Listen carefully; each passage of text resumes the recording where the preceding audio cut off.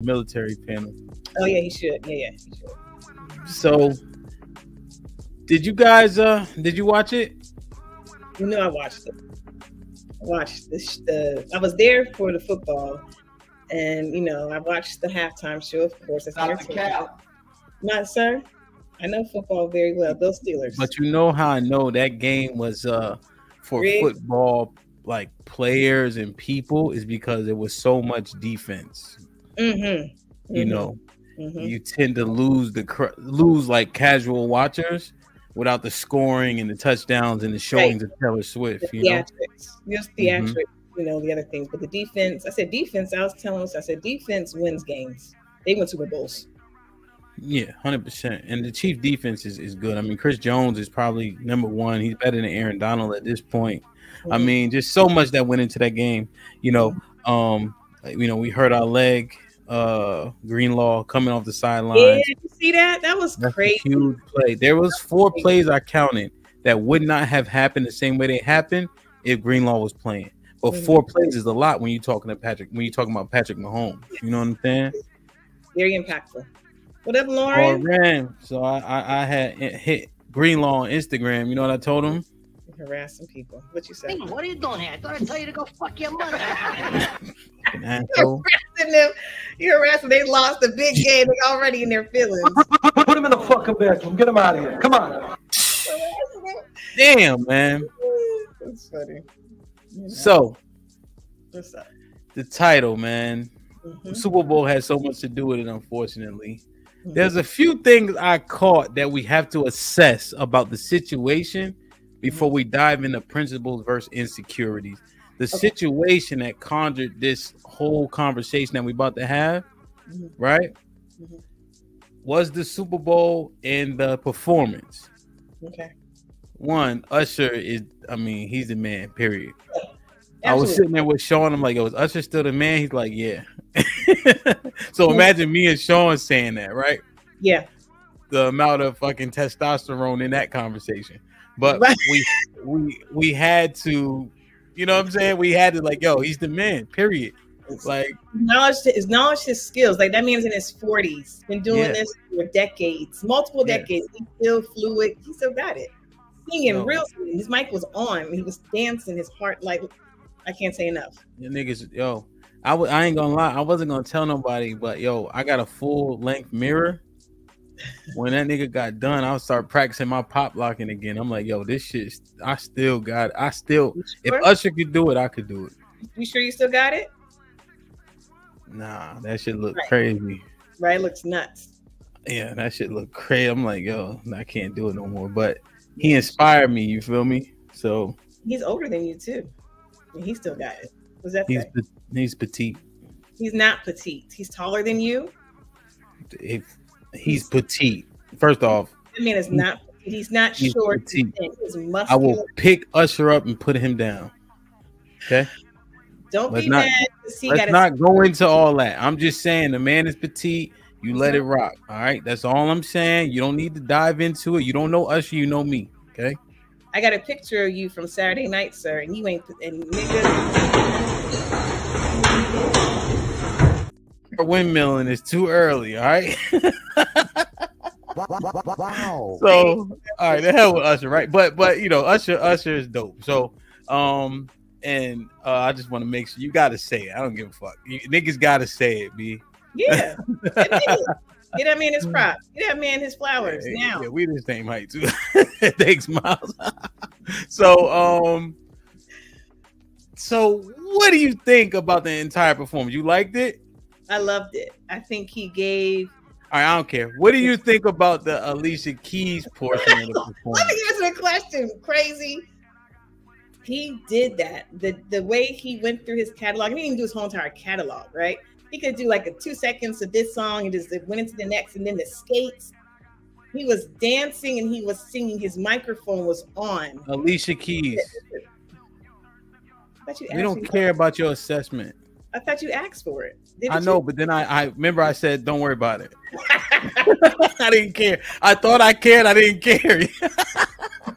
My bad. I thought I was going to care when you started talking. when you started talking, I didn't care at all. I realized it. I just like, yo, let's just cut. Jerk. Anyway, you made me lose my train of thought. What's the question? What? Like, what do you think about that part? My bad, yo. I apologize. I shouldn't have asked. So, what did you think about that part, man? Because that's the part that we need to understand. That's what conjured this topic. Yeah, I think it was a performance. Alicia Keys, I will say, we all know about that first note. We can't deny that she cracked, whatever. Yeah.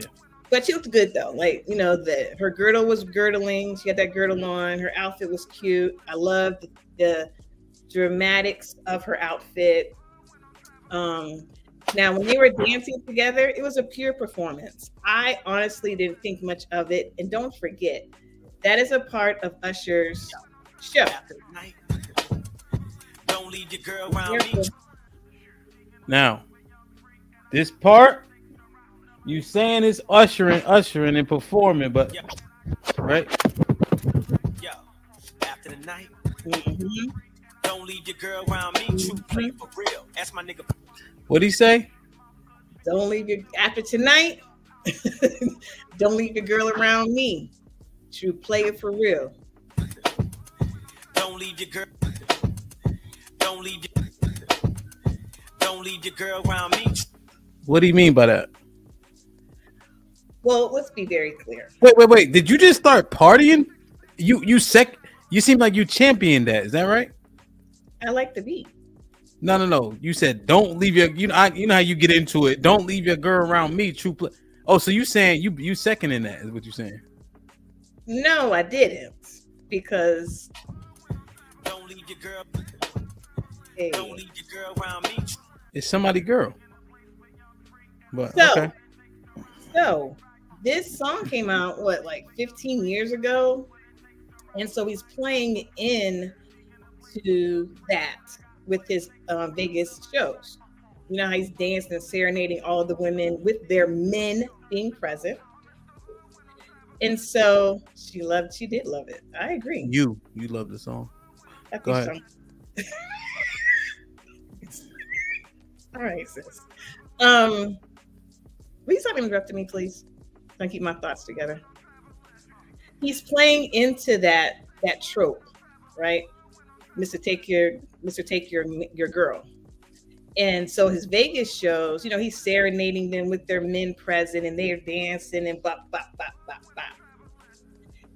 And he's really playing that up. Again, don't forget, the man is in his 40s. He looks great. He looks amazing. I don't believe Usher will take anybody's woman. It's a song he's playing into. And let's not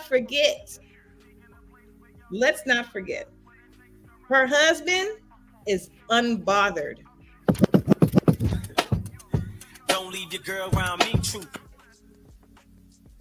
Should I do that? I'm keep on moving my shoulders, and I can't help it.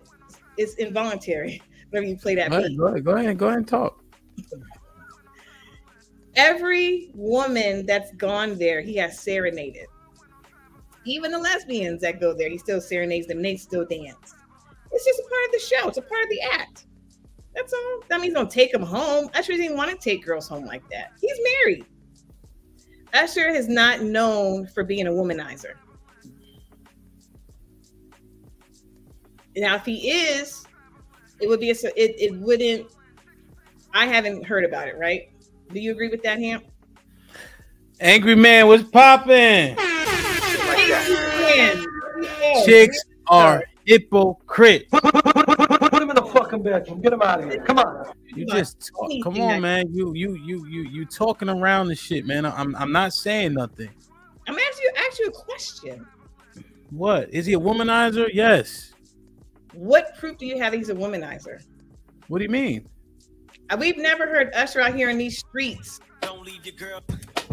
It's a song.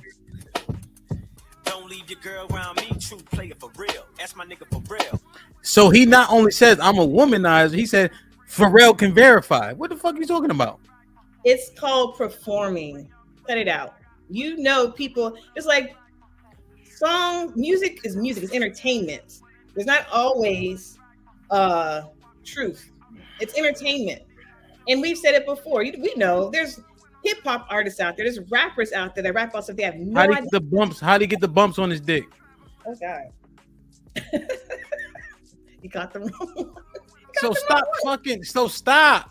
then. Stop. He doesn't need a womanizer because he got the bumps. He could have got that from one person. You sit there and brag about 100 plus. Because I'm a womanizer. That's the point. No. What I'm saying is, it doesn't matter how many you have because you ain't got the bumps. He just got the wrong one. But what I'm saying is, you're saying he's not a womanizer. He said this. Entertainment. That's somebody's girl. Don't leave your girl around me. Come on. I believe it. And then he got the chill bumps, and then Chili got rid of him. Why? No, I don't know. Why did she get rid of him? Why did they break up? I didn't know it was infidelity. I didn't know it was infidelity. Honestly. Come on, man. What do you mean? He has an album called Confessions. Oh my God. Are you serious right now? Well, guess what? Let's go along with what you're saying here. He's a womanizer. Fine. He's a womanizer. I'll give you that.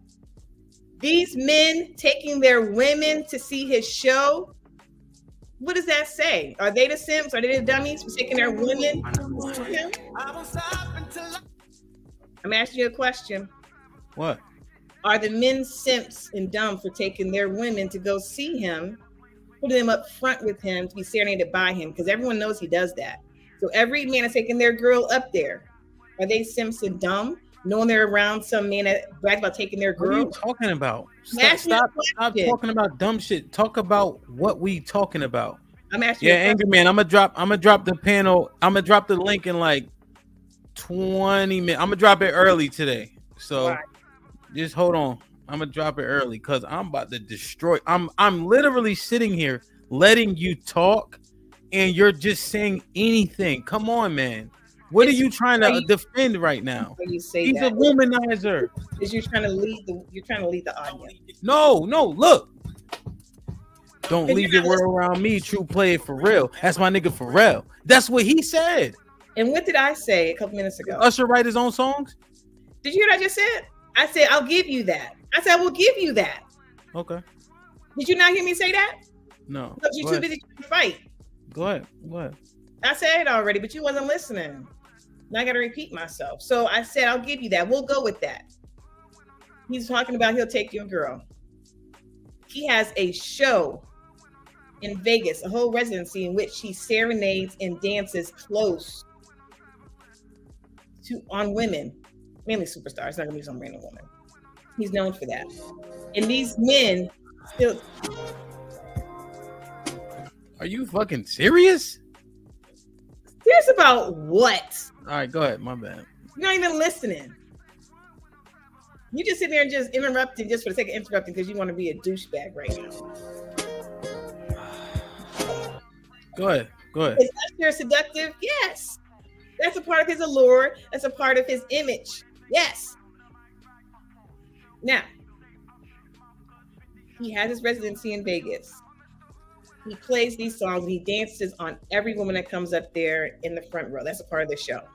And these men still take their wives and girlfriends and they sit there and they watch Usher dance and gyrate and grind on their women. You want to know why? They know it's a show. They know their wives or their girlfriends are not going to go home with him. So why did Winnie get out of there and jump on her man's lap? Because she understood that's not the model. She's like she has okay, yeah, right, okay. Because she understood, right? So men are because it's Usher. See, Usher, you can argue that Usher would be bigger than Beyonce because he can transcend to men and women in terms of we'll listen to Usher, but we're not riding around listening to Beyonce, generally speaking. True. So it's Usher, right? So it's a great show. I would like to go see Usher perform a show, right? But there's several facets to the show. But the thing that keeps blowing up is what? The womenizing part of it. And if you would listen to me, I said, even when the men are taking their wives because they know what happens, they're unbothered because they know it's just a show, it's just entertainment. Then why did Winnie jump on his lap? You haven't seen it, and so actually that's not true. That's not proven. So when you use the lady that just got separated from her boyfriend, remember? Oh, Kiki. Yeah, because you know why? Because men don't take kindly, and then it was also men of the same ilk in terms of being popular and famous who also had an issue, i.e., Boosie. Just off the top of my head. So, go ahead. I'll let you go. Go ahead. What were you gonna say about Boosie? He's not even on the same level as Usher. Number one. I'm not saying that, but they're on the same level. But listen. Right, so what happened? What happened when this come on? Yeah, we finna set it off in this motherfucker. You heard me? I'm just saying, like these men have fame, they have fortune to a level, and and so they're in that world. So they took offense to it. Is all I'm saying. So it wasn't just regular Joes like me. Okay, because you're throwing a lot of things at one time. Now let me finish my sentence. Keke Palmer and her dude, he wasn't there. Don't forget. So that was even worse. And she was literally half naked. That's something totally different. And they had issues outside of that. Number two, you have other men within the same ilk, as you said, that are taking their women there, and they're unbothered because they know it's entertainment. I didn't say that. I didn't say that they were unbothered. I said the men of the same ilk. I'm saying it. You said this. Well, stop for a second. You said just now. You said, I said that other men of the same ilk are taking their women there. That's what you just said out your mouth. I said that, but I didn't say that, right? I said other men of the same ilk had an issue with it. If they're taking their girls there, they don't have an issue with it because they're unbothered because they know they're not going anywhere. Swiss Beats is just as big as Usher. Dare I say bigger? I'll say just as big. He had no problem with his wife performing with him. I mean, yeah, with Usher. No problem whatsoever. But you would understand, right? All right, let's get through this. I'm letting you talk, but it's taking a long time. So here's the thing. You know that people release political statements all the time, right? And oftentimes political statements are released even before they're clarified because people have publicists, right? And you saw that 3 months ago with Neo.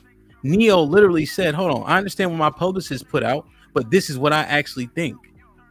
If you don't remember, that's fine. I guarantee the chat. I'm trying to figure out what does that have to do with Swiss Beats right now. So what I'm saying is him giving a statement means nothing. You understand that people understand politics, right? And so the politics is to say what Swiss said.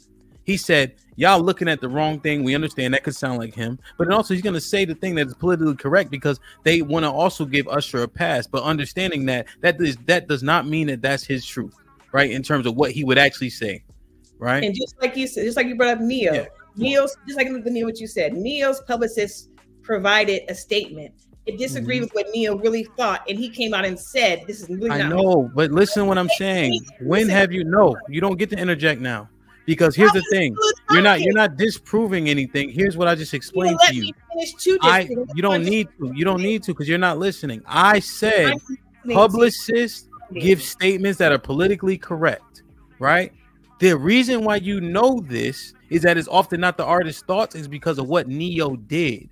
But how often have you seen somebody do what Neo did? Hardly ever, up to and including Kyrie Irving. So that statement means nothing because we had an example of them not writing it, but people know to say the right thing, right? You understand that part. What we also have is if you don't, you understand that part first. You understand that, right? We're on the same page with that. Neo, did I see Neo disagree with what his publicist said? Yes, of course. And so you understand people make politically correct statements, right? But what I'm also going to say is this, because you understand that. Well, first acknowledge this real quick. Do you understand that people make politically correct statements? Their PR people do, yes. Right, and so what Swiss does is he don't want to take away from the moment that his wife had, right? And so he's going to make the right statement. We're trying to assess what really is happening in terms of principle and insecurity. So what I'm trying to get out, which you refuse to let me get out, is that is his wife. Man. No, you can't do that, Ham. You can't. Like, you sit there and get statements out. You want me to agree with you? But now let me say what I want to say. Now all jokes aside, I was letting you talk for like the first 20 minutes though. And it is when it happened, you gotta push your thoughts out. Go ahead. You had to stop interrupting me too. Like, you can't keep on doing that. Like you interrupt come on. Come on. Interrupt me. Like you can't sit there and keep on doing. Oh my God! Come on, go. And let me get it out there and stop interrupting me. Go, man. So as I was saying, yes, PR people push out statements. And just like we also saw with Neo, you can't sit there and dismiss what I'm saying. Like that's rude. Oh, God. So what also happens is that if it literally goes against your values and how you really feel, as we saw with Neo, you will correct that and come on and sit there and say something of the opposite. I'm not saying Neo would be just so brave that he would sit there and be the only one to do it. If it goes against with what you say or what you really feel, then you're going to go against that. I believe that Swiss Beats really believes that. I don't know Swiss Beats to sit there and go along with the propaganda. That's all I was trying to say a long time ago. Now it's drawn out as I've been trying to say for the past 5-10 minutes. I know, but you're not. I don't give a fuck what picture you try to paint when you try to say things like I've been interrupting you. I let you talk, right? But you hopping back and forth. And so I brought up the Neo point as a very specific example of what I was saying and how you very rarely see people push back against what the PR team says they should do. That's it. When it goes against your principles and your values, obviously Neo is the example that it does happen. No, you know why? Because principles and values were displayed with another example I gave, but it shows that you're not listening. That's why I brought up specifically Kyrie Irving, because he was bringing up things that had a religious context to him that is much more deep. And he even apologized, right? Because the money matters, your team matters, your well-being, your livelihood matters. And so that's why oftentimes people are stifled. We say it all the time up here. People don't say what they want to say. People go along with pronouns even though they don't believe it because their jobs and careers matter to their family and themselves. So we know that Neo is like a very small example. Okay, so at the same exact time, we know that there are others out there. He's not He's not that unique. And if it goes against your principles and your values, and he really had a problem with it, he would, I don't Swiss Beats now at this point, he would say something opposite of that. Because I don't believe that his career, because he's not a mainstream person like that to where his dollars really be hit that bad by saying something opposite of that. He knew it was a performance and he went along with it and it wasn't a big deal. That's all I got to say about it. Yeah, I mean, obviously you don't understand it. And I just wonder if I don't agree with you doesn't mean I don't understand it. Well, I just wonder if you would feel the same if Trina was backing it up or some type of way. Would you say that's okay because that's what she does? When she was performing with Usher, you saying? No, like if you were at a show with your man and you're saying people bring their wives there to get and they expect Usher to womanize them, so they allow it. I just don't understand where you saw that at. Where the men like husbands were sitting there letting Usher grab and touch on their wives, when the examples we have was one man felt was obviously annoyed or hurt by it, whatever you want to call what's her name's boyfriend, and then the boyfriend that wasn't there. Keke Palmer. Okay. Yeah. Mm-hmm. So and then the other one is where you saw Winnie get away from the situation, right? Because there's probably already a conversation we could speculate that happened where this is unacceptable, right? So the examples we have don't actually back that up. But that's all I'm saying. That's all I'm saying. What we've actually seen. So if you're gonna, unless you have another example that you could show me where a man allowed it, then let me know. Gabrielle Union, Dwayne Wade. What? She was there at the concert, and he did the same thing with her. Dwayne Wade was sitting right there. Jacquees was there with his girlfriend. The same exact thing happened. Those are two examples right there. Send me the link. Right now? Fine. Yeah. Find the link. It's in it. If I didn't see those, so you might be right. Happened. So you want me to pause the show right now? Send it to you. No problem. I'll pause the show for that. Yeah. Send me the link. Because even like Mary wasn't going for that when we saw her. So Mary, I'm usually but she didn't I'm usually abreast of the situation. So if you're saying that Jacquees allowed it and then the other guy allowed it, then we understand. I just want you to make sure you present the examples, because the examples I presented didn't go with that rhetoric. And the two that I just gave you did. So I'm going to pause the show and find his insensitivity, which I think is the kind of a waste of a time right now, but I'll still do it. Yeah, just pause it. Like, share, subscribe, tell a friend and tell a friend. Hit that like button right now if you can. That helps the channel the most. And so I get it, right? People perform. When I was assessing their what seemed to be what's it when it's not rehearsed? What is it called? Not impromptu. Is it impromptu? It is impromptu. Dating Pool with the $2 says salute. Devin with the $2 says she at the very least embarrassed her husband. And yep, Angry Man, I'm opening it up. Marcus with the $5. What's up? Marcus says, so is Love defending the nonsense that Usher is doing? So Love, if Osa took you to see Usher and he was dancing on you like Alicia, would he be okay? Yeah, Hank with the $2 says, Osa, Love is going, my guy. Usher got another one. No. Lauren Mack with the $2 says, Usher, no Usher slam. On this link and y'all sitting there windmilling me. Hold on. And the Angry Man with the $10 says, lies. He was definitely unbothered. He was definitely bothered, sorry. Osa the Healer with the $2. Guess who's not going to see Usher in DC? Bet Life with the $10 says, welcome back, fam. All I have to say is... Y'all gotta let me find this link. Y'all are hilarious. Y'all wouldn't never be. Oh, you with the $2 says, Wade is gay. He don't count. Yeah, I wasn't even going to smash. I was going to shit on Dwayne Wade, but that didn't resonate. Yeah, see this, and that's what I'm saying. I'm not saying it didn't happen, but I didn't see that example. I did. I'm seeing so salute. So when I don't know why he doesn't count. So you're saying that what he did was completely, it was justified because it's a performance. And you're saying the things that how he approached her was okay. The things that he impromptu did was okay because it's a performance.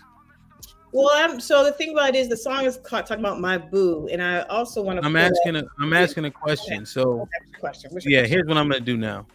You can answer. You can answer. Well, I'm okay. Oh, you're thinking through it because I'm asking you a direct question. Like you're saying that what he did and how he approached the song and the situation. Okay. And so you're saying that it doesn't. It doesn't cross the line because it's acting and it's performing.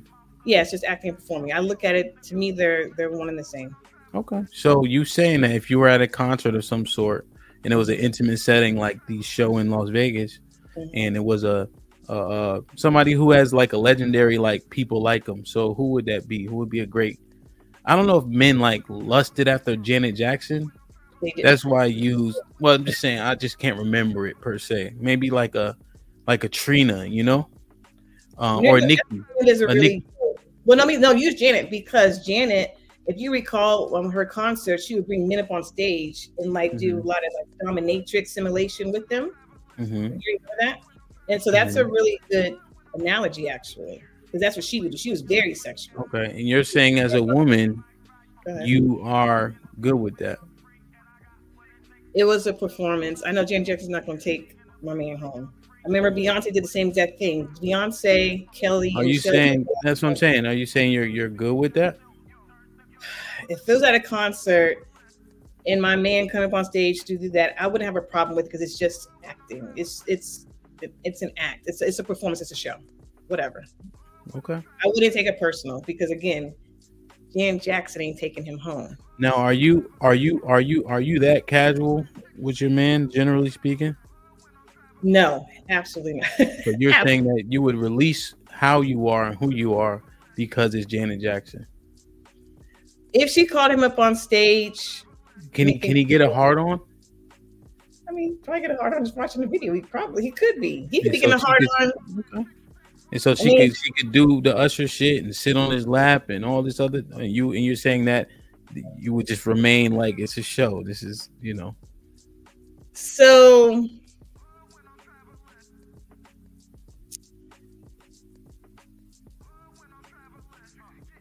If I'm in it and I'm watching him, and now not only he's sitting next to you, right? Because you made up. Because I didn't see the thing with Jacquees. Because I tried to do some due diligence, so I didn't see that. And so you saying Janet? What now? This is Janet. She back in her heyday, yes. So and she comes. and she's sitting on his lap and shaking that ass and got him acting like a dominatrix, and you saying that you wouldn't feel any type of way. She can't stay there too long. So you would feel some... I mean, I personally, because I may not be as, you know, as open personally. I don't know. I don't know if I would take it personal, because I know it's an act. But you're saying, so you're saying the potential is there, right? For her to take him home? No, for you to feel some type of way. Oh, for me to feel some type of way. Of course the potential is there. I mean, of course. And so, and just a little tinge of something. Yeah, and just so I'm clear, you're okay with another woman shaking their ass on your man because they're a celebrity. Oh, because they're so okay. I got the celebrity part. If we're at a concert and we're sitting on the front, that's what would have happened. Again, a tinge of. Hold on, Asia. Say it. Let's say it again out loud. You're okay with a woman. No, don't shaking, hold on, because I don't know. I think that's the statement, right? You're okay with the woman shaking their ass on your man because she's a celebrity. No, like that's what you're saying. You're saying he can go on stage and all of that. It just can't. It has to have a time limit, apparently. And again, but it's just a performance. So listen, and again, it's a different mindset you have to have when you're. There's two actors involved, and Alicia Keys and Usher consider the entertainment acting thing, whatever. Okay. So they go with the mindset. If Osa was to sit there and have a woman shaking her butt on him, I would be looking at him. I ain't gonna lie, I ain't gonna hold you. I would look at him with a side eye and see what's going on. He better not touch her. I'm being real. Like I would. He gonna touch her? He can't. No, he can't. He don't got handcuffs on. He gonna touch her. I mean, but it's also too with men going to the strip club too. So it's like, do you let your man go to the strip club? They shaking. He's paying dollars. He paying for this one though. He's paying dollars and letting girls. I'm just going off of what you because the thing we broke down was what you said. I used celebrities in terms of performing, and then you said men at the Usher shows let their women get grabbed by Usher and he get to dance on them and serenade them and etc. Okay. So with that being said, you agree that you would let Janet do the same thing to him and do what you said in her shows in terms of dominatrix and all that. See, we got here because you brought us here, but it's actually a good place. So I'm glad we're here now. So you're saying that you would be fine with Janet doing what she wanted to do based on what Usher's done because she's a celebrity.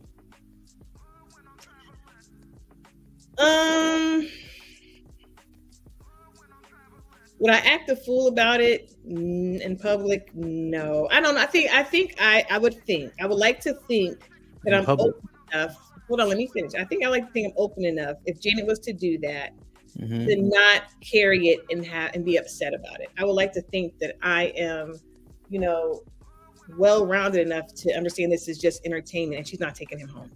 I'm glad you said that. You know what else you just said? Because I was looking in the chat. They thought I was cutting you off and bringing it to a particular place, but here's the thing: you just said out your mouth in public, right? Yeah.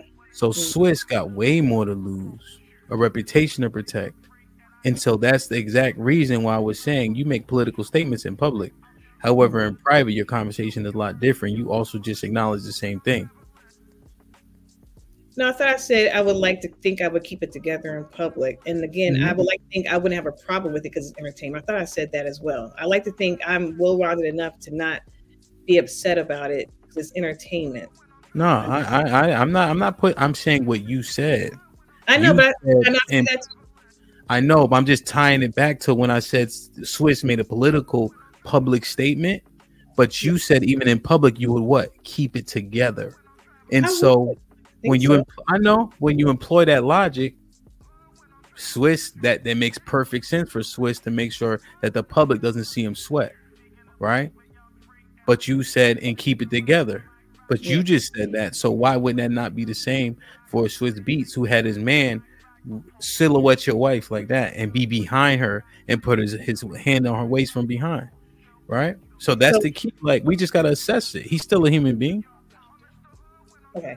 So when I said in public, it's because I would like to think I wouldn't sit there and act a fool like that. And again, I also said, I would like to think I'm well-rounded enough to not be upset about that, and not carry it over. I know for a fact. I'm not. I didn't put so just real quick. I didn't push back against nothing you said. I'm actually saying that you would do similar to what Swiss did. You wouldn't act a fool in public, and you would do what? Keep it together, right? So he has a reputation. He's Swiss Beats, right? But men are still men, and so that's why the title of this is so great: Principles versus Insecurity.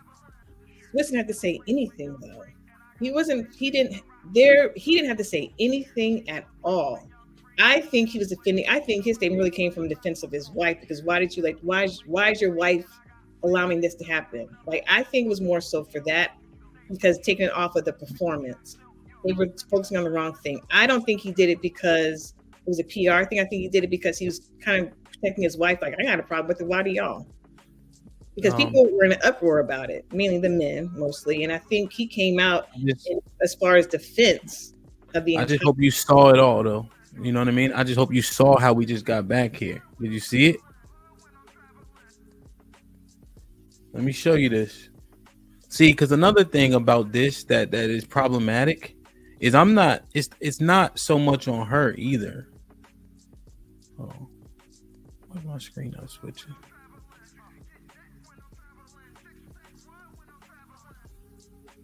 You can still see me? I can see you. Oh, why my screen didn't move? Hold on. I think my StreamYard froze.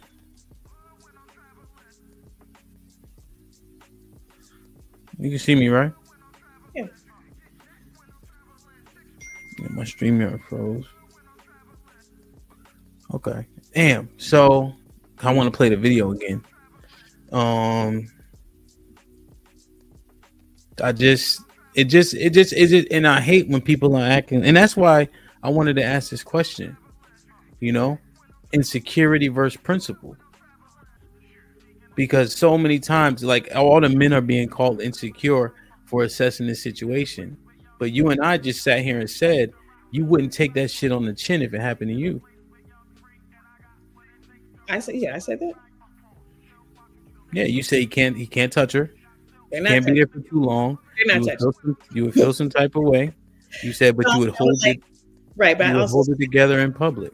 I would. No, you didn't also say. You said what men. You said what the men say. I think that I'm well-rounded enough to where I would know it's just a performance. I said that. That was my ending statement. I would like, once I thought it through, I would like to think I'm well-rounded enough to not feel some type of way about this performance that I'm sitting here at. Like, I'm sitting next to him. I would like to think I'm well-rounded enough. I do. I would like to think that I am, to know this is just a show. Yeah, no, I get it. I think we all want to think that. Yeah, I think I mean, we all want to think that we're that person. Yeah. You know, but you painted the picture before you said it. You painted a picture like, he can't do this, he can't do that, he can't do this, I'll hold it together in public. But you painted a whole picture, and then you try to end it with, I'm well-rounded enough. But that's bullshit based on the 6 things you said before you got to that. Yeah. I mean, I said that, and then I said I still like to think I'm well-rounded enough. So yeah, like, and I'm thinking it through, and I still think my last statement remains the same, hasn't changed. I would like to think I'm well-rounded enough to where I wouldn't feel some type of way. You don't know until you get in the situation how you would feel, but I would like to think, this is Janet Jackson. It's just a performance, just a show. She's not really trying to take this man home.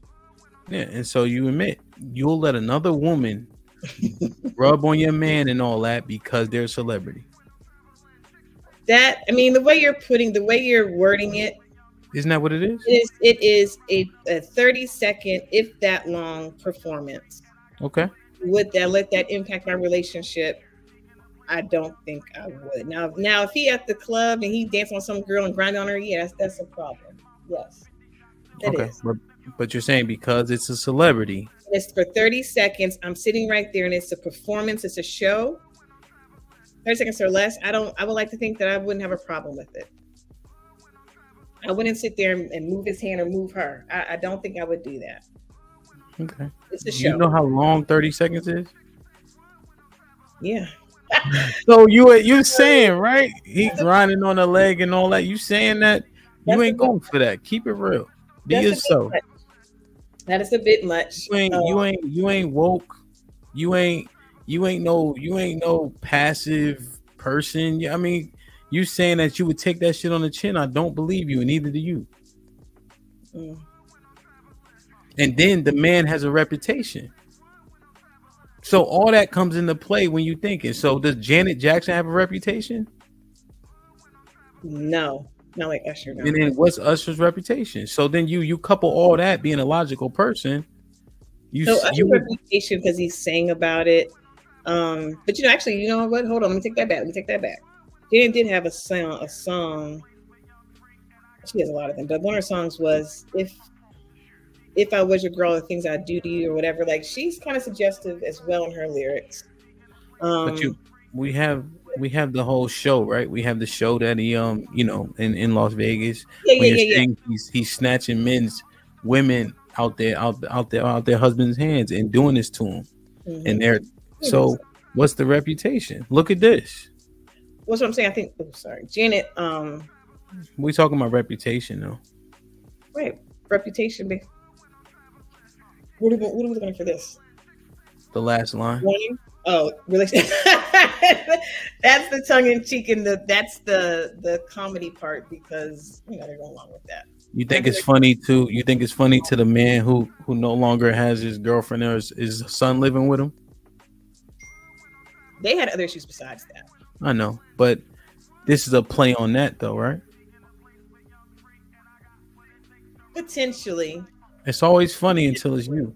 Potentially. They're playing on that Keke Palmer thing, which is kind of crass to do that, honestly. But if that potentially could be a play on that, which is kind of crass because that's real life.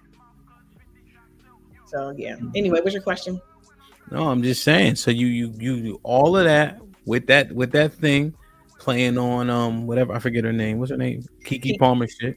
Mm-hmm. Right? Mm-hmm. So if you put all this stuff together, you can't say it. You can't say that we would just be like, oh, all right, I'm cool. Because it's a woman, but because she's a celebrity, she can rub on your man. I don't know how to answer it any differently than I already did already. Okay, that just sounds crazy to me. So she's not a celebrity. She can't do it. Why is he even around? Why is he around another woman that can rub on him? What are we doing? If I take him we're at a concert, but if we at the club, it was two totally different venues, two totally different purposes. If we at the club, we there together. Random girl gonna sit there and rub and gyrate and touch all over, and that's nuts to even think that. Some random chick? No, hell no. Okay. If we at a concert, dating pool Rose, I need your email, please. If you can hear me, either point send that to Hamp or DM me. The dating pool with the $5 says contract singer work versus you poor motherfuckers at home, not the same thing. Okay. Da-da. Vet Life with the $10 says talking about breaking somebody down and having them come full circle to make your point. Hell yeah, pound. Man, logic wins again. Steppenwolf with the $5 says get the likes up, salute, hand, and love. What's popping? What's up, Steppenwolf? Marcus with the $5 says thank the Most High for my stepdad for telling me to think before you speak. Him, I don't know how you do it, bro. The dating pool with the $5 says poor motherfuckers versus professionals, two different things. We women can't keep coddling men's anxiety about this, which won't ever affect y'all poor folks. Groove Master with the $5 says a little off topic, but we just gonna act like we didn't see what JD was wearing. Yeah, JD looked crazy, bro. Good morning. Okay. And so let's be clear. So how do you feel about how the men presumably are feeling about that situation? So I'm trying to put myself into a man's shoes. I believe men are coming from a place of principle. I believe that men believe they are coming from a place of principle. And they're putting themselves in her husband's shoes. I wouldn't want my girl. So they're not looking at it from a performance perspective. They're putting them and their women who are not professionals, that are not actors or singers, in that place. So they're taking it from a place of principle, I believe. I'm giving them the benefit of the doubt, but we have to understand it's a different dynamic. Okay. Yeah. And so what's the principle? The principle is not letting another man touch your wife or come behind her and put his thing on her. From behind. And you're saying there's nothing wrong with that, right? No, that's not what I said. No, you're saying there's nothing wrong with a man saying that should never happen to his wife, regardless of who it is. Right, correct. I'm saying that's the principle that they believe. That's what they're saying on that principle, correct. So, they're putting themselves in that situation as regular people, not performers. And that's why they're so important. Is there something wrong with that, or is this what makes it justified? That's the perspective. So poor mofos versus professional, two different things. And that's the point that I made earlier. They're actors. That's the same point I made earlier. Except for you didn't, right? You actually made the point that he's doing it to regular men at his show. I am. In Las Vegas. What I said was, I'm equating Alicia Keys and Swiss Beats to acting.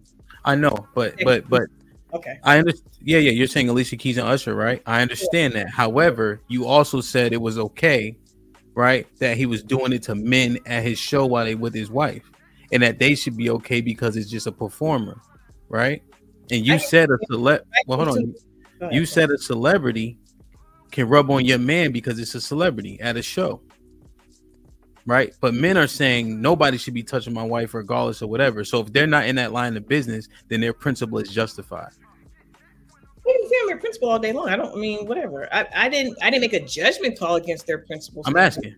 Oh, I'm not making a judgment on that at all. I'm not making a judgment on that. What do I think? They can stay on that principle, yes. Okay. If they don't want their woman to be touched on by Usher, the woman knows their husband. They wouldn't even allow it to happen. They would say no, thank you, like Mary did. And just like you would also, right? Because I know my man wouldn't like it. Yes, absolutely. I'd be like, no, thank you. I would sit behind that. I would sit behind that row. There's only that one row right there in front that he does that. He doesn't do it behind couple rows, but I would sit behind that. Like, why even put yourself in that situation? But if I was happening to get the best seats in the house and sat right there and he came over, I would say no, thank you. I know who I'm with. Okay. All right. So you think the men are justified. Now, what about the other celebrities who are saying that wasn't cool?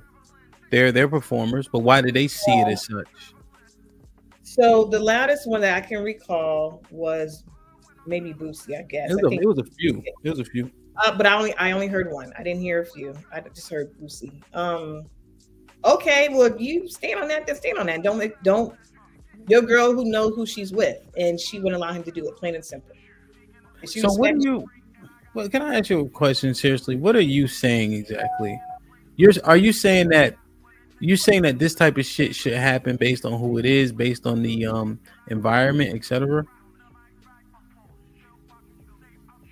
I don't understand your question. So what I said was, what are you saying? Because if you listen back, it's all over the place. So Usher in this situation was okay.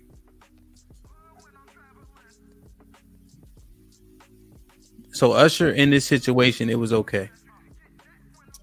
In this situation with Alicia Keys, yes, it's fine. Yes, it's okay. Okay. So if Swiss came out and said something different, you would call him insecure? I don't know if I would call him insecure. He's still on his principle. He was still, but she shows who she's with. But he should know that she's a performer. So if Swiss came out and said something different, would you call him insecure? I don't know if I would call him insecure. I would say, don't say anything. Don't say anything because he's a performer. I don't know if I would call him insecure. That's his principle he stands on. It's not a bad principle. Let me be very clear about that. I don't think it's a bad principle, but if you know your wife is a performer, that's good. Let her stop being a performer then. Like, stop her performance then, or put limits on her performance because she allowed it, right? It's not like she sat there and was like, She didn't become comfortable or anything. So I think if Swiss had a problem with it, she knows her husband well enough to know she'd have put those boundaries in place. If Swiss came out and said something different than what his statement said, would you call him insecure? Because you're also saying that he should know better because he knows it's a performance. Yeah. So if he pushed it back against it, how would you? What adjectives would you use? Would I call him insecure? I don't think I would call him insecure. I don't think I would. I don't think I would call him insecure. What would you call him? What word would I use to call him? You call him delusional? I don't know if that's the right word either. I would say. He said no man should be touching my wife like that. Maybe to move this conversation along, maybe I guess because you know she's a performer. Maybe I don't want to use that word either, but if I have a better word right now, I'm like, how are you saying that when you know she's a performer? Now, what about the guy on Suits? You remember? I think the main actor, what's his name? The white boy. Well, you watch Suits? No. Well, one of the actors. I've never watched it. The main guy, he doesn't do any scenes at all on purpose, and he put in his contract because he said he loves and respects his wife. Oh, okay. Okay. And also, do you know when Holly got fucked by what's his name in Monsters Ball? You know, they paid her a lot extra. Lee Bob Thornton. Yeah, because they know that stuff actually does tie to people, and it says something. Okay. You know. So what I'm saying is people aren't just looking at those type of things when you're talking about performance art. Like Harvey. You know, they just from the show. I think it was Harvey, the character who said like he doesn't do scenes like with women because of his wife. Remember, Bobby Brown told Whitney that too. She knew her man, and she said that when she did the Bodyguard, I believe. No, I'm just saying we're not casting it aside. Like actors are just. I know. I'm giving an example. Are just sitting here taking that shit on the chin. I'm agreeing with you, Hamp, but people put those in their clauses or their contracts for those that are uncomfortable, and they know their mate. So, like I'm saying to you, Whitney knows her man because Bobby said. Ain't no kissing in The Bodyguard between you and Kevin Costner. She knew her man. And that's what I'm saying too. Like, I think what I'm getting you to understand is it's not just man. It's not just anecdotal shit. This man, that man. No, this is principle. And enough men are having a conversation and they get called insecure because of it. And then we just asked a hypothetical.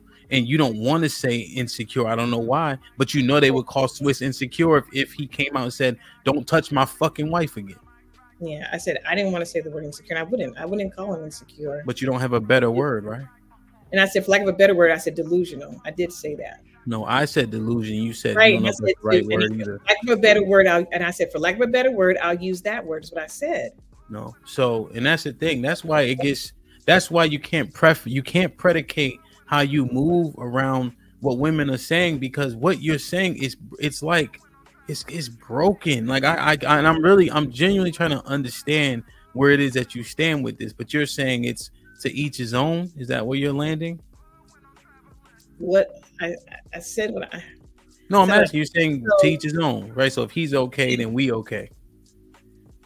If you understand that your wife is doing that and you have no problem with it because you understand it's a craft, it's a craft that you're doing, it's not a problem because he's okay and he understands the craft. Typically, it's those that are in it. Typically, if you're in a craft yourself, you have a much better understanding of it and you know your mate you're with. It's like Harvey knows his mate. If that's his real name in real life, now I'm not sure. But that man knows in real life that his mate would have a problem with that. Partner have a problem with that. So that's what they've said. No, I'm not doing it. And so for people go ahead. So for poor people, like you okay, like you, so you saying it's okay, like if your girlfriend or was married and she was taking drinks from men knowing they want advances, like is that cool? No, it's wait, not but it's their situation, right? And that's why principles ain't shit if people like you say to each his own. But I didn't say that. I've said plenty of times before, it's never okay because you know if you're at the bar and a man offers you a drink, you know ultimately what he wants. What if they're okay with it? They shouldn't be okay because you know ultimately what the man wants. And so why would a man? Okay, so why would a man be delusional? Because he's a celebrity that somebody touching his wife. How can you not employ that same logic in terms of somebody touching another man's wife, performance or not? And then there's a situation where you can take a drink because she's in control of whether or not that man's going to advance. Because in the drink in the bar, you're actually getting inebriated. The point is he wants to potentially, more than likely, do something with you. As far as a performance, it is a performance. You got both a performance. That's it. That's all. If you're in a bar, I always say, do not take a drink from another man. I say I would never do that because ultimately, you know, he wants to have sex. Ultimately, is it based on expectations? Like you should expect that as two performers, right? Especially given the song. And then if you're in the middle of a bar at a married woman in a nightclub, right, and you're looking attractive, you should expect to get approached. So he knows that she knows that drinks are coming her way, and they say she can accept them because she knows that she's going home. She should not accept a drink from another man. Period. Point blank. And that's why you got to be very careful with these fluid responses of the expectations dealing with the opposite sex. What are you talking about? I said don't take. Well, no, I'm just wondering because I'm just looking at the expectations of the given situations. In the middle of a bar, that's expected. So I guess she should essentially. But you don't have to sit there and say yes. Bar. Engage. Don't engage with some random dude trying to buy you a drink. That's nuts. That's disrespectful. And I honestly don't know what man that would accept or say it's okay for his wife to take a drink from another man. Period. Point blank. Yeah, Callie Bev said it. But it's just different. It's just different how this is so much different. But then I brought it down to a level in which we can understand and be exposed to. But it's like, boom, this is it. I'm just wondering, man. It's tough, man. Fellas, y'all gotta stand on your principles, man. Period. And I'm just wondering, are you gonna be called insecure because of it? And let me tell y'all how real it is for you interacting with a man's wife. Think about that for a second. That's a man's wife. And you're talking about performing. We understand that, but that's a man's wife. So you can interact in that scene a whole lot different way. It's Usher. Top 5 best dancers I've ever seen. There's so many more moves he could do. But you are interacting with another man's wife. So, biblically speaking, that's a real thing, interacting with men's wives, And I'm gonna drop the link in a second. I want to show you this, see what you think. And we're talking about the bar. So this is Ecclesiastes 9:9. It says, sit not at all with another man's wife, nor sit down with her in thy arms, and spend not thy money with her at the wine, lest thine heart incline unto her, and so through thy desire thou fall into destruction.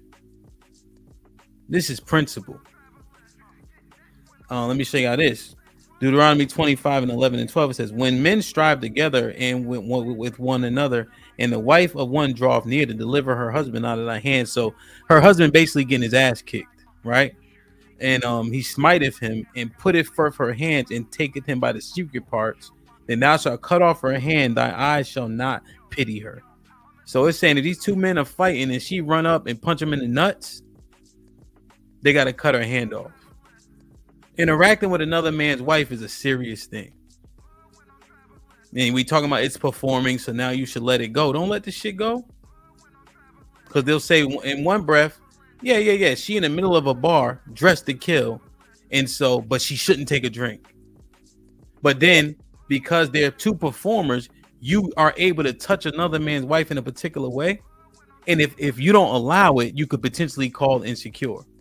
They're going there for two different purposes. Real quick. Well, no, but it's the expectation of it being in that place. That's all. So if you want to counter that, you know what time it is in the middle of a bar in a nightclub. That's all I'm saying. So I think we would agree on that point. Is she with her girl or is she with her man in this scenario? With her girl. That's what I'm saying. He's not there, right? Type shit. You know what I mean? So you know what pops off. That's all. Hey, can you correct this person, whoever this is? Asia, real quick. because they're trying to say that I did this. Can you I don't correct see this, bro? Can you correct this? You can't pick and choose a part of the Bible to follow now. LOL. So you're not gonna correct it? The correction is he doesn't pick and choose. He follows all of the parts of the Bible. If they're referring to you. Yeah, they're referring to me. Okay. Yeah, you know, he definitely does. I will say that. He does Can not you correct this? Picking and choosing parts of him irritates the crap out of me, but he does not pick and choose parts of the Bible. He follows. Trust me. Really does. All right, let me drop this link. Though. They want to get the truth when it comes to him, even though he irritates the hell out of me. All right, I just dropped that link. Man, that was a tough conversation, man. Because it's not easy, but principles suck because people can. So let me ask you a question real quick. I dropped the link too. Y'all hit the link. So I want to ask you a question. Do you think men are standing on their principles, right? And they're called insecure? Or is the other notion more fathomable that he's insecure but tries to disguise it as principle? Yeah. You think that's more popular? More? Yeah, like what you think is no? Principles can be seen as insecure, but insecurities are trying to be masked as principles. Yeah, they're disguised as principles. I'll say that's the minority. I do, but it does happen. The latter? Say it again. The latter is the minority? Yeah, the latter is the minority. Insecurity disguised as principle is the minority. I think majority. Okay. God, you with the $2 says Kiki man had a problem with it though. I'm confused. Zagu was popping with the $5 says, what's up, Hamp? That's her ex, but it's okay. Love on the sisterhood code. Capping. Chance did it and women killed him. Said his wife was at home. Yeah, man. I don't know. Whose ex is what? Whose ex? We talking about? He said that's her ex. Who's? I don't know. He'll clarify. Okay. Hank Deasy was popping. What up, Hank? What up, Hamper? How you doing, love? It was goody, bro. Hey, I'm not gonna be here long. I just wanted to say one thing, big bro. The thing is, women don't really work off of principle. They work off of condition. If it's under a certain condition, then it's okay. You know what I'm saying? It's like, you know, it's conditional. If she's this person or that person, then, you know, it's okay for them to do it. But if in other conditions, it's not okay. I mean, it's just a weird point of view, man. I mean, I don't understand. Yeah. Oh, yeah. No, it's. Go ahead, love. I didn't know they were in a relationship. Thank you for that clarification, sir. I didn't know they were in a relationship. That makes a difference. So, what about the convenience of what Hank Deasy is talking about in terms of principle? Yeah, I want to address that right now. No, I want to address that. Go I just want to thank you for your clarification first. So Hank, what do you? I don't believe it's conditional, but how do you juxtapose you being married to a performer or being in a relationship with a performer? Do you tell them you can't perform anymore? Or do you put boundaries around your performance? Like, how do you juxtapose that? Like, how do you reconcile that in your mind? You're with the performer and you know they act. I say it like this. If he was performing with, let's say, Anita Baker, he wouldn't have done that. If he was performing with... Either. But let's keep it constant because they have a song called My Boo. And that's a very romantic song. So I don't think he would have done... He got a song with Beyonce. I don't think he would have done that to Beyonce. Beyonce did it herself to that song Cater to You. She was all over Magic Johnson. Or was it? No, Terrence Howard. I'm sorry, Terrence Howard. And they were both. Yeah, but that was before she was married to Jay-Z. They were married when that song came out. I'm telling you. They were absolutely married. They were both married during that performance. When that Cater to You was out? No, they wasn't married at that point. Yes, they were. Jay-Z and Beyonce were married. Cater to You came out, and she was giving him a lap dance. Terrence Howard, a lap dance. Magic Johnson was absolutely married. Beyonce was absolutely with Jay-Z. Absolutely. There was a performance where she was with I want to say what's the reggae artist's name? where he performed with her, and he was touching on her, and Jay-Z actually came out himself and said, "No, that's not gonna happen again." Okay, maybe he stopped, or that was a different instance, but I know for a fact, and that was the BET Awards. Yeah, I gotta Google that date. I don't think they were married though. You may be right. I'm not a aficionado. I just what was your question, Hank DZ? He's saying, yeah, go ahead. I'm just saying, what do you do when your partner that you're with is a performer? Do you tell them you can't perform anymore? Is that what you? Well, I would have probably put bases because I know the type of energy he has. I would have put bases in before the performance. Yeah. What's up? What the fuck do you fucking want? I'm gonna go. Is something going on? Simone. Look, I'm on a construction site. I can't do this. Damn it, man. Simone. I had to put her up there so y'all can see what I was seeing.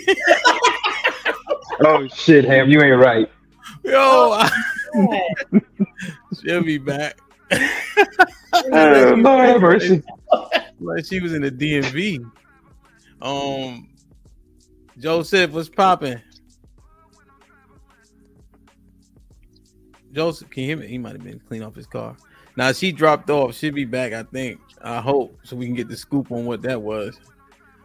I know, right? I'm here. Can you hear me? I might not want to know. Yeah, what's popping? Hey, what's good with y'all, man? Hey, yo, love. I want to ask you a question. If Osa was a porn star who did gay porn, would it be okay if because he's doing it in the space of being a performer? Is that okay with you? That question doesn't even make sense. It does make sense because porn stars are called. No. Hear me out. Because the only thing I hate more than hold on. I'm not hearing out. I can't allow you to go on this silly path. I didn't even get it out yet. I didn't even get it out yet. The only thing. Hold on. Shut up.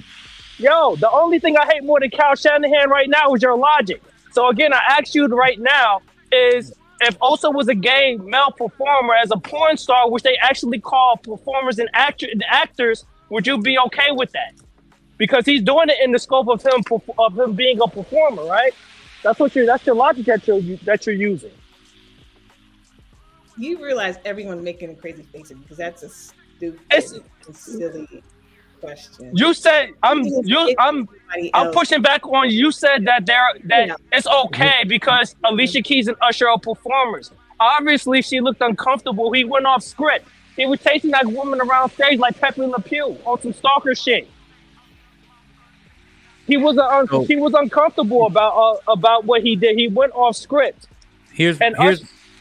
But Joseph, so that the impromptu nature of what he was doing, I think, was what we need to assess.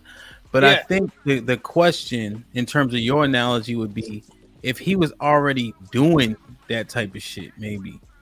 So if Osa was involved in something like that previously, because Alicia Keys, he got with Alicia Keys, and she was already a performer when Swiss got with her, as was Usher, etc. Right? So he also had to be involved in something like that first, and then would she have a problem with it after? But even that shit sounds nuts. All I'm trying to do is make the argument. I'm trying to make the argument because she keeps saying that, it's okay that what Usher did because he did it in the lieu of a performance. But porn performances are what? But we don't have to go down that path because I wouldn't date a porn star. Let's be very clear about that. So we can stop your analogy with that. You didn't even answer the question. I did. I said no. No. Okay. No. So you can't use that argument to say that that Usher was okay doing it because he's a performer. There's no fluids being exchanged. What are you talking about? Like you're giving a very flimsy argument. Not the point. That's not the point. The point is you use the word performer. Not porn star. You're right. I said performer. But porn stars are called performers. They're doing it. It's not. I see. Oh my God, y'all don't. You don't. She don't understand what I'm saying, bro. Now, so if everybody's performing, could he perform that type of act? Do I want my man? Let's say he was let's say he was an actor. Like, could he perform certain scenes? If he was an actor before I met him, and he was performing that, I had to get to know him and understand that. And if I was okay with that, then yes, I couldn't tell him to stop afterwards. But it's acting, regardless of what you're okay with, right? It's performative. But I wouldn't date him if I wasn't okay with it. I would not date him. That's what I'm trying to let y'all know. I wouldn't even date him because I wouldn't be comfortable with the work that he does. So Swiss shouldn't be uncomfortable with another man touching on his wife in front of millions of people, knowing who Swiss Biz is. This guy's the CEO of Rough Riders, and also too, he's a super producer. If that glove had went another inch, man, it would have came out with a smell on it. He damn near touched her pussy. Shout out to Donald Trump. Damn it. Yeah, I think the key what he's saying is the performing aspect is what the justification is.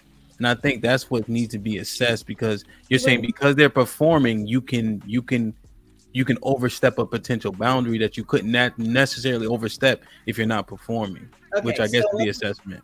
Okay, let me be very clear. His example was trash.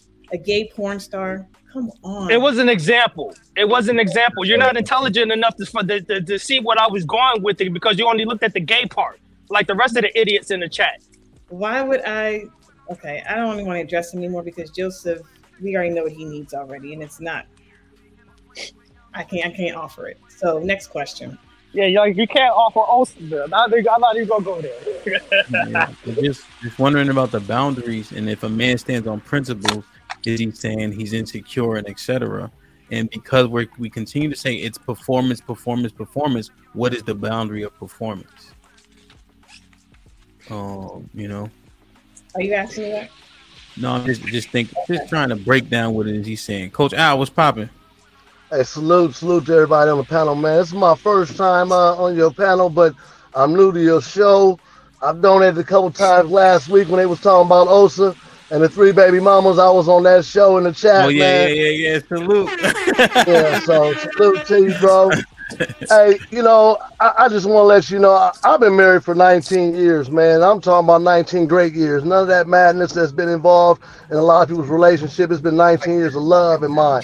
So I can speak on relationships and compromising. And the one thing I know I'd have a problem with is if with this man putting his hands all over my wife. The thing that I don't think you understand is that she understands is it makes Swiss look bad. It was disrespectful to him.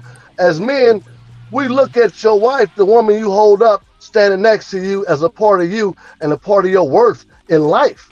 So if my wife is laid up, hugged up under some other man or too friendly, or you're showing a disrespect to me. And Swiss is real high value, and I'm not talking about in the Kevin Samuels way, but I'm talking about in the manhood way and who he is successfully in this world. So to me, I think it was very disrespectful, and it made him look bad. Even if he's cool with it as another man that's married, I look at that like, man, that's crazy, not me. But he has a right, and she has a right to do what they want, like the sister says. But because this is America, that's how they doing it. But to me, that's totally wrong. I'm with you. Yeah, fact. Yes, to me, if Swiss was my man and that statement, I'm like, yo, you wildin', bro. Niggas will continue to disrespect you. Yeah. Like I look at shit like salute. I'm gonna let somebody else up. Salute. Yeah. Salute, Coach. I appreciate you. Yes, sir. Yes, sir. Damn, man. Kasim, what you think? What's up, Hamp? Love, Callie, Joseph. Yo. I knew this shit was gonna hit the fan when I saw it, and I saw her looking ever so majestic in that red, playing that piano, and Usher came, and when he was doing what he was doing, I knew this was going to be a problem. I knew this was going to be an issue. To me, that was like the ultimate sign of disrespect for Swiss.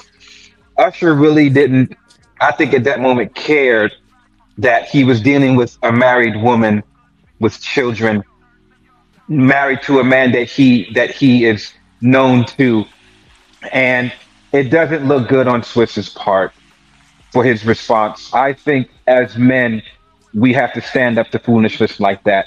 I understand that it's a performance, but within that performance, there should be certain boundaries in that performance, and that should be negotiated or talked about before the marriage or during the duration of the marriage. Because I have been with certain clients and they had issues with how the wife should be portrayed, and the husband said, "No, my wife is not doing this X, Y, and Z."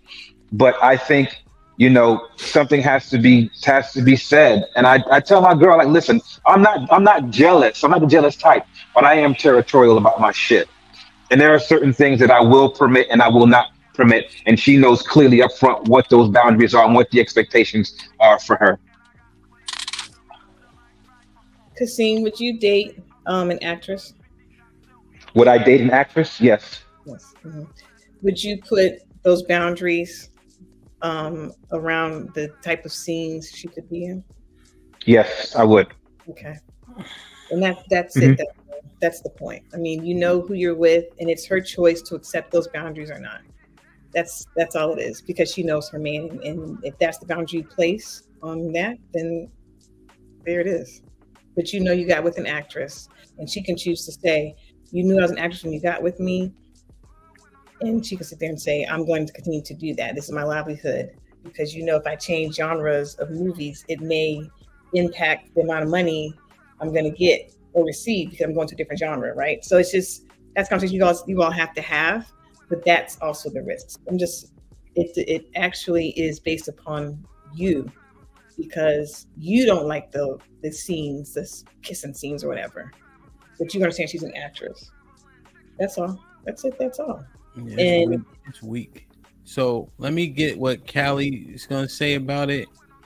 Can I say something real quick? Remember that movie? Remember that movie that came out in the 2000s with Sanaa Lathan and Wesley Snipes? I think it was called Disappearing Acts.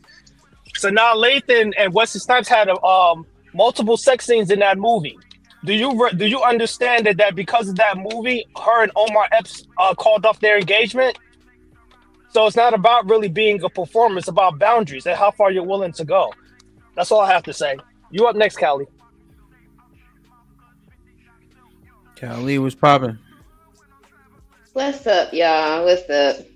Good. I'm just here to make sure that nobody's trying to blame Alicia Keys, because that's what it was looking like at first. Not necessarily on the panel, but in the chat, as if she did something wrong, which I don't believe that she did. She looked like she was surprised as hell. At the end, like the most egregious part was the end or whatever like that, when he was hugged up behind her like that. And it looked like she was surprised. It was one of those, nervous, haha, what the fuck? You know what I'm saying? It was one of those. So that's why I'm here.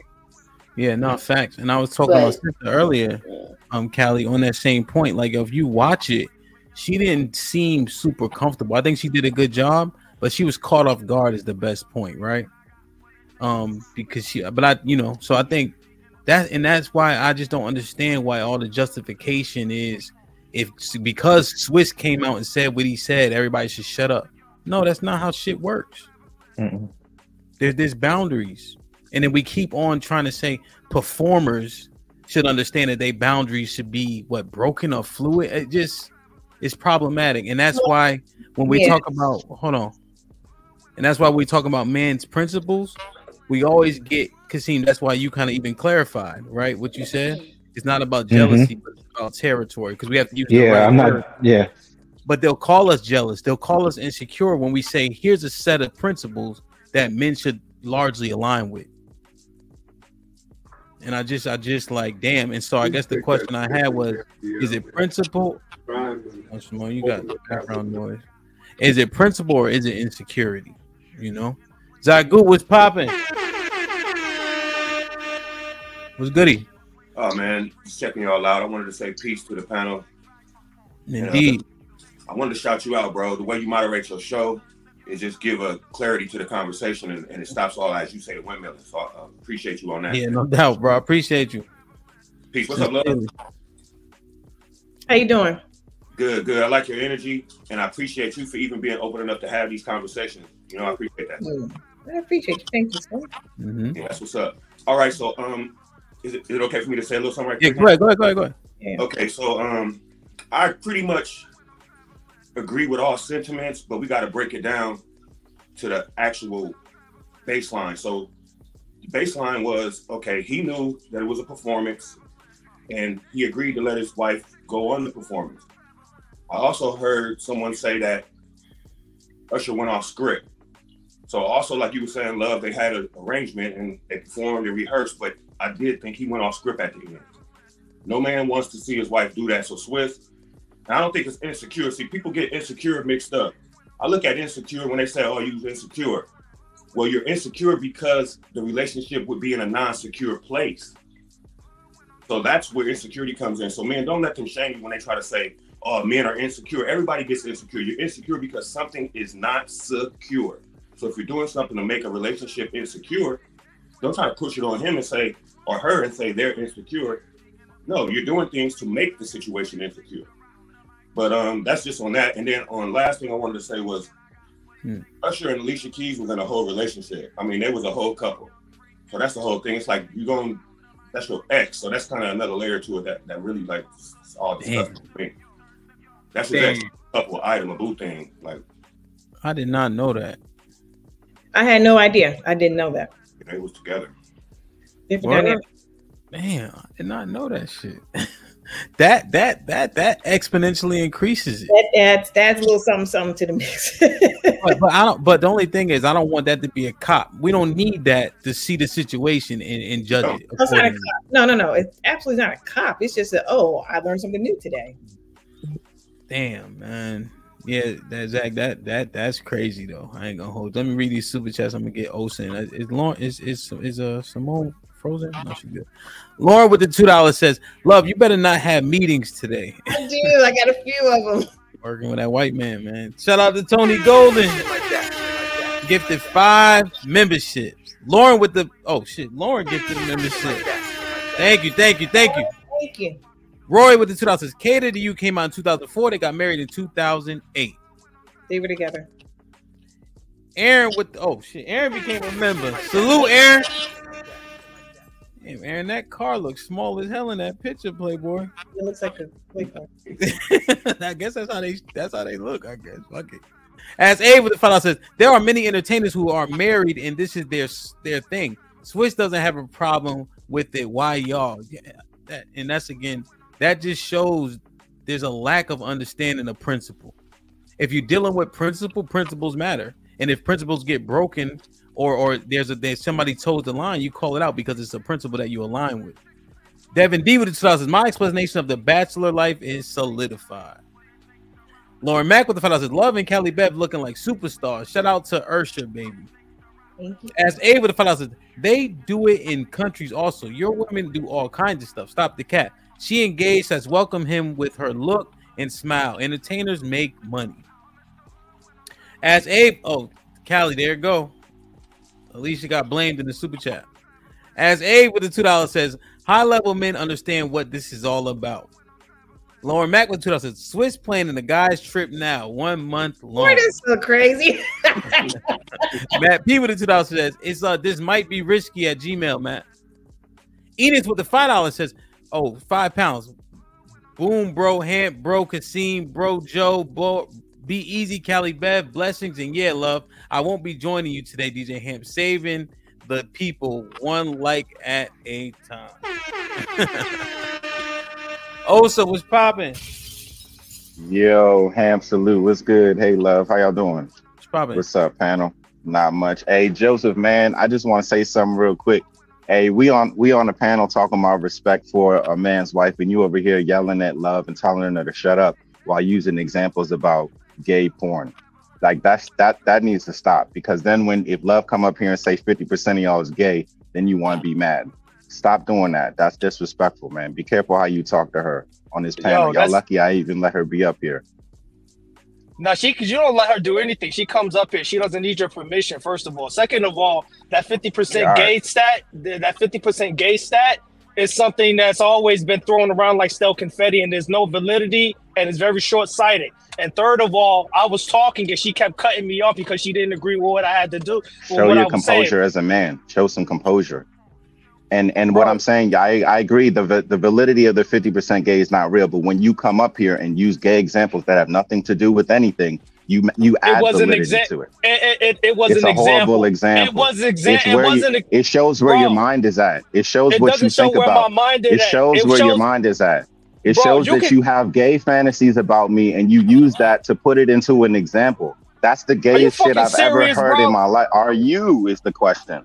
Are you? Why would you use why would you use gay porn? Hold on. First of all, watch your fucking mouth, bro, because nobody's even thinking about you, bro. Did I get you off your square? Bro, you Did I get you off your square? First of all, you a pookie with 3 baby mamas, bro. You broke. You living in another woman's house, nigga. Shut up. All right, okay. So what? What do you think about that? But you gay. But you think you're fantasizing about me being a porn star. You have nothing to say. As an example. You have nothing to say. You're fantasizing about me being a porn star. See the difference between me and you and the rest of everybody is in that this I would never talk about gay porn is that ever. I get money, nigga. That I get money. The difference is that I would never talk about gay porn ever. There's $2,000 in my pocket right now, nigga.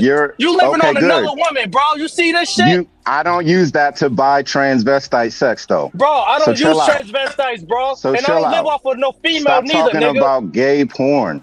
Stop it. I use that That's as all an I'm example. saying. And respect my woman. That's all I'm saying. Don't get mad.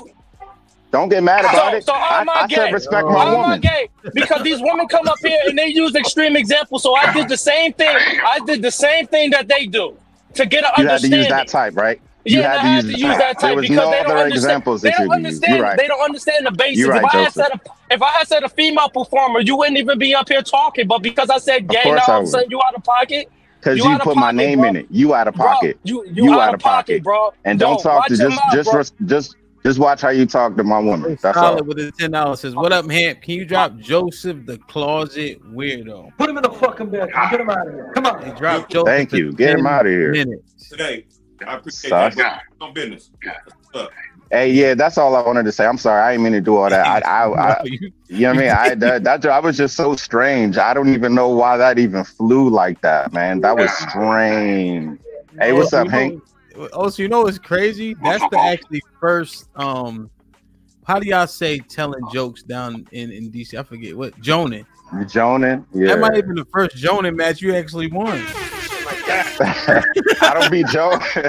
I don't be joning. I'm not up here for that. Yeah, no. We cook. Y'all don't even know. We cook people in the DMV. Stop it. I don't be playing with you. I be playing. I keep it light. All right, nigga. I said you won that one, nigga. You ain't that all right, good. Thank you, man. All right. We don't know though. We don't know. I cook these dudes up here. I be taking it easy for real. I just be trying to hear y'all speak, man. Respect to everybody. Respect to the panel. And Joseph, man, don't be talking to her like that. Yeah, I'm back, nigga. Bro, you should be out. Yo, Love got you out there shoveling snow and raking leaves and shit with your broke ass. That's what men do for their women. Bro, yeah, you a broke. You ain't even got your own place, nigga. Yeah, you're right. You probably be driving her car, eating up all her kids' fruit snacks and playing PS5 all day. I do. Bum ass nigga. Go out and get some agency, nigga, because you ain't got she none. like that I'm not gay, though. She like that I'm not gay, Bro, though. I'm not gay so either. That's all you that can't use that as an argument. I'm not gay. It's obviously you're the only one talking about gay on this panel. It's not obvious. You made it very murky. You made it unclear as to your status. You just got called a weirdo and got dropped. You can't pull out examples like that. And I'm right back like I never left. If I'm gay, so now what? So address. I don't care. I don't want to prove it. Bro, he wants me to come have. That's an invitation for sex, bro. No, that's an invitation for sex. You need to relax. You're making it worse. The more you talk, it gets worse. You need to watch your mouth. You're on the internet. That tough talk on the internet don't work with me. Stop it. Just don't. If you can't address the points that were made, just address the points that were made. All right. We ain't even talking about nothing, man. I said keep Joseph in the back. Joseph be back in 5 minutes, man. God damn, man. Hold on. Matt with the $2 says Hank bully Joe Green like.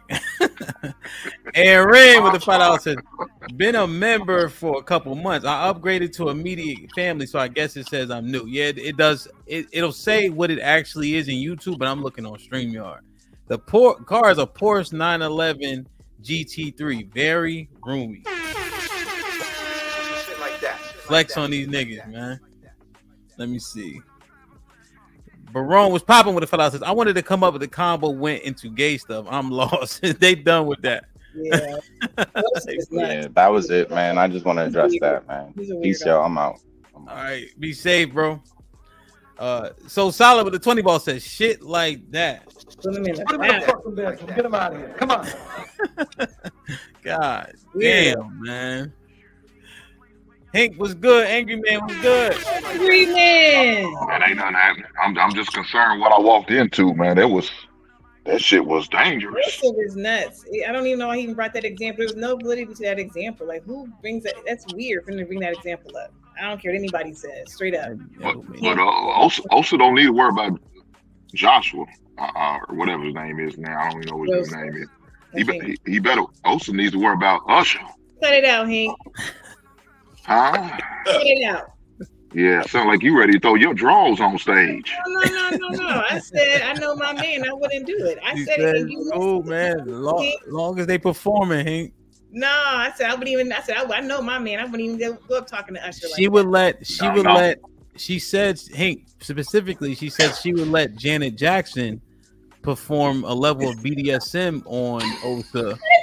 Because I heard that too. You heard that shit, right? Yeah, I heard that too.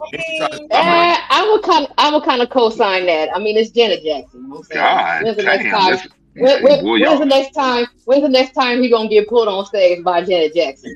Y'all some goddamn freaks, ain't you? Okay. That was brutal to watch. Yeah, it sounds like y'all ready for that open relationship. Is that what's going on, Love, in Cali Bear? No, but it's Janet Jackson, cuz. I don't give a damn who it is. What the fuck is going on here? Okay, man, that's a level of disrespect. We gotta have a real conversation. Can I bring some sanity? Yeah, principles versus insecurities is the key. What's popping, Angry Man? Go ahead. Was good. I want to bring some sanity to this foolishness that the ladies are up here saying, because it's cap, and we all know why. There's an agenda behind it. Not the cap. Okay, first of all, it doesn't matter if the man is insecure or not. That's irrelevant. A principle is a principle. I agree. A standard is a standard. And as a standard, no one should be groping and fondling your wife. Period. And the only reason women are making this excuse for Usher is because a lot of these women are attracted to Usher. And the same way that Love said that a lot of these guys are putting themselves in Swiss Beats shoes and they're thinking about what would happen if it was their girl. A lot of you women are putting yourselves in Alicia Keys' shoes and you're coming up with an excuse because you want to get groped by Usher. Why you want to get groped by a dude with the herpaderp? I have absolutely no idea. Damn. But the man to do it. But at the same time, and then on top of that, Swiss Beats is Muslim. So he know he wrong. All the way wrong. Okay? Ain't nobody supposed to touch his wife, period. Okay? So this whole thing where we trying to make an excuse for Usher because he's an entertainer, he's a creep, he's a scumbag, and he's using his platform to be a pervert. Period. Damn. Did you see Angry Man when he was trying to kiss what's her name? What's her name? Kiki? You're All I Need. Mary. Oh, Mary, yeah. He shut him down. Yeah. And he kept trying though. He was like one of those old men in a nursing home. You know when the nurse grabbed the old man's hand so he can't grab their booty? And he trying to talk to him. That's what he was doing. It's like, bro, fall back. That's Mary. Leave her alone. Oh, so why is it that they just default to you're insecure if you would like another man not to grope your wife regardless of what her profession is? Because it's another way to silence men on certain topics. It's always anytime women want to do something or have more leeway to do something that they know they shouldn't be doing, what they do is whenever a man checks them about it, they try to attack his masculinity. so that the guy will say, you know what? Well, I don't want to be insecure. I want to be a real man. So I'm going to ignore it. And see, with Swiss, the only reason why he put that statement out instead of being upset about it is because he didn't want to get drugged like Kiki's boyfriend all across the internet. Right. You know what I'm saying? He didn't want to get drugged. So, of course, he's going to say that. But look, I remember when he married Alicia Keys. I know how cuckoo for Cocoa Pops he is over that girl. Yeah. So anybody that's saying he ain't bothered, yeah, okay. Didn't she say in an interview that he wasn't her first choice or not his type or something like She that? he gave her the ick. That's what she said. That's ick. I remember that. And shout out, Angry Man. I wanted to say this while you on, brother. You 50% of the reason why I even started my channel, bro. And appreciate you. I'm gonna hand you your flowers, man. You do excellent work, and you always stand your ground, bro. Appreciate that. Hold that line for us. I appreciate it, bro. Appreciate you. What's up, Pink? Do y'all What's up, big brother? How you doing today? Good, Baron, man. About too, and Cali Bev. I've seen you before too. I just appreciate all y'all, man. The space is actually relevant and we need it, even though a lot of people say we need to stop having these combos. I just appreciate everybody that exists in it, as long as we keep it right. Hey, Ham. Wait. You don't have to give Cali Bev no fab. She don't even know. She's good. Hey, Ham, you know what I think? I think all of the men need to start going to these female concerts. And I think all of the men need to start wearing gray sweats. And when the women pull them up on the stage and stuff, they just lay back and just let them go to town. You feel what I'm saying? And then see what it's gonna be. It's gonna be I'm gonna tell you what it's gonna look like in there, bro. I'm gonna tell you. Hold on, I can show you better. I can tell you because even Love said it. She know how she would feel. It's gonna look like this and that. What the fuck gonna be happening in there? Come on, man. Ain't nobody going. And I just hate that the fact that it's always trying to be labeled, or the adjective's always insecurity. And then here's the ill thing, right? What we just saw. Joseph said, "Shut up," right? Osa jumped on the panel because even that was too far. Yes. You think he gonna let somebody touch his woman, let alone say shut up? And then the women in the chat say he's standing on business, etc., etc. But you can't say, yo, don't touch that. Even if Angry Man, if I was in a place and I saw your wife and somebody, I said, don't touch that man's wife. Like, who the fuck? That's regular. That's somebody's wife. That's regular. That's right. If I was out in public somewhere, and let's say we was all hanging out at some gathering or whatever, and your wife is right there, and you just happen to step off to go to the bathroom or something, and some dude roll up trying to get touchy feel, I'm be like, yo, bro, chill. That's, you know what I'm saying? I'm gonna say something like, yo, what you doing? Yeah, you know what I'm saying? That's regular man shit. Yeah, and we're not gonna say he don't care why you care. That doesn't even response is inappropriate, or it's not. It doesn't pertain to what it is that we're talking about. But we're talking about the principle. But you forgot. But you forgot, Hamp. But you forgot. It's not our place to be upset about something for Swiss because that's his wife. But it's all of our responsibility to protect black women in public, even if they ain't our wife. Shit like that. Shit like that. Shit like that. That's the same fucking. Yo, man, hold on. Let that marinate. Nobody don't say nothing. Let me just read the super chats. I wish I thought of that first. Fuck. God, damn. Damn. Hold on, bro. I got you, bro. Let me acknowledge these super chats real quick. Weather outside is humid. She turned up her location. She must think I'm stupid. She wanna run the street, so let her ho, let her ho, let her ho. She doesn't show signs of stopping, so who am I to be cock blocking? I really hate to see you go. Let her ho, let her ho, let her ho. Shout out to Valerie. She said drop Osa. He had already left Val, so he good, but he can't come back for a little while if he tried. Lauren Mack with the $5 says Joe is. I'm not singing this. Hey Lauren, there's no way you get work done at work, bro. None. No way. She said he's so caught up, man. I'm not singing that shit, Lauren.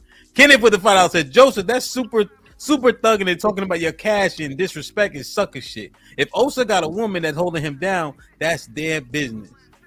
Hey, yo, what's popping with the $2 says, love over here moist as shit with Osa. As A with the $10 says, Alicia is leaning head back, welcoming him in for more. So you believe that's quote unquote off script? They are in front of millions of people. Ellipsis. If they want to do something, don't you think they can afford to be private? As A with the $2 says, whose principles are those though? As A with the $2 says, you men should get a private eye for your own. Big said with the $5 says, that nigga mad love got a man. He thought he had a shot throwing big heat. Barone, how you say, bro? Baron or Barone, right? Barone? Barone, can you hear me? Oh, yeah, I can. Baron, my fault. What's popping? Yeah. Hey, how you doing, man? I just wanted to say, man, this is a great, like, I found myself binge watching your channel, your videos, man. it's great, man. I know Angry Man. I follow him. You know, I know him from Lapeef. Yeah.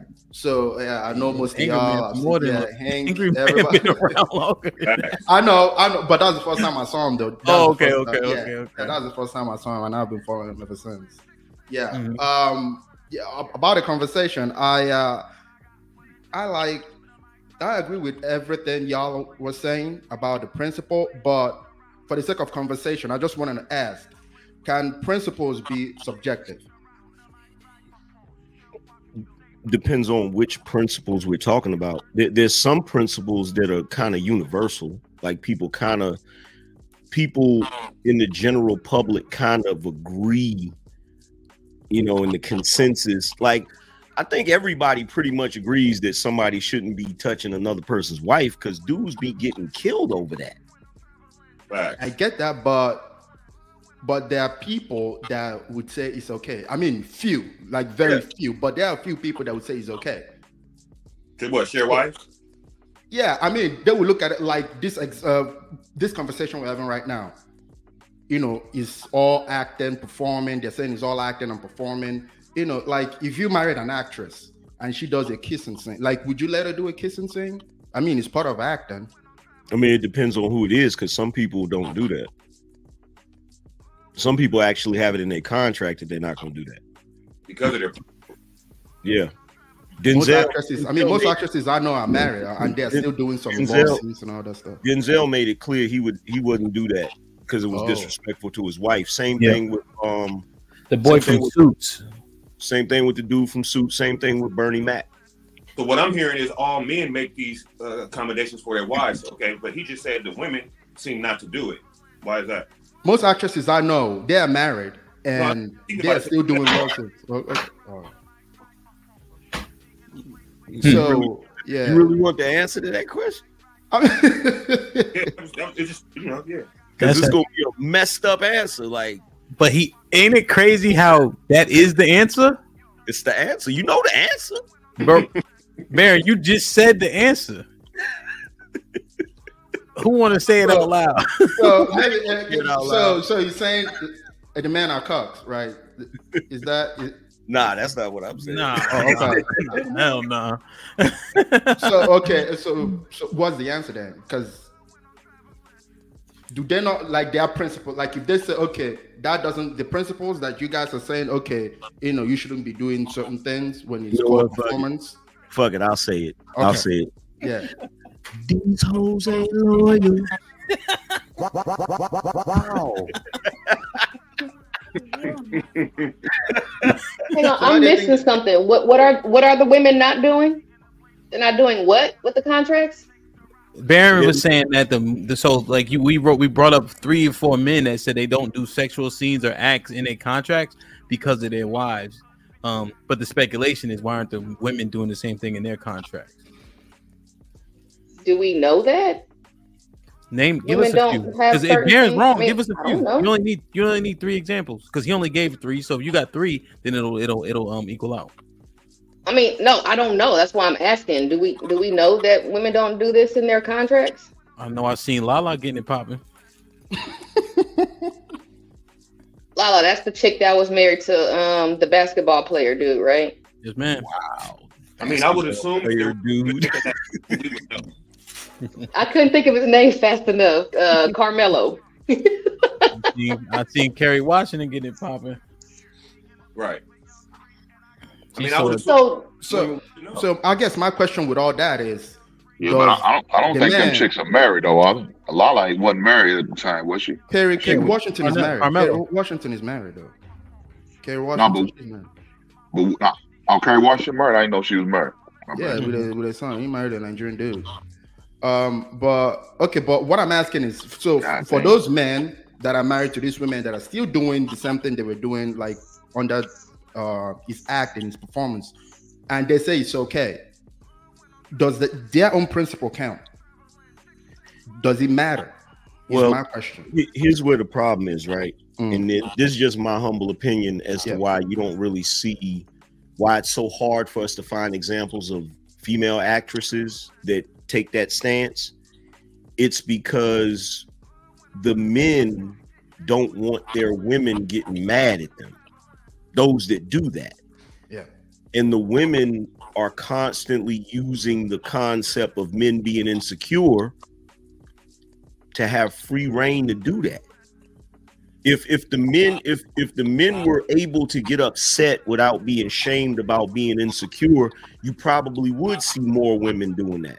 But they're using the concept of insecure to do that because they hitting them with the my body, my choice shit. My body don't belong to you. But for some odd reason, dudes Johnsons definitely be belonging to chicks. I don't get it.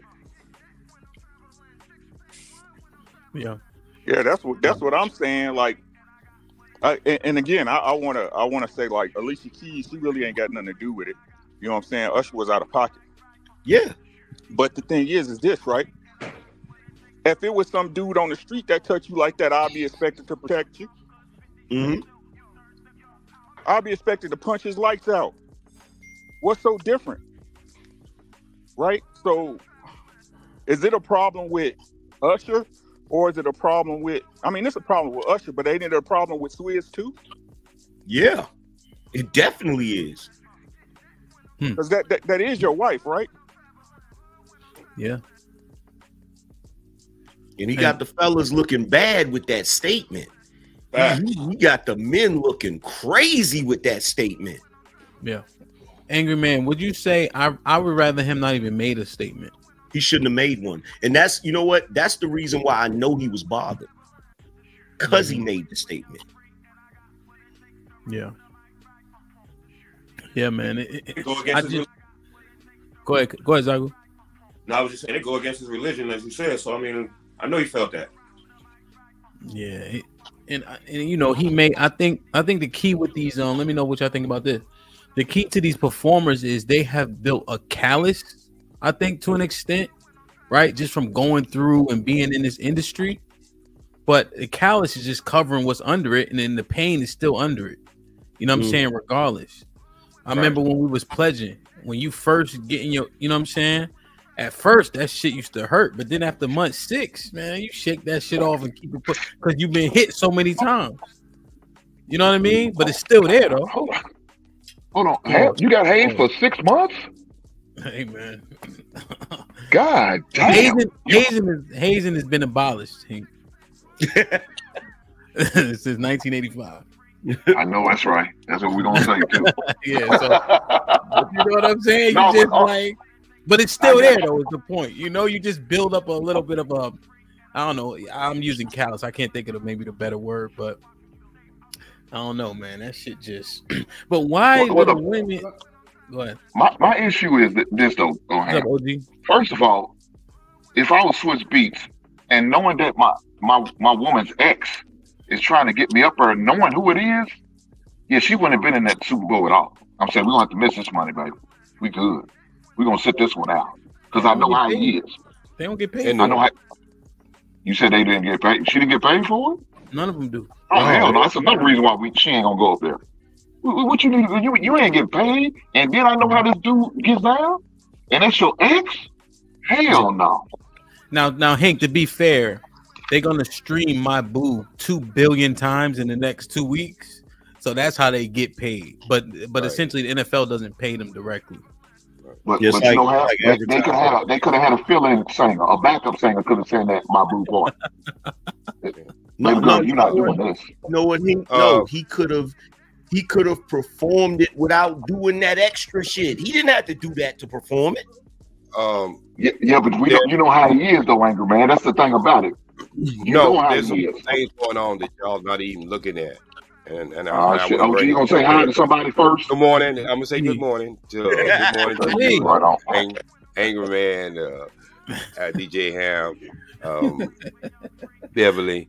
Go ahead, OG. You don't care that much about everybody. Go ahead. Okay, but y'all act as if I see you slid that in.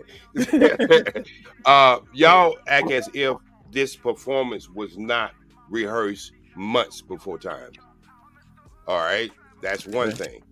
Okay. They ain't just go on stage and this shit happen. No performance is done like that. Number two, why ladies don't put it in their contract? There's not that many leading ladies, and most leading ladies in Hollywood, believe it or not, want a certain segment of their body shown because they want to show. That's why they're leading. That's why you don't see leading ladies, old women. Most leading ladies are younger women, and guys who are leading men's like Denzel Washington. I don't think he don't have where he won't kiss in the movie, but he do have in his contract where he won't be sleeping with a white woman. So that's in his contract. So again, and then the biggest thing that y'all are mixing from this, Usher is in some bullshit with P. Diddy. And it's been exposed, and he's trying to show this masculine thing going on with him, that he's all man, but there's some shit it's been put out there, and he's in the bullshit, and a lot of this stuff go be exposed as Diddy go through his little court thing and whatever's going through. You know, Usher used to babysit for Diddy, so if Diddy was who they say he is, Usher had to be a part of that too. Matter of fact, there's people who came out and say that he's part of that. So now he's trying to show this Superman now.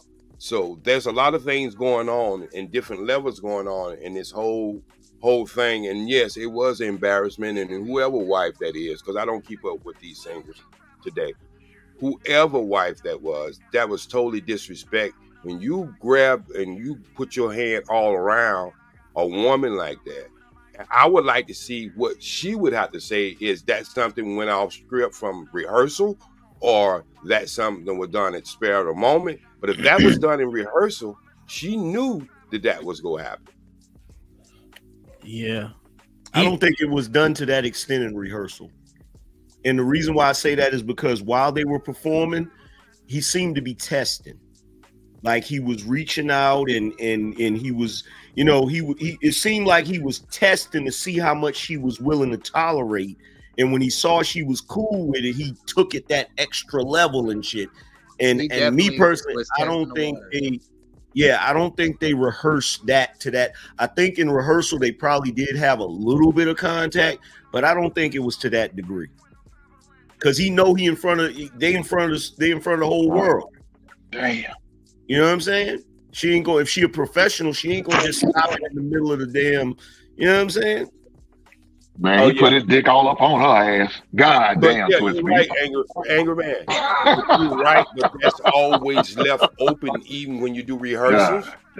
That's always left over that you go through things spontaneously that, you know, but just like I say, he went way beyond what I think she just rolled with it, but I would just love to hear what she would have to say about it versus what her husband She showed it where he was grinding on her ass. Right. But I got a question though. Real quick, that off script thing has to be acknowledged. You know what I'm saying? We practice every day, football practice, right? In college, especially. You have a specific job you have to do. If you don't do it, my brother one time made 22 tackles in a college football game, and his coach gave him a C because he wasn't doing his job first. Mm-hmm. You know, so with a lesser team, you can go off script and make 22 tackles. But when you play the teams that can play, you won't be successful like that. Right. You know, but you do the same shit over and over and over. But people go off script all the time, especially when them lights is shining. You know what I mean? But Right. man, you had a question. I tell you this. I tell you this though. But Angry Man, we'll get Baron. Usher, he know who to try that shit with. Go look at his performance with Beyonce. Go look at his performance with Beyonce. Most of the time, you could have parked the car between them. That was ex-girlfriend energy right there. Yeah. But this right here too, doesn't this matter? Don't leave your girl around me, true player for. That's what that nigga told us 20 years ago. Right. Don't leave your girl around me. I'm like, thank you. You told us 20 years ago. Mm-hmm. And then wait, this part, Hank. Don't leave your girl around me, true player for real. That's my nigga for real. So he got a co-signer. Pharrell know he be like, yo, this shit. Why does everybody always try to get a co-sign from Pharrell? Freaking Jermaine Dupri tried to get a co-sign for him about them socks. He talking about some, hey Pharrell, y'all see this? Like, yeah, we see you with them little girl socks, bro. Cut it out. Pharrell, you don't want Pharrell top 10 coolest niggas to ever live. I think that's what it is. Yeah. You had a question, and I'm gonna get what's popping. Yeah, I gotta because I still want to go back to this principle thing. So how much? I mean, because it's looking like man. Oh yeah, ask that question again. I heard it, but I was doing something. Oh, okay. Yeah, I was asking. Well, it was just you and Angry Man about you guys were talking about principles like being more of objective. I was asking Angry Man whether principles could be subjective. Oh, what principles? That was principle. What? No, like principles. No. I'm saying principles. To your woman, when it comes to your wife, yeah, or anything. Like, yeah, is it subjective? Could it be subjective?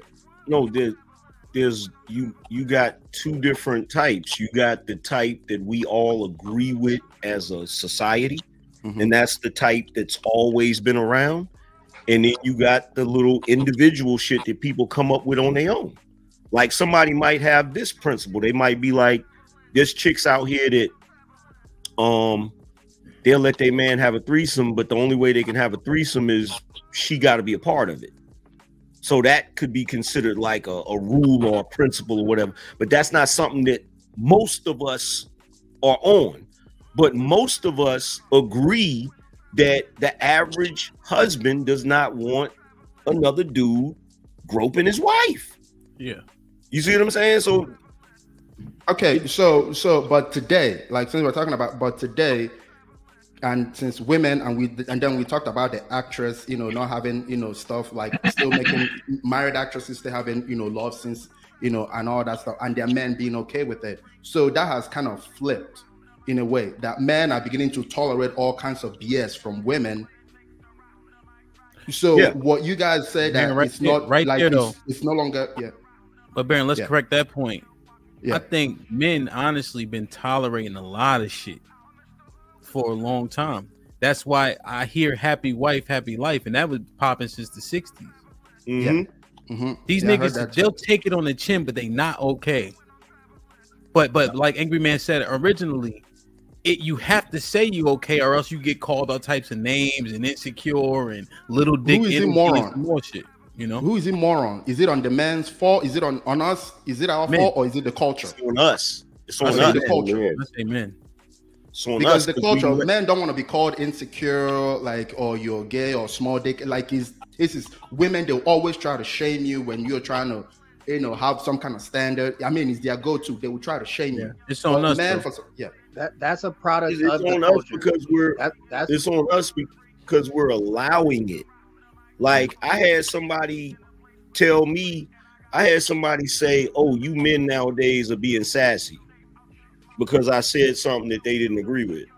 So now every time I do a show, I say, "Yeah, I'm about to be sassy today." I don't give a shit because I'm not gonna let you shame me. I'm not gonna let you shame me out of what I know I need to say or what I know I need to do. You feel me? Yeah. Principles can't be shamed out your principles. Yeah.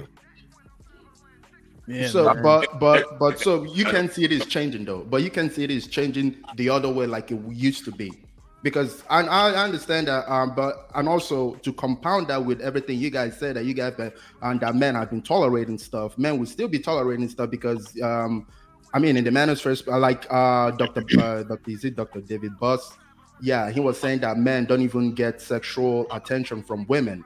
So if most men are not getting sexual attention from women, they are going to tolerate even more BS from women because of that. So I don't see that kind of stopping or going away. I think different than that. I think since I've been in this space, I see men who are standing up and saying things that are totally different than my generation is saying these things we're not going to tolerate. Now you got to understand, just before change come in, you go to see the hailstorm. And I think with the Me Too movement and all this other stuff, this is where this backlash is coming from men who's saying we tired. I'm talking about the younger generation, not my generation. I'm talking about the younger men. They are making their voices heard. This is why this space is created. This is where they still ain't getting no pussy. OG, that's his point. Yeah, though. I got you. I got you there. Yeah. But just like I got to say, just before OG, when they start getting pussy, OG, all that I'm standing on man principle start to get shaky. That's a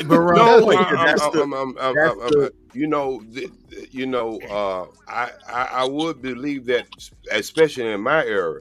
But I think guys are getting.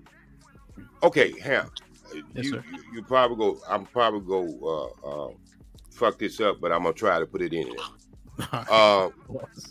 Most guys have never had pussy outside a balloon on their dick in the first place. Pause. So they don't really know what pussy feel like. Let's just be honest. And the ones who are out there handling it down. So when a guy gets some real pussy, yeah, that might fall into place. But outside the balloon, just put. Wait a minute, did I say something wrong? But see, that's the problem. Like, it's like the guy that says, "Well, I would never put up with that as an NBA player until he get the NBA contract." Like, yeah, that's true. How you gonna say what you wouldn't do if you ain't in the situation to do it? Mm-hmm. And also, when you go to I don't know whether when you go to the media, like the what is it called, the mainstream media, what they call the manosphere. Now, I love the manosphere. Has shown me and taught me a lot of things, even some things that I did know, but I didn't know the terminologies for it. So coming into this space kind of grew me in a sense. But in the mainstream media, they are calling the people in this space all kinds of names. Some are even calling us. Some are even saying the manosphere is some kind of terrorist group. Like, it's just right. It's, but it's, think it's about crazy. what you just said. Yeah, you got to understand that. Hold on, OG, just 1 second. I want you to respond. I just want to make sure, because he knows been waiting a little while. That's all. Okay. I just want to get him in real quick. And then we can. OG, I'm saying you can still discuss. I just want to make sure he knows get in and Trigger might get in. You could break that down in a second about the manosphere and shit like that. He knows what's popping. What's good with you, panel? It's good to see you, Ham. I was really just trying to touch down a little previous in the conversation. I feel like it's just another excuse and another reason for these young women and people to say when they go to the club and you see a video of your girl grinding on the next nigga, it was just fun. It was just entertainment. It was just, I was just out with the girls having fun. You know, there was nothing emotionally involved. There was nothing personal going on outside of the 13 shots of Ciroc and Hennessy I took. You get what I'm saying? I just feel like it's another angle. It's another angle, you feel me? I don't even want to call them the matriarchy, because the term matriarch means she actually in control of something and know what's going on. I'm finna start calling it like a feminarchy or something like that. Because at this point, they just coming up with any reason at all to be able to say, okay, well, if you feel any type of way about my actions, you're basically quote unquote insecure, and I'm living my truth. That's really all I was trying to touch on. Well, no, let me ask you a question though, based because it conjured a thought in my head based on what you said. Do people often perpetuate what they see from their favorite stars? Absolutely. They use it as an excuse to do what they do. So yeah, what I'm saying is, don't we use, so like for instance, we'll have a couple. Who was the girl that she looked good? She had the Gap on Cousin Skeeter. No, what's her name? Megan Good. Right? Megan. And her husband, who was the fake pastor. Mm-hmm. What did they always put? Relationship goals. Mm-hmm. I ain't never All put the that. time. And people wanted to perpetuate that, right? He knows, right? You follow me, right?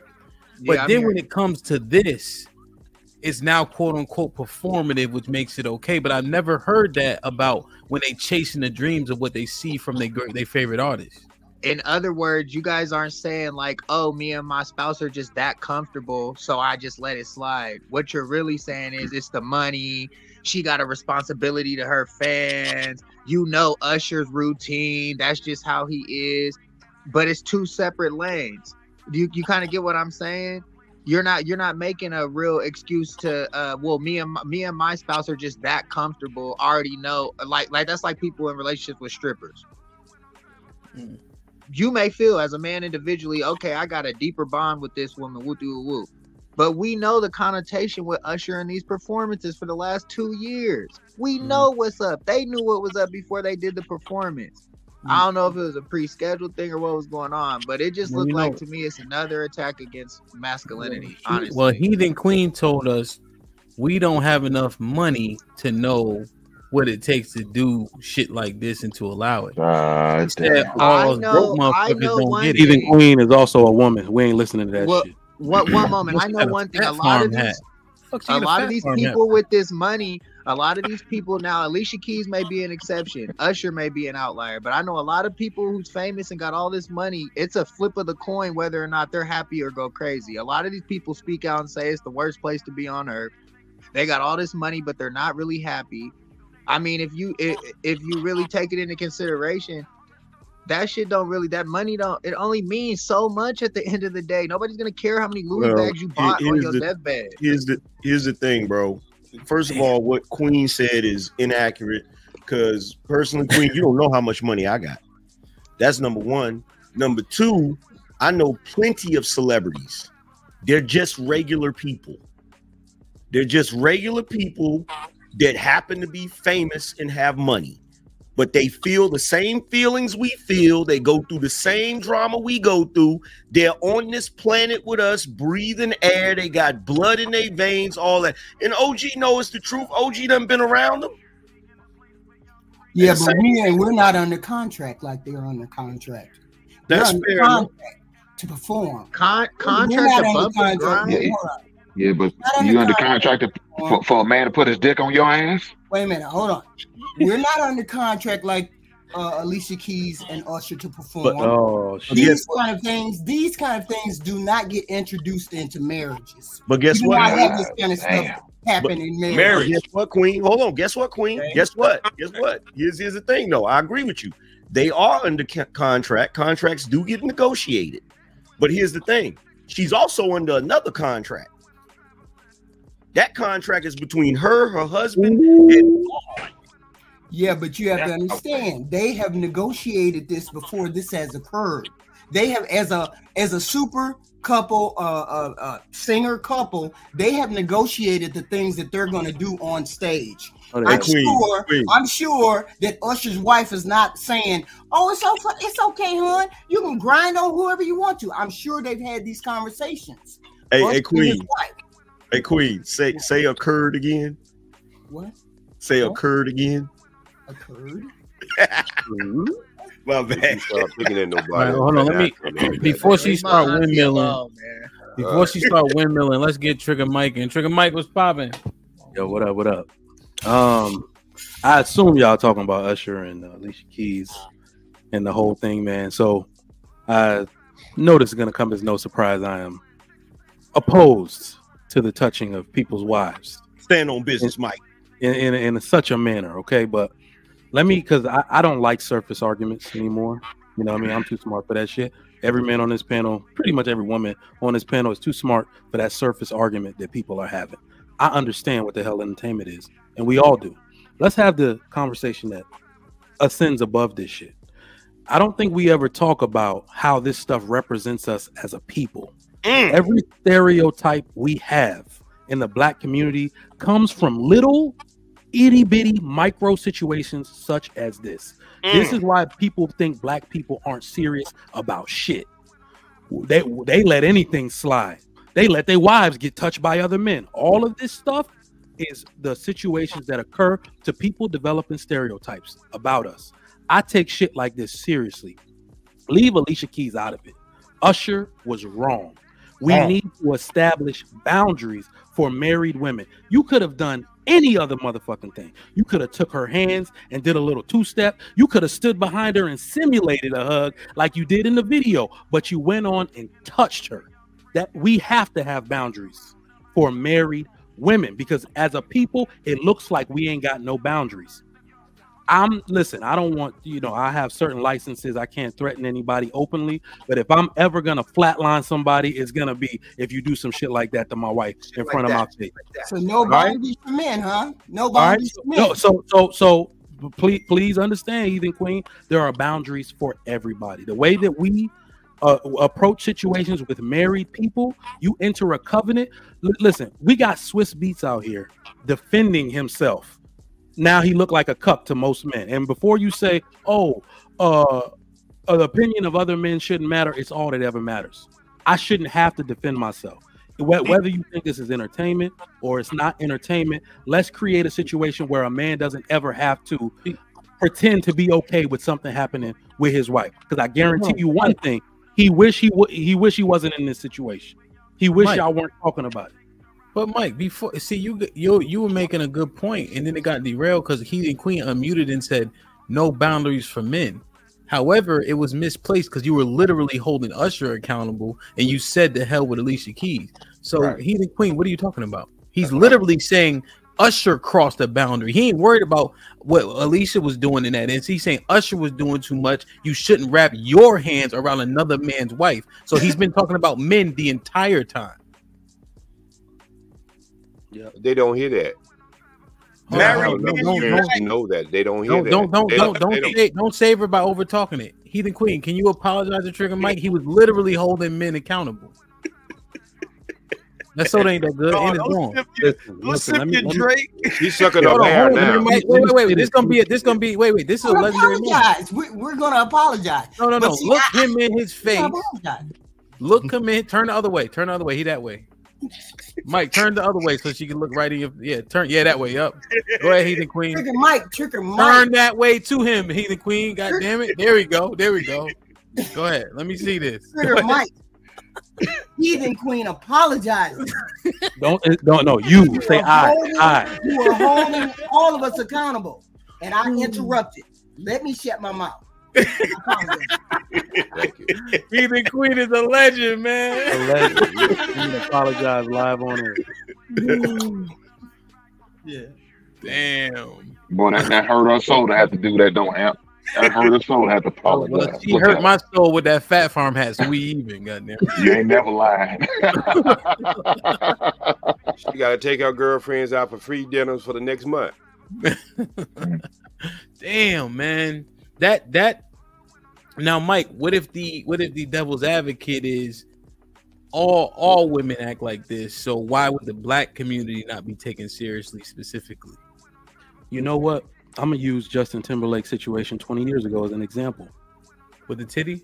With the titty. He got dragged. People say it made him more popular. He got dragged because the next day, what did everybody say? My kids were watching the Super Bowl. That means that at the time, not now, at the time, white people had a moral standard that they were going to hold their most famous person to. Don't do no stuff like that while my children are watching the Super Bowl. So now we have an incident that occurred. It wasn't to the same severity level, but now you see a majority of black people commenting on it, and most of us are condoning it. Oh, nah, y'all insecure. Men too? Men too. Siding with the women. So this is how people start to develop a character profile on you. Like, damn, y'all just let anything slide. Because the one thing that you could do is say, I understand it's entertainment, but Usher, you wildin', dog. Don't be touching no married woman like that. And that lets you know how we operate as a people. He would even get the message at that point. Yeah. Go ahead, Callie. You had just to reinforce that. Hold on. She Callie Bev had that face on. I want to make sure she get her rebuttal out. I remember the Janet Jackson, Justin Timberlake situation quite differently. I remember everybody getting on Janet, and Justin Timberlake was back up there performing long before Janet Jackson was ever given the okay to But do he was shit. in his prime. She wasn't. Yeah, and he did get got his ass dragged. I was he did get dragged. Senior in high school. He I think he made like a public apology on Ellen. Like, he was getting dragged. It was bigger. I was surprised that he got dragged. OG, go ahead, my bad. Yeah, he survived it, but he ain't make it out. I was just saying, back in the day, before we start making records, I kill your mom and stab your daddy and your dog. When we start making raps like that, there used to be dual love songs, and you can go back and look at them, and they were done classic. They are classic songs, and they were done classic. And so what I'm saying is, and I'm talking about intimate songs, that male could go up there and do that, but it was not done like that. And that just shows you the mindset where we're going. But then y'all gotta give yourself prop up. Things that would have been done back then would just been overlooked and just kept moving. But we're speaking about it. And forget the big three. The big three is over in YouTube trying to do what y'all are doing now, because their ratings is down all around. So for us to even be speaking about it, it shows that there is a change in the atmosphere, because something like that would just be overlooked. And the younger generation is looking at things a little different than we are. And I'm telling you, as wild as you think they're wilding, they're moving into this no nonsense bullshit, especially when it comes to public display. I do have faith in the younger generation in that, though. Other than these little baby with the pacifier, little baby with the small feet, and everybody's named Little Baby, but I'm just talking about all these rappers named Little Babies or Little Daryl or something. Everything is little. So Little Pockets, look at Little Cardinal. I mean, all kinds of shit going on in this naming. But other than that, I think we are the younger generation are speaking. We are having these conversations now. Let me read these real quick, y'all. Aaron with the $5 says, AM Hank Rick Hemp. I want to hit the link just to be in the space of legends. God damn. Appreciate it, my brother. All right. Oh yeah, Hank's a good dancer. He knows can't dance for shit. Let me get him out of the way. Real quick. Salute to KMO with the 50 ball. Says big shout out to you, brother Hamp. Why you say OB? What does that mean? Older brother. Oh, Angry Man, rest of the panel and the chat. Bottom line, Usher and Alicia Keys were out of pocket, especially Alicia. Weather outside is humid. She turned up her location. She must think I'm stupid. She wanna run the street, so let her ho, let her ho, let her ho. She doesn't show signs of stopping, so who am I to be cock blocking? I really hate to see you go. Let her ho, let her ho, let her ho. Ask Abe with the $2 says, where were your women touched before you got her? Yes. That was before. Oh yeah, I get. Sometimes you just answer so we can keep going. That's all. I guess the point was made if we say yes. That's an important point, my friend. Was it before or after? Checkmated yourself on that one. Yeah, it says, and the crazy thing, it says before already. So, like, OG, oh yeah, I dropped the link. T.O. with the $2 says, these hoes don't have principles. Also with the $5 says, would it be harder for women to get roles if they added those stipulations to their contract? Probably. Yeah. Mm-hmm. Hank with the $2 says, shout out to HQ for trying to bring Fat Farm back. Ashamed of her goddamn self. I'd rather freeze to death than wear a Fat Farm hat. No, Biden with the $2 says, I agree with Manny Pacquiao. Women playing the long game. He knows Manny Pacquiao. Aaron with the $10 says, HQ go powder that nose while the men speak, please. Damn, man. Put him in the fucking bedroom. Get him out of here. Come HQ, don't go nowhere. You'll be back in 10 minutes. 2:55. Crazy ass. Lauren with the stuff says Trigger said it ain't no love in the club for wifey. That's a fact. She don't even go to the club. She ain't go. Well, I met her. Hell no. What she doing in the club? Terrence with the $5 says the quote unquote why behind the principle determines if it is rooted in insecurity. Does the quote unquote why result in jealousy or a feeling of belittlement? That's a good question. We can answer that. Miss Polly was popping with the $5 says, hello, panel. Nice to see the greats up here. Indeed. T.O. with the $2 says, house husbands 2024. Wow. Does this change the principle? You don't want to be no house husband because trust and believe, bro, your experience ain't going to be like a housewife's. Exactly.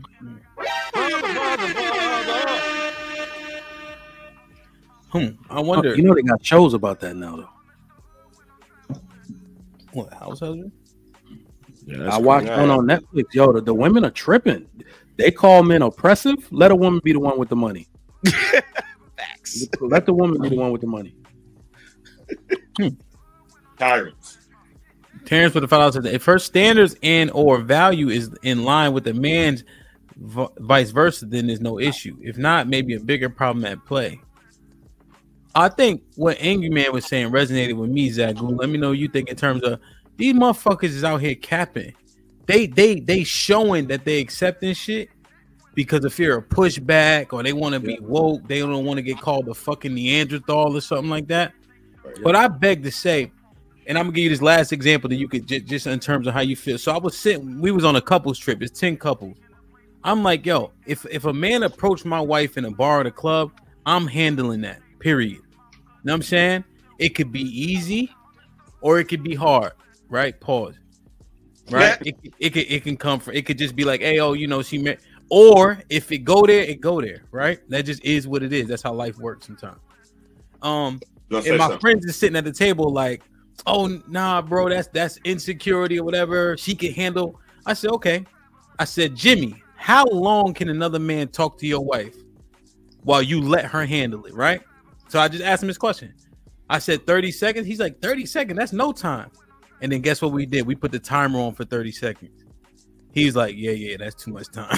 So motherfuckers just be saying this shit, but it don't actually manifest it like that. You know what I'm saying? Like, go ahead. What you think? Nah, you're 100% right, bro. Especially when you put a clock on it. Same thing Love tried to say earlier with her letting her man get grind on or treated by Janet Jackson like 30 seconds. But then when you put the time on, she had a different thought about it. So yeah, you're right.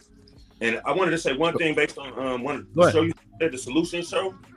And I think a good solution would be us fixing our image. So if the black man image somehow could be restored, and I know in my head, I think we're gonna need women's help to do it, but that would be a great start to the solution, even for shit like this. But you can't fix the black man's image if the black man ain't in control of his image. If he's letting everybody determine what a black man is supposed to be based upon shaming him out of certain things to fuel an agenda, he's never going to be what he's supposed to be. He's only going to end up being a cuck. He's only going to end up being Yeah, that's why we got that tweet from Swiss about that. He didn't really want to tweet that, in my opinion. You don't want to do that? So how? That was damage control. I got a question for you. Oh, I'm out, everybody. I just wanted to say thanks for having me, Ham, right there. I appreciate you, bro. Be safe, you heard? And peace, everybody. I got a question for you. I believe in what you said. You go handle it. A lot of times, me and my wife went to press parties. Don't sound like no question. Yeah. Don't sound like no question. It's gonna be one, but you know, I'm a little old. It takes me over to knock that shit back on. But it is gonna be a question. So the question is, do you feel like if you handle it before your wife handle it, that the man looks at it in one way versus the other way? Like, let me just give you an example after you answer the question. Do you feel that when you handle it versus her handling it, the man looks at it in a different way? Yeah, I think I understand what you're saying. Like, is it only a no because I said so? Right. And the reason why me and my wife used to have this thing, we rehearsed what we go do in different situations, especially when we out. And that's why timing is so important. That's why she has to be on time and I has to be on time. And when we're not on time, that's when caution comes in. So if a man was approaching, like say I was going somewhere to pick up a drink or something and was going to bring it back to the table, and then no man seen me with her, and then she would slide the table. She know exactly what she's going to say within 7 seconds. Okay. Mm-hmm. And then me having eye contact, even when I walk away from my wife, I still have eye contact with her. And she give me that nod. And when she give me that nod, that's in time when it's time for me to step in, because he ain't taking no. He ain't taking I'm married. You understand what I'm saying? So I just think some men saying, you know, that motherfucker didn't say nothing, but I had her going. You know what I mean? I never wanted a man to think he had a chance, you know. So we put that into play. Yeah. No, I think that's... OG, you mean to tell me you didn't come back with the drinks and slam them on the table and say, every night I got to fight to prove my love? Prove my love? Nah, I didn't do that. I didn't do that. I mean, I just feel like I wanted him to understand that his approach to my wife, she's secure enough to even, you know, let him know that, you know, who she's with, and she's glad to be with that person. And then anything after that, now it's time the reinforcement comes in. Yeah. Especially when he tried to keep pushing in. So OG, on that point, yeah, we on the same page. Like, let's say I go to the bathroom, right? And somebody approach, obviously that's the time for her to go ahead and dissolve it and be done with it. You know what I'm saying? But if I'm in proximity, I'm right there. I mean, men deal with men. That's generally just how I see things. Right. You know, there was one time I'm DJing big ass pool party, and the girl like came, the promoter, she was, I don't know, she like was trying to fuss at me for something. I couldn't hear it. I don't know what she was saying, to be honest. But my wife just basically put her in her place, you know. I ain't been back at that club since, but it is what it is. Like I ain't like she had, you know, because it was a woman, you know. So I think she was joking with me, but my wife didn't know no better, you know, and she didn't like what it is that she was trying to say. I really couldn't hear, you know. But when she put her in her place, I could see the lady get dejected. But I just like fuck it then. You know what I'm saying? So I'm not, you know, damn. So Joseph, you made it back, man. You got anything you wanted to comment on? Yeah, I wanted to comment. You know, everything starts from as a foundation. Everything starts from something, right?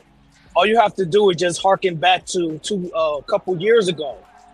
Now, women always say that men are insecure if they do something, or if they act or don't react, right? All you have to do is look back to the Will Smith and Jada Pinkett Smith situation at the Oscars when he smacked Chris Rock. Now, for the most part, she gaslit him to do that because, you know, contrary to popular belief, Jada Pinkett Smith runs Will Smith, right? A lot of people don't want to admit to this. So when Chris Rock had said what he had said, she put the battery in the back. The look that she gave him was very telling. It was like, if you don't do something, you're not a man in my eyes. So he went up there, crashed out. She reaped the benefits, and he almost lost everything. So Swizz Beatz, if he didn't say anything, women would have came at him the same way. Now that he said something, women are still coming at him the same way. What do you do as a man? That's the question. Lose. But Joseph, Well, I think what you got to do is what you got to do is what's going to protect you and your wife and your family. That's what you got to do. Whatever that looks like. Y'all realize sometimes there ain't no right answer, and you got to have this shit handled before the situation ever occurs in the first place. That's the only foolproof plan. But here's my question, though. I want to say something very important. I want to say something very important to what Joe just saying, and I listened to this shit about 2 years. I think it's been about 2 years or a year and a half about the Chris Rock and what's the name situation. What y'all don't understand about that was history in that. JD went on Chris Rock's show and pretty much embarrassed her husband by saying, you've been on my show for 30 minutes and you haven't mentioned your husband one time. That's what the starting point of that came in. And then when they was not showing up for, I think it was the one of the trophy winning ceremonies. He talked to Chris Rock because he was hosting the show. Oh, gee, we don't care. But what I'm saying is, no. What I'm saying is, Yeah, I know what, you don't what's care. the point? But Yeah, I'm saying, but the point is, Mhm.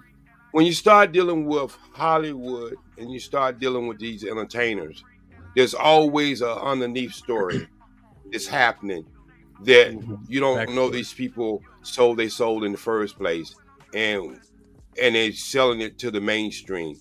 That's what we mostly got to focus on. Them selling this bullshit to the mainstream versus the content they already don't sold to the devil. That's two different stories. Yeah, We can't make them have a regular relationship when they don't have one in the first place. Well, that's why, OG, that's why and Ingrid, I know you wanted to jump in, but that's why I said principles versus insecurities, right? Because principles, we understand it's Hollywood, the excuse is what I like to say, because it was still a lot of Hollywood men who were speaking out against this. So that's why, in terms of just principles versus insecurities, and I guess the one question I asked is it principle, like Sugar Mike said, you stand on it. Hopefully you can head it off at the pass, but you stand on your principles regardless of what they're going to say about you, right? Whether they call you insecure or not. Or are men trying to mask insecurity as principle? I wonder what's more prevalent. I think the insecurity part is irrelevant. Okay. I think it doesn't matter if he's secure or insecure, because at the end of the day, it's still his wife. You feel what I'm saying? It's still his wife. Yeah. You feel me? And I would love for people to start asking women the question, when y'all do all that crazy shit y'all be doing, is that insecurity? If a dude is standing here and he's at the bar and some woman starts having a conversation with him, just a regular casual conversation, and his wife comes over and steps in between them like this, can I help you? Is that insecurity? No, it's okay for them. Depends on what she's doing in his face. So yes, so that's the answer. So how is it? So why is it when women are protecting their interest by making sure some trollop doesn't walk up and try to steal their man, why isn't it the same thing for a man making sure that some scumbag like Usher ain't trying to steal his wife? It is the same thing. It is the same thing. But that's why I was asking the question. Oh, I'm sorry. Go ahead. But here's the thing. When you have a solid marriage, you already have guardrails on your marriage. You already have guardrails that protect you from this kind of thing. I was on a panel with a lady yesterday. I was like, there's no way I would allow my husband to be in a strip club just to be going on a strip club. She said, oh no, I'd pay for my husband to go to the strip club and do this, that, and the third. I said, well, what kind of guardrails do you have on your marriage that you would allow, or you would even have be having this kind of conversation with your husband? These are conversations that we don't have. When you have a solid marriage and you know what your spouse is going to do, when your spouse is going to do it, you don't have these kind of conversations about, do you want to go to a strip club? I just don't have these kind of conversations. Define allow. But here's the thing, though. Wait, Mike. Wait before you go to that. Mike. Here's the thing. What? I have a security system on my home, but I still got a gun. In other words, I don't give a damn how many guardrails we got on the marriage. If any dude thinks he can put his hands on my woman's yams, he gonna have a problem. It's gonna be a serious problem. So no, even because look, we don't even know if Swiss even know that performance was gonna be like that. We don't know that for a fact. We don't know if he was at rehearsal. We don't know if he know what was going on. He might have just been seeing it the way we saw it. Like, wait a minute, what y'all doing? And standing there trying to keep his cool around everybody else. But Ingrid, I said it earlier, man. With the situation, what it is, that's his ex. Somebody said that him and Alicia used to date. Yeah. That's a problem with me already. No, you don't need to be doing no concert. And me knowing how he moves and how he acts and how he does his live show, there's no way I would let my woman do that. I don't care if they got paid or they didn't get paid. You missed out on this performance. You missed out on this opportunity before you married her. You knew you knew what she would do before you married her. If you always understood, but doesn't mean it can't be changed. Yeah, but you knew what she was before you married her. My lady did certain things. My ladies went on girls trips too. That don't happen no more. But I'm saying that's all you can do is walk away. You can't make her change her profession. You can't make her not do what she's doing on stage. Yeah, but there's certain things she can stop doing once she got married. That's automatic. As long as that man had that conversation. Now, if he didn't have the conversation, shame on his ass. That's what I said. I said, in a marriage like that where you have performers, you are having contracts, you are having negotiations as to what occurs when you are on stage, when you are doing contracts. Ain't saying nothing about a man groping or rubbing all on him or hugging up on him. There ain't nothing like that in the contract. Been a part of the negotiation. Come on, Hank. Ain't that a bitch? Hey, come on, Hank. Come on, Hank. Don't you know that men are the only ones that are supposed to change once they get married? See. HQ, is that how it is?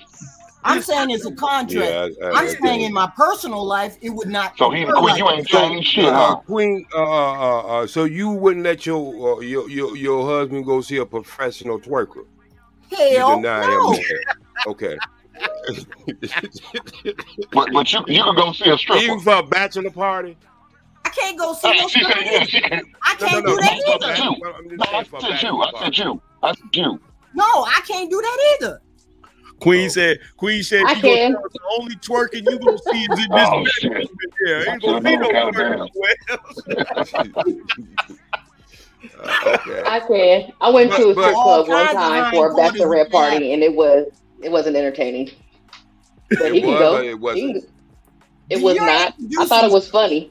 Okay. You're just introducing. You're introducing. Y'all know Alicia Keys. He was one of the most conservative performers out there. The cat suit surprised me altogether. She was one of the most conservative. Didn't surprise me. I mean, it did the fact that with she her. got up from behind that piano surprised me, but not the cat suit. Okay, what I'm saying is she has always presented herself as being this classic performer, and this not only classic but conservative performer. I mean, some of the things she says, in interviews, I could see where that. But I was very surprised that she came out there with the cat suit on. I mean, man, it's a bad time for the black married couple in general. The same night all this shit happened, Beyonce dropped a single. Go look at the cover of that single and tell me if it says married woman with 3 kids. Go look at if you can't pull it up, pull up that single, and that's the moral degradation of our society at work right there. Can I say something real quick before I leave? See what's going on. What I'm witnessing right now, it was because, like I said, this is very the hot commodity right now. It's a hot topic, and most of the time, you have a bunch of women laughing it off and thinking that this shit is cute. Oh, that's just a performance. Oh, that was just a harmless hug. My theory is this is reason why a lot of women have work husbands, because the same shit that Usher did to Alicia Keys is the same thing that these women who are married are doing at their jobs. The guy coming up, playing with them, getting all touchy feeling, and they just laughing it off like it's nothing. This is a very serious thing that just happened. Usher was dead wrong in what he did. But for the woman to come up here and give it credence and give it justification by saying that it would just play, nah, that doesn't sit right with me. Absolutely, he was justified because he was out of pocket. It wasn't part of the performance. You can tell if you understand body language. Alicia Keys was uncomfortable, but she remained professional. I said that yesterday. It was what can't y'all see? Behind the scenes, anything. The most educated. This is the most educated we're dealing with now. We're dealing with the most educated here. They don't even understand simple body language and simple analogies. I gotta go. I'll talk to y'all later. Yeah, but I'm not gonna let that be an excuse. Her her former man knows how he moves. Everybody know how he moves. They seen the videos where he's doing this with women and grinding on women and dancing provocatively with women. So how does Alicia act like she didn't know this was a possibility of it coming? Nah, that's some bullshit. Ego thing. Right. Why is it so ego driven? Let This me tell you anxiety that we keep getting from the men. It was Hold a on. bulk of people who saying this is a It don't- performance. Queen. It don't matter if it was a performance or not. You don't need to be grinding on my woman like that. Hold on, y'all. Wait a minute, Queen. First of all, we Don't grind on one of your goddamn dancers. we gotta get something clear. See, we know about the Alicia Keys situation. We know about the Kiki situation. But we don't know about the countless other regular women that went to that show, and that Negro probably destroyed their household. Brother. We don't know about that. We don't know how many women done got a knot upside their head because of Usher. Usher has got to be stopped. We're gonna go out here and sign a petition. We're gonna sign a petition right now to get him stopped. Yeah, crazy. We gonna call the petition. Keep your hands to yourself, Usher. I know that's right. She go to an Usher concert and go home and get an onion peel. That's what happened. Exactly. Like, bro, it's probably people that went home and was like, "So that's what we doing." You know that's the first thing they're gonna say. So that's what we doing, bro. I'm telling you. And the thing is, hey everybody, what's up, y'all? What's up, bro? What's up, UT? And the biggest thing is we keep on trying to say is the man's ego. Yes, it's part of our ego. This is what we gotta start doing. Is men when they call us insecure, we just gotta lay into it. Yes, we insecure. That's my ego in it because that's what they keep on trying to. They keep on trying to shame us by saying that I don't want nobody grinding on my woman like that, especially in public. That's even more. That even more messed up. So why? I don't care if you say I'm insecure. I don't care if you say it's my ego. That's my woman. I don't care what you're talking about. But I'm saying most of us are not going to run into this issue in our marriage. Most of us are not. This is this is unrelated. That's not true. That's not true. You leave the door open, he's the queen. They will. You leave the door open, they will. They'll run right through that motherfucker. Here's the reason why that is irrelevant, because we're having a conversation, HQ. So we're having a conversation about this topic and the conduct, and people perpetuating or saying this said conduct is okay for whatever reason they saying it's okay. And we always say don't shit happen until it does. People make mistakes all the time. So we assessing, especially somebody like yourself who was married for 30 years, that your a realistic assessment from you and from my estimation could hold way more weight. Because I understand that you say you didn't have those conversations, but within that 30 fucking years, that first 3 years, knowing what I know you now, he had them conversations with your ass for sure. My husband was wild. Hold on though. I know that's what I'm saying. What are we talking about? You talking about HQ, you also missed the mark though, because you said it's or what they do won't really have a bearing on what goes on in our homes. If people are influenced enough to dress like celebrities, spend thousands of dollars on credit cards to wear the same shit that they wear, the makeup they wear, and all that BS, that is influencing their behavior. We cannot say that same behavior, the way she talks to her husband, the stuff that they say on their record, so on and so forth, won't influence them. It absolutely does. That's why we call it popular culture. Hey, I got a question. I got a question for Queen. True, Mike. So Queen, you was married for 30 years. Who's your favorite female R&B singer? Anita Baker. So let me ask you this. I know Anita Baker would never do this, but let's say Anita Baker brought your husband up on the stage and she just started grinding all up on him and all of that. You gonna be cool with it because it's a performance? If he got paid, yes, I would. Put him in the fucking bedroom. Get him out of here. Come on. Nah. She said if he got no, we gotta get the extra part. We know If who it's the a real dude, favorite performer is. It's not anybody. It's Roberta Flack. She like Roberta Flack. She can stop that shit. And if you see that and your man get aroused, you gonna have something to say about it, Heathen Queen? Come on. Keep it real. I'm gonna be mad. I'm gonna be mad, but you know, I'm gonna put it in the context. I'm gonna put it in the context in which it occurred. I know she ain't taking him on. Yeah, but you said you're gonna be mad, right? I'll be mad because I gotta do something about it. But you're gonna be mad, right? Hey, you don't know that those women from the cleanup woman era. You don't know. They might. Hey.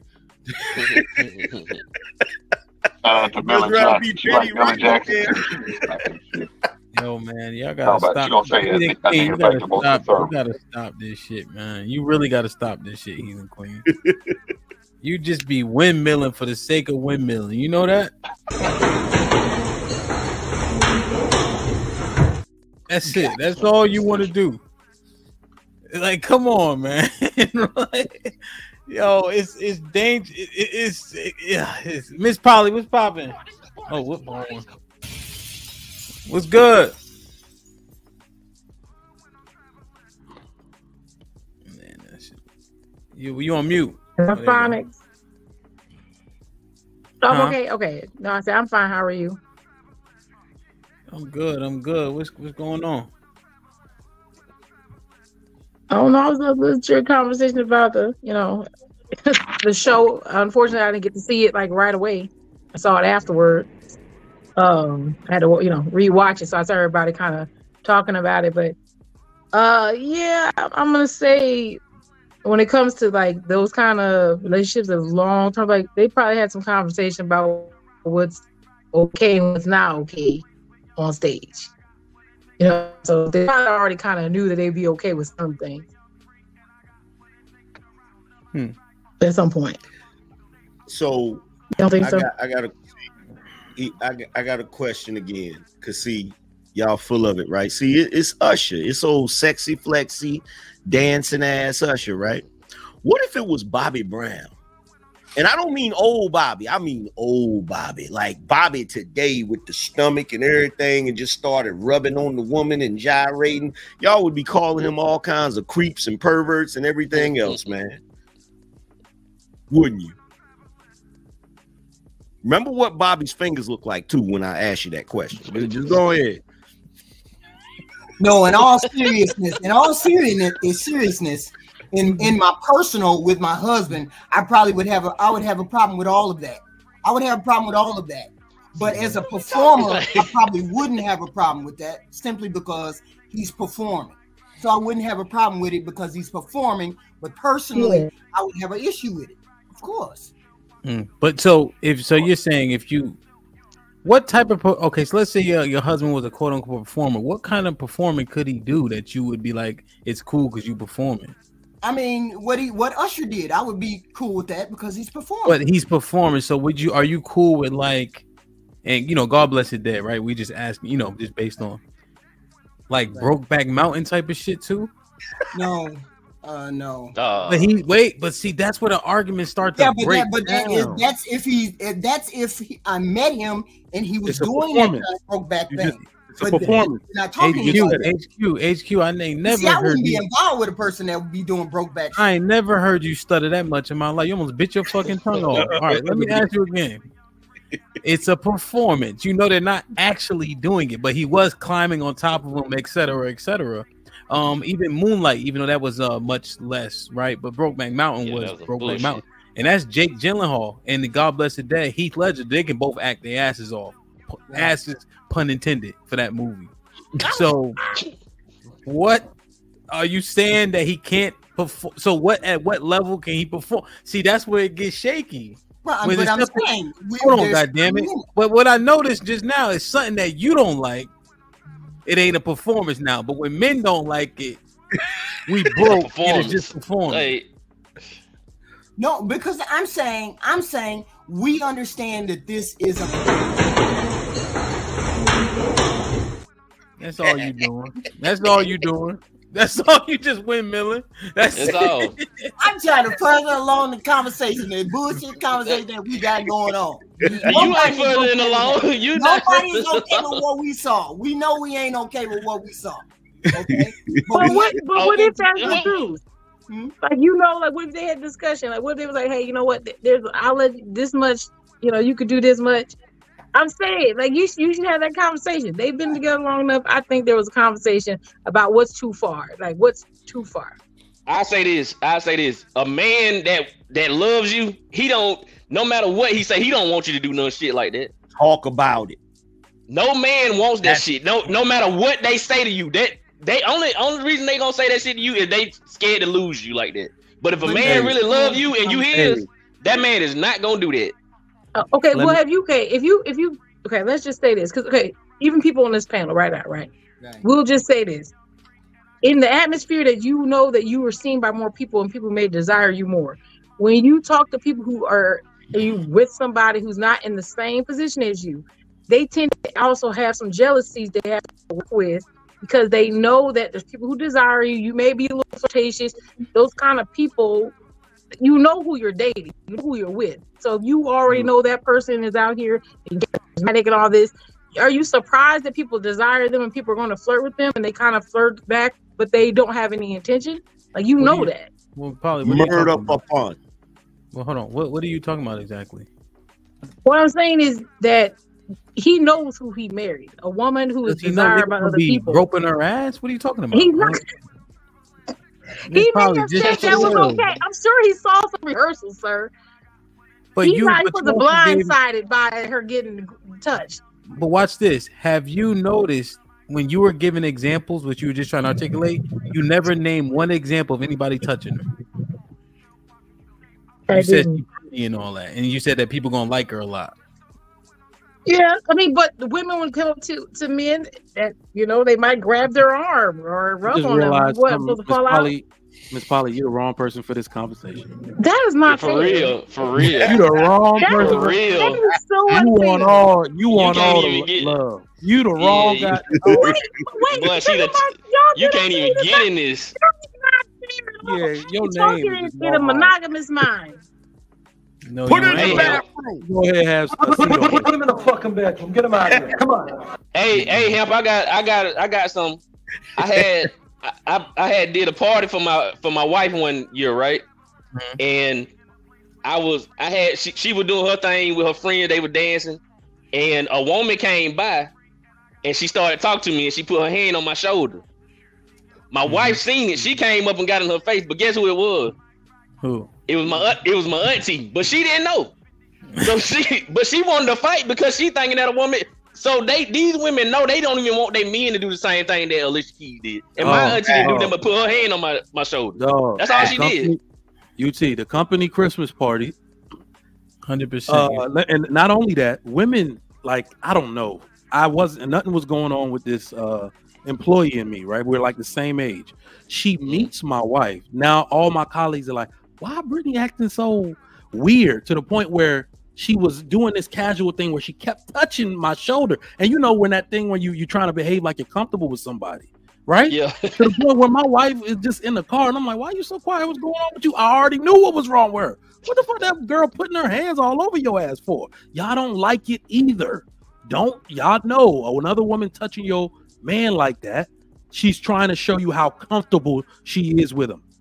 All right, you don't like anybody getting comfortable. And the one thing I want to ask, if a man is not supposed to protect his woman, or be territorial about his woman, what is he supposed to be territorial about?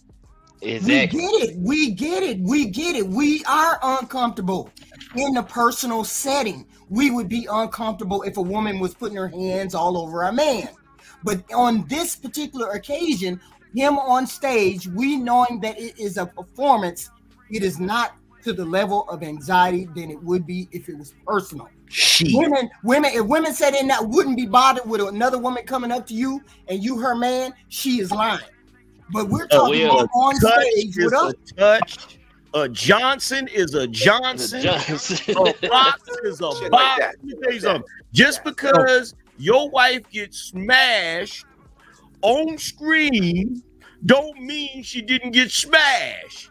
Okay? Exactly. We're also not talking about all of the actors and actresses that don't do scenes simply because they are married. Right, but make it so bad.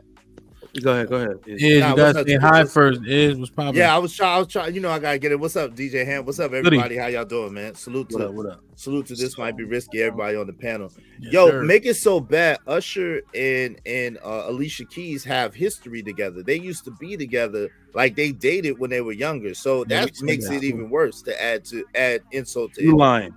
No, I'm not lying. Bruh, No, I'm not lying. Ain't no way. No, I'm ain't not no lying. fucking way. No man that don't been with my woman gonna be able to do that. There's no way. I would have went on stage on it. Bro, you're not even I would've performing. went- That's what I'm saying. Like, why we even here? And you didn't see how comfortable she They was said- with him. Robin said that's not true. Do y'all That's remember? not I don't know lies. if y'all saw Yes, this. they did date. There ain't no I lie. don't know if y'all know this or not, but there was one episode of Wildin' Out, right? When Nick was getting a little too comfortable with one of the Wildin' Out girls. This is when he was still married to Mariah. Mariah literally walked out there. She was like, I shut all this shit down. Oh, yeah, I remember that. Like, bruh, but when they do that, it's empowering. Like, yeah, you defend and make sure you keep these hussies from taking your man. So Right? I want to ask the ladies a couple of questions. Oh, go ahead, Uncle Rick. You had something? I just want to ask the ladies a few yes or no questions. Go ahead. Shout out to everybody that was in. What's up, Callie Bev? How you doing, boo? Right, Mike was good. Izzy was good, boy. What's up? What's up, Ricky? How you, man? So this was crazy, right? In these conversations we have, they used to, the argument, right? Well, she was like that before you married her. But a lot of these dudes be moving and shaking through women before they marry you. But y'all expect them to change. Shit like that. Shit like that. Shit like that. Shit like Y'all that. expect them to stop. Y'all expect them to stop hunting. And look, and this is what I was talking about the other day, right? They do everything to try to squeeze their reasoning and logic through the thread of possibility, right? The needle of possibility. What difference? Who are you to dictate? It's funny how y'all try to dictate to the men, not y'all, but whoever it applies to, because again, it's never anybody on the panel, right? How y'all try to dictate how a man should protect you, but Lord forbid your man tell you, oh, chill out, you out of pocket with old girl, right? I blah, blah, blah, blah. Right? Y'all wild out and it's socially acceptable. Hey, you know what I'm saying? She didn't know that girl, woo, woo, woo. Yeah. How can you take to me what protection, how I protect you? To me, I think they do it because they trying to look. This is what I think personally. I think the women come at the men like that. Like if a woman is inappropriate with me, and or at least my wife feel like she inappropriate with me, and then I say to my wife, yo, chill out, what's wrong with you? She gonna immediately take that as I'm trying to holler at that woman, right? Mm-hmm. So what I think is, I think the women want to shut down your options, but keep theirs open. Oh yeah. That's what I think. Oh yeah. Yep. Yeah. So, ladies, they call men insecure, right? So let me ask y'all a few questions. You feel the same way about a woman touching a man as men do, right? Unmute, goddamn it! It need to be audible. Yes, Lord. Yes. Don't call the Lord Depends. here. What does it depend on? A woman that don't know him, right? She walks up, grab his shoulder, rub her hand across her chest because she's feeling interested, touch him in his lower back, saying hi, etc., etc. You cool with that? No. Oh. Approaching, you just know the vibe. Stop. So you're not good with that? No. Would you? Touching all on his chest and everything, no. Would you fight over your husband? Yeah.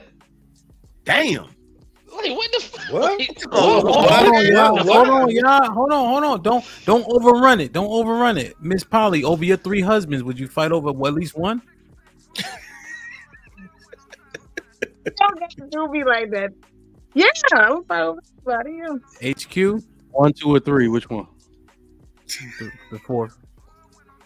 The right answer is yes, but my answer would be no. You can't fight. That's why. But for people who can fight, that's all that is. That's all that is. HQ. I'm going like this. Windmilling again. She windmilling. Hey, him put that Tupac up there. Put that Tupac up there. This nigga scared. Oh yeah. This nigga scared. HQ can't fight. When you see a woman in your husband's face, right, for a period of time. Now, to be fair, that period of time may differ. For me, it's a very short period of time. Some of the other brothers may have a little bit more patience than me. Do you at the very least feel some type of way? You at a bar, let's say you over there kicking it with the lady, your friends, right? They over there talking at the bar, right? And it's at the bar. He chat, and then guess what he do? He laugh, slap his knee laugh. Oh shit. Oh. Nah, I need yes or no answers because y'all be acting like we be tripping. No. That's a good laugh. That's a good laugh right there. That's a good laugh right there. Yeah, that's a good one right there. Yeah, we would definitely have issues. Do you feel some type of way? Yes or no? Yeah. Yes. No. Miss Polly? Yeah, I would see the signs that some more than just casual conversation. And that's you just, ever that's just Callie, conversation. remember we had that talk, Callie. God damn it. That's just conversation. Look, ain't no one that funny. Look at them. Ain't That's no one just that funny. conversation. What you laughing at? What you laughing at? What's so Generally funny? speaking, like if you women ever want to see a ain't woman that run funny. crack, Like, knee slap. but hold on, we got to get Callie answer. Callie, you gonna feel some type of way? I don't know what lingo y'all use. Feel some type of way don't mean like you ain't. They just like it's irking you. Oh, a little annoyed. Yeah, a little annoyed. That's all we saying. Like if I seen it, like I might get irked. You know what I mean? And I'll probably end up making my way over there, so I'll probably be more than irked. You know what I mean? My wife don't even get jokes 90% of the time. Fuck, she laughing at. Exactly. Every time we watch the movie, she be looking. I be dying laughing. She's sitting over there like I'm like, my nigga, did you fall asleep? No, I'm just saying. Niggas is making you laugh now. Niggas is making you laugh. Oh, so he a clown now. So he's funny now. It ain't even gotta be a laugh. It ain't gotta be a laugh. What you smiling about over there? What's going on over there? Yeah. Can your husbands have a work wife? Look at they. No, because this is the shit that we get pushback for, like we be insecure and wilding. No work wife. No. Did you see the look on Callie's face when she said like She was confused. She was like, what? Oh, work. Oh, work. HQ, this the first time I ever see you be on mute on purpose. Go ahead, answer the question. Can your husband have a work wife? No. Polly, can one of the 6 have a work wife? One of the You don't know. We full time over here. You gonna be a wife, you gonna be a whole wife, not no part time. You got a job. Damn, man. Sorry. Fellas, y'all got any of your more yes or no that we always get like we so insecure about? Because we get shamed. How about the gray sweatpants? Oh, no, and that's the other thing. Like, see, we can't even make the equivalent because what's the equivalent of Alicia Keys up there in that damn cat suit? The only equivalent is for Swiss to be up there in gray sweatpants and a wife beater or no shirt at all. Yeah, I always make that point. Men really have no way to embarrass their women with clothes. We don't do it. We don't. The Pookie outfit. But it's even worse though. Or some Hoochie Daddy shorts. Look, let's cut the crap because see the women is capping up here. They're not being honest about the degree to which they don't like men embarrassing them or really doing things without them. Yeah, fact. You don't got like men having fun. Be out with their boys. Yeah. And she'll call the phone. And he's gonna walk away from his boys because he don't want her to hear how good of a time that he's having. They be trying to shut down. Nobody's capping over here. They like to Nobody shut down capping over here. I don't call my nigga while he out with his friends. He out with his friends. That's because y'all been married. What I'm calling for. Y'all been married. I mean, even when we weren't married for too long or whatever. There was a time for 20 years. Callie, you watch comic book movies. You're excused from this conversation. You don't even get to say nothing in this conversation. You know what I'm saying? You different. Let's ask. Okay, I'm going on mute. Let's ask HQ. Did you call your husband when he was out and about? You did? No, because I trusted him. And he trusted me. So I had no need. I would tell him I'm going to the bookstore and I'd be gone 2 or 3 hours. He would not worry about me because he knew what type of woman I was. Did you really go I knew to what the type of bookstore? man he was. Did you really go to the bookstore? Was you shopping? Yeah. I'm a big nerd. I'm a big nerd. What? See, now you excused from the conversation. See, you can't even be part of the conversation either. Wow. Hey, and I want to call Cap because that's a lie. Women say trust. Women be verifying the shit out of details, bro. What do you mean? Y'all say trust. No, y'all be verifying. Yo, yeah, verifying. No, actually, no, I do. There was a time or whatever. He was out with his boys or whatever like that. It's about 4:30 in the morning. He's still not home or whatever like that. I was not blowing up his phone or nothing like that, but he took the time out to text me and let me know, hey, there was an accident on 85 and I am stuck in traffic. And he sent a picture of, the traffic. You know what I'm saying? It was cool. I didn't bother him and get him up or nothing like that. It was 4:30. You know what I mean? He hit somebody from behind. That's what the accident was. See what I mean?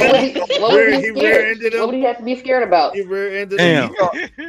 He thought he was coming home to a pot of hot grits. That's what that was. Wow. He had this photo. That's exactly what that was. No, because I mean, real talk. The curfew is the sun. Okay, the curfew is the sun.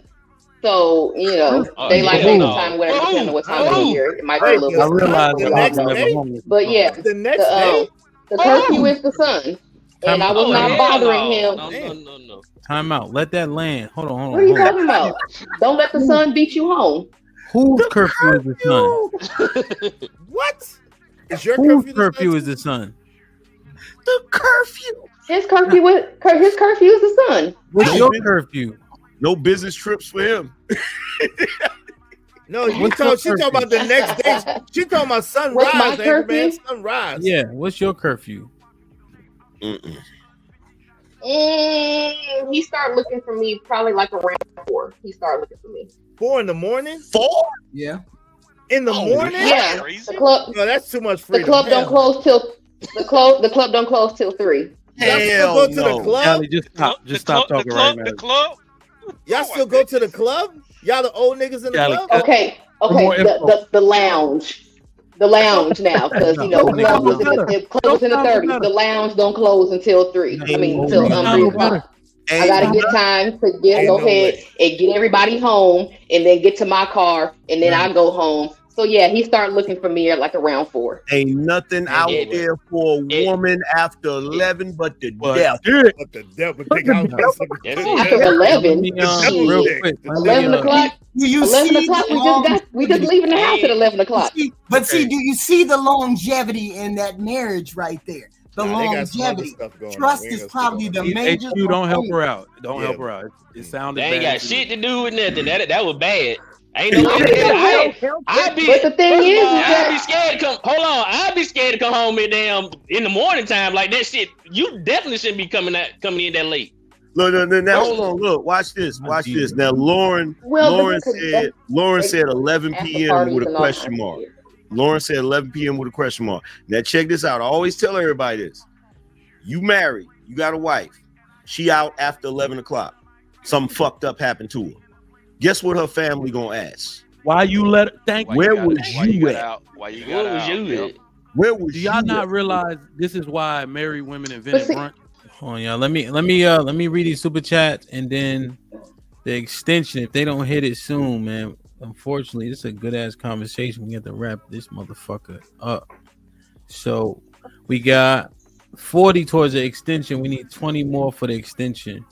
It's only $60 and we'd be good to go. We had 3 hours and 30 minutes right now. I usually stop at 3 hours if we don't extend it. Let me read these super chats and see if somebody extended real quick.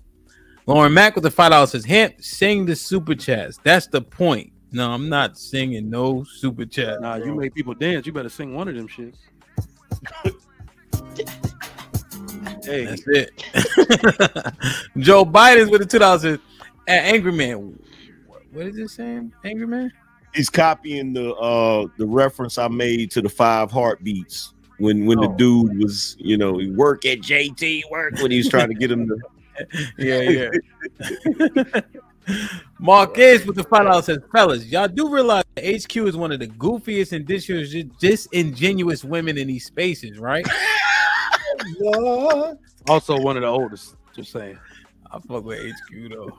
His history with EJ was popping with the $5 says, Passport Inc., a dark comedy about American dating, just hit Amazon today.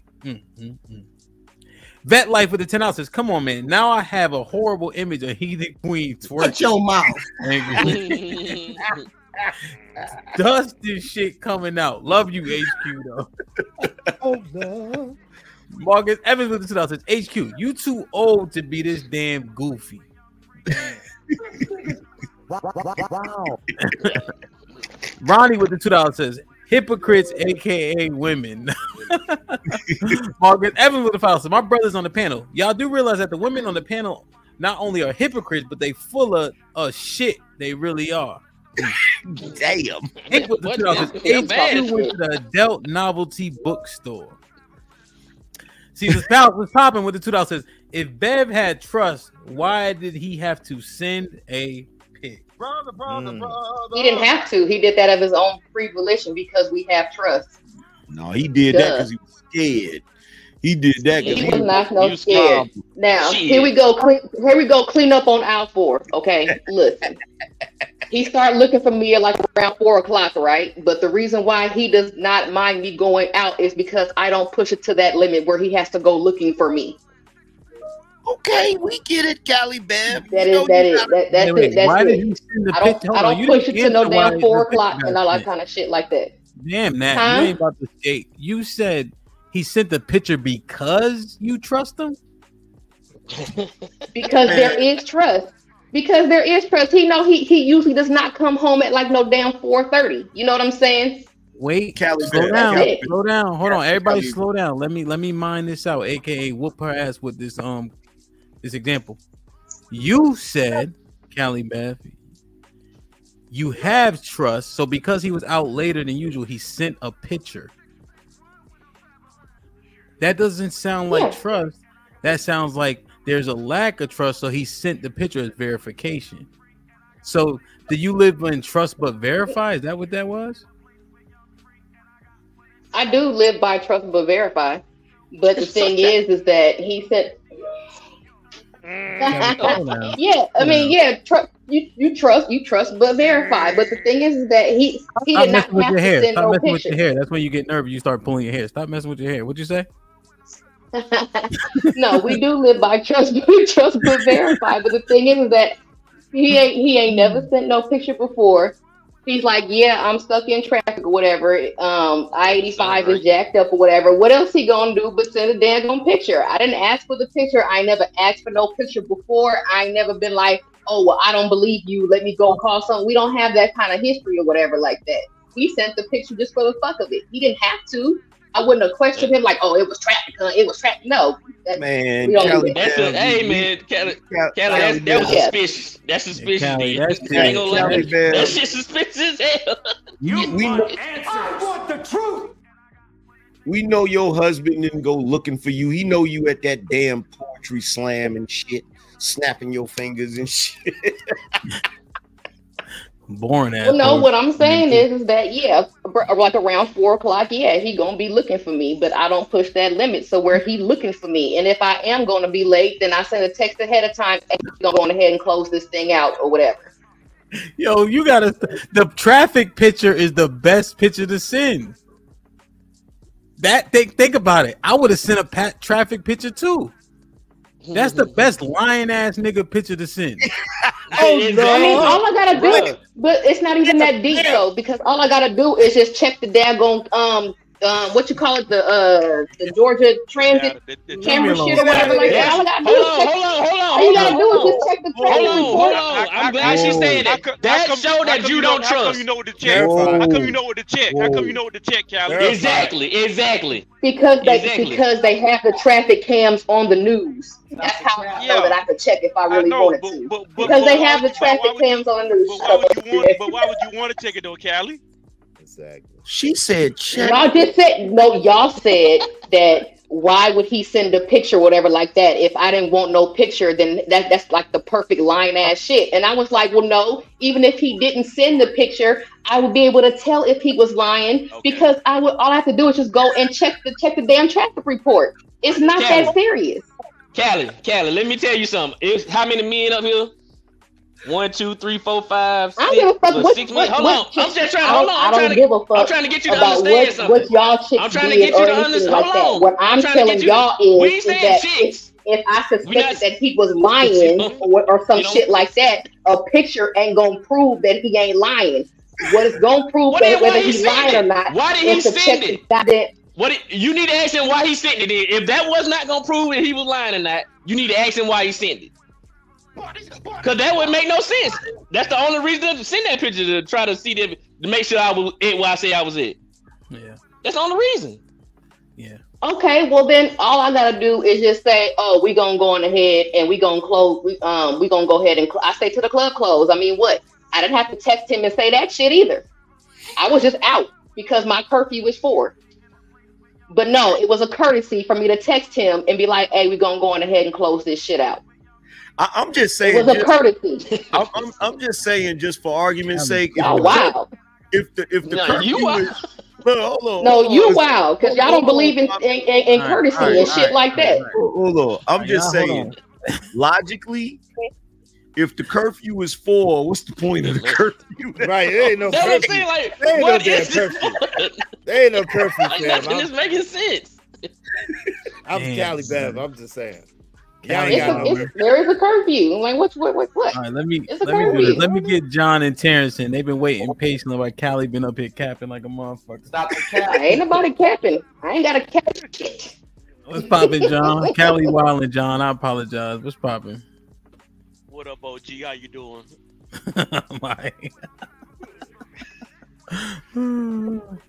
What's good? What's up to the panel? What's good, man? What's up, John the Baptist? What's good, man? Hey, I just had a question for the ladies. Let's say you see your man in a group setting, sitting around talking with a bunch of fellas. And a couple ladies may be sitting around hearing the conversation. And then a lady comes in front of your man and squat down in front of your man, making conversation with him. How would you interpret that? How would you interpret that move? Just kneel down in front of your man and start talking. Kneels down? What? Kneel down in front? Like what? Yeah, what's he bends doing? down. You know, bends down with a posture. She's sitting in the chair. He's sitting in the chair talking. Couple guys sitting around the chair talking. She approaches him in the conversation. She hears something she wants to discuss further. She kneels down in front of your husband to have the conversation. I can't. How do you interpret the situation? How do you handle it? They can't even process that shit. You mean like leans in? You mean like leans in or like leans over like she taking an order? Yeah, like that, or like bends down with a just kneel down in front. Just kneel down. He's talking about like if he's sitting in the chair. You ever see like when a person you see when a person kneels down to like talk to a kid? He's talking about that, I think. Oh, okay. Why is he? But that's not. Where is this at, John? A football practice? No, it's just a gathering. So are you trying to say it looks like she's trying to perform fellatio or something? Is that what you're alluding to? He was using the wrong word. I think the word kneel is not going to right now. I don't know if y'all can hear. I don't know if No, y'all, we I don't know can if y'all hear can hear me or not. We can hear it. We can hear you good. Weird. We can hear you. This is ain't making no sense. Yeah, don't blame it. Don't blame it on the signal. You saying wow. If anything, if you're in the public. No. I'm saying I can't hear. If anything, I can't hear if y'all. anything, it would I be. can't hear y'all. I think they squat for sure. They might squat down, like squat, but not kneel. I think this is the word he was using. So if she squats, so let's say she squat. Y'all they sit in the it's circle. more like squat. Yes. He now he can hear. He can hear now. All of a sudden. Yeah, he can hear now. Once we got it right. She put that left hand like around his knee area, like yeah, that's what I'm saying on the knee. She put the hand on the knee. You can see that. That's how it would look. She squat, put Okay. the knees. She's talking. What was the question now? Now that we got the right verbiage. Yeah. So John? how would the ladies interpret that situation? Well, we have how a would the problem ladies with that. interpret that situation? Yeah, would you have a problem? How would you interpret that situation? She choosing. She choosing. Yeah, I would she interpret choosing. it as trying to. I would interpret it depending on the situation, depending on the context, depending on where we at. I wouldn't be offended. I wouldn't be offended. I'm not a jealous person, so that wouldn't bother me like that. I would. That's a lie. That's a lie. Wait, Callie, you said she choosing. So let me get this straight. So a woman squats down in front of a man and puts her hand on his knee. She's choosing, but Alicia Keys in an embrace like this with her head back grinning ain't choosing. No, I said she looked uncomfortable. I don't think that's on her. She looked uncomfortable. She did not look uncomfortable. She looked surprised at first, then she looked happy as hell. She looked like this. She was holding his arm with his head back. She looked like she felt that meat. That's what she looked like. She looked like she felt that meat. And she started rubbing her head like a cat. She was purring and shit. She was purring. She was Whatever. Y'all can say what you want. She looked surprised and uncomfortable to me. So why was she holding? Wait, why was she holding? Is. Wait. Why was she holding his arm like this? Like caressing exactly. Yeah, like if somebody did that shit to me, I'm gonna hold the arm too. Like, hey, like what you doing? Wow. No. Wow. It was not like yeah, that. on stage, on a national stage during a performance. Yes, I expected her to do exactly what the hell she did. Then in front of millions of people. Say what you want. Wait. Say what you want. Okay, I would not expect her to sit there and spaz out and have a temper tantrum. Okay, cool. During a performance on the national stage. Okay, so we know. Listen, we have another instance of this, right? Remember, she was on stage with Jay-Z when Little Mama came and ran up on stage. So why did she have that same type of temperament with Little Mama when she ran up stage? Go. Well, Mama ain't touched nobody, did she? And then they got Mama, history. So. Yo, remember Alicia Keys moved the hell away from Little Mama when she ran up on stage because Little Mama tried to get in between them and do the fresh from '88. Yeah, fight. but she didn't put a dick on her ass.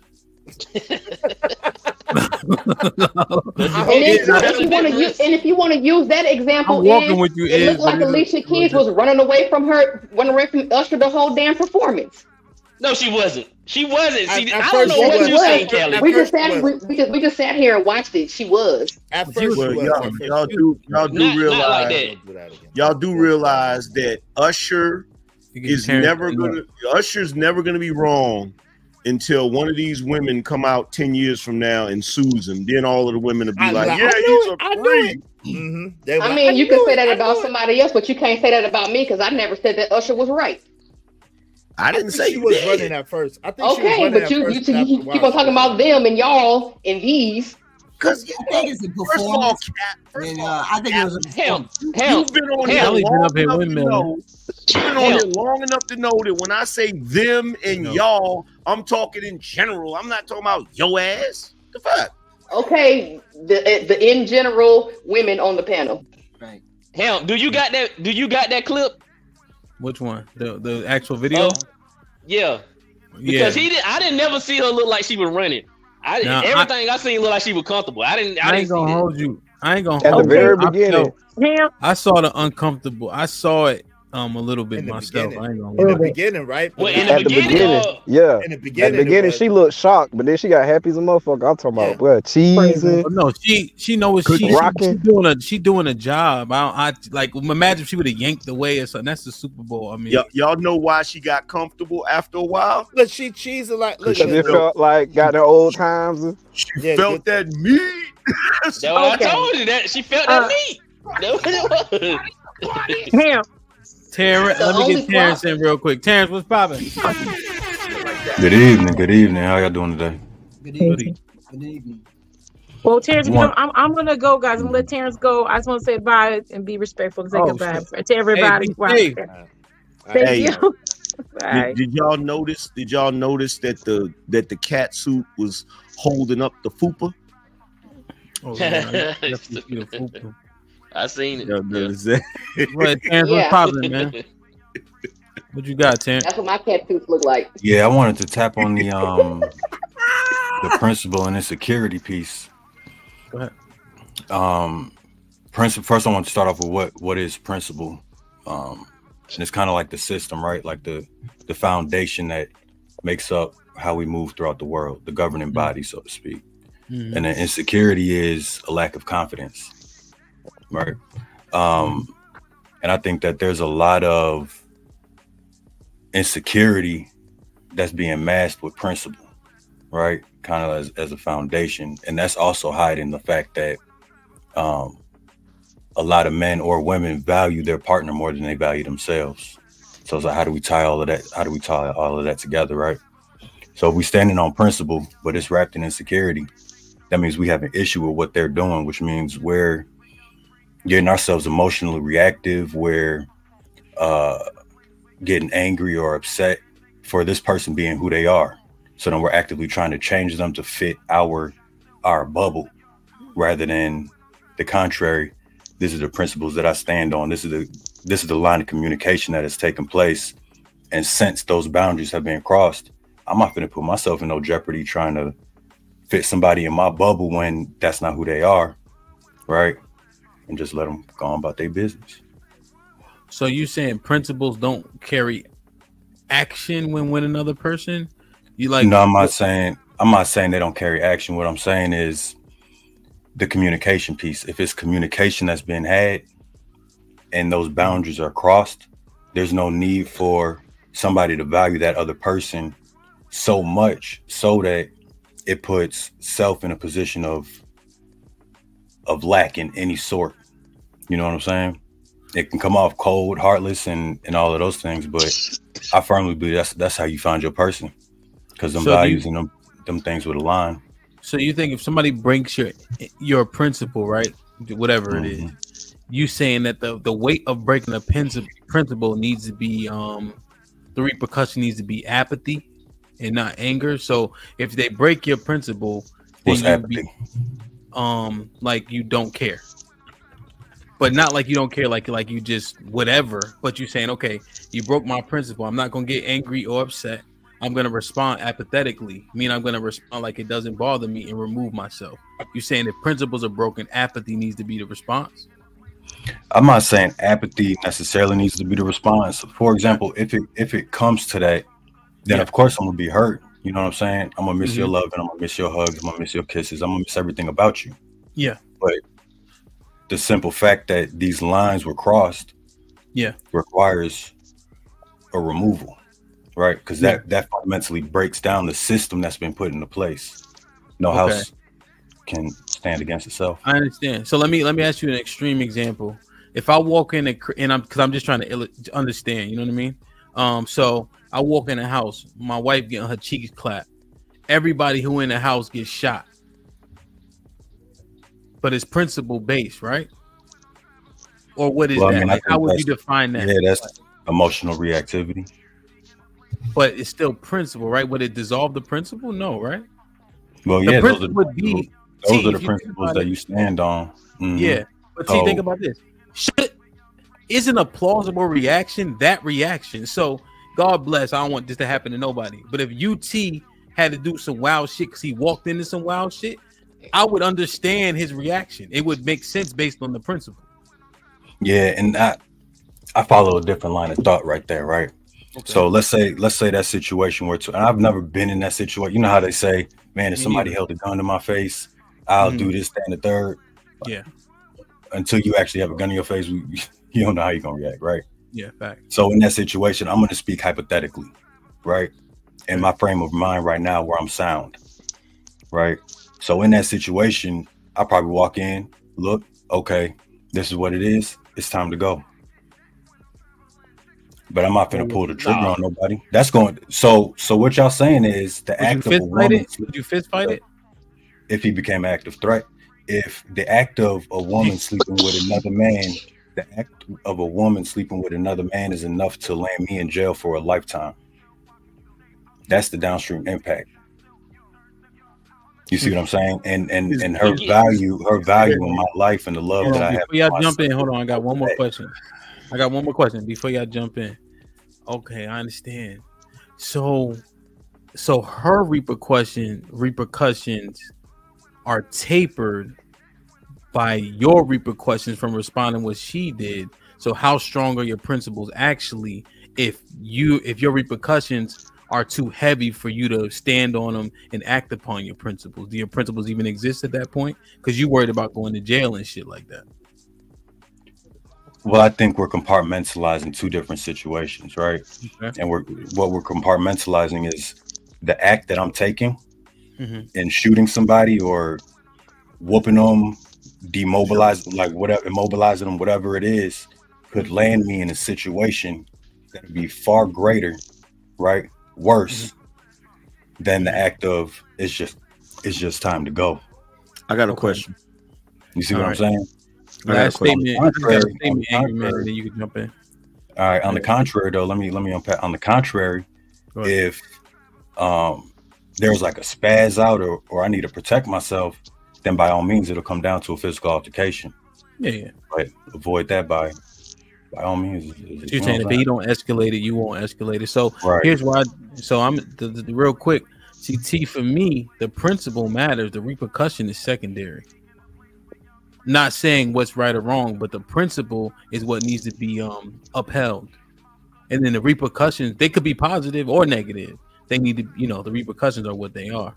Go ahead, angry man. Okay, so Terrence, you're in your house. You're in your house. Somebody breaks in your house. You're sitting on the couch while they break in.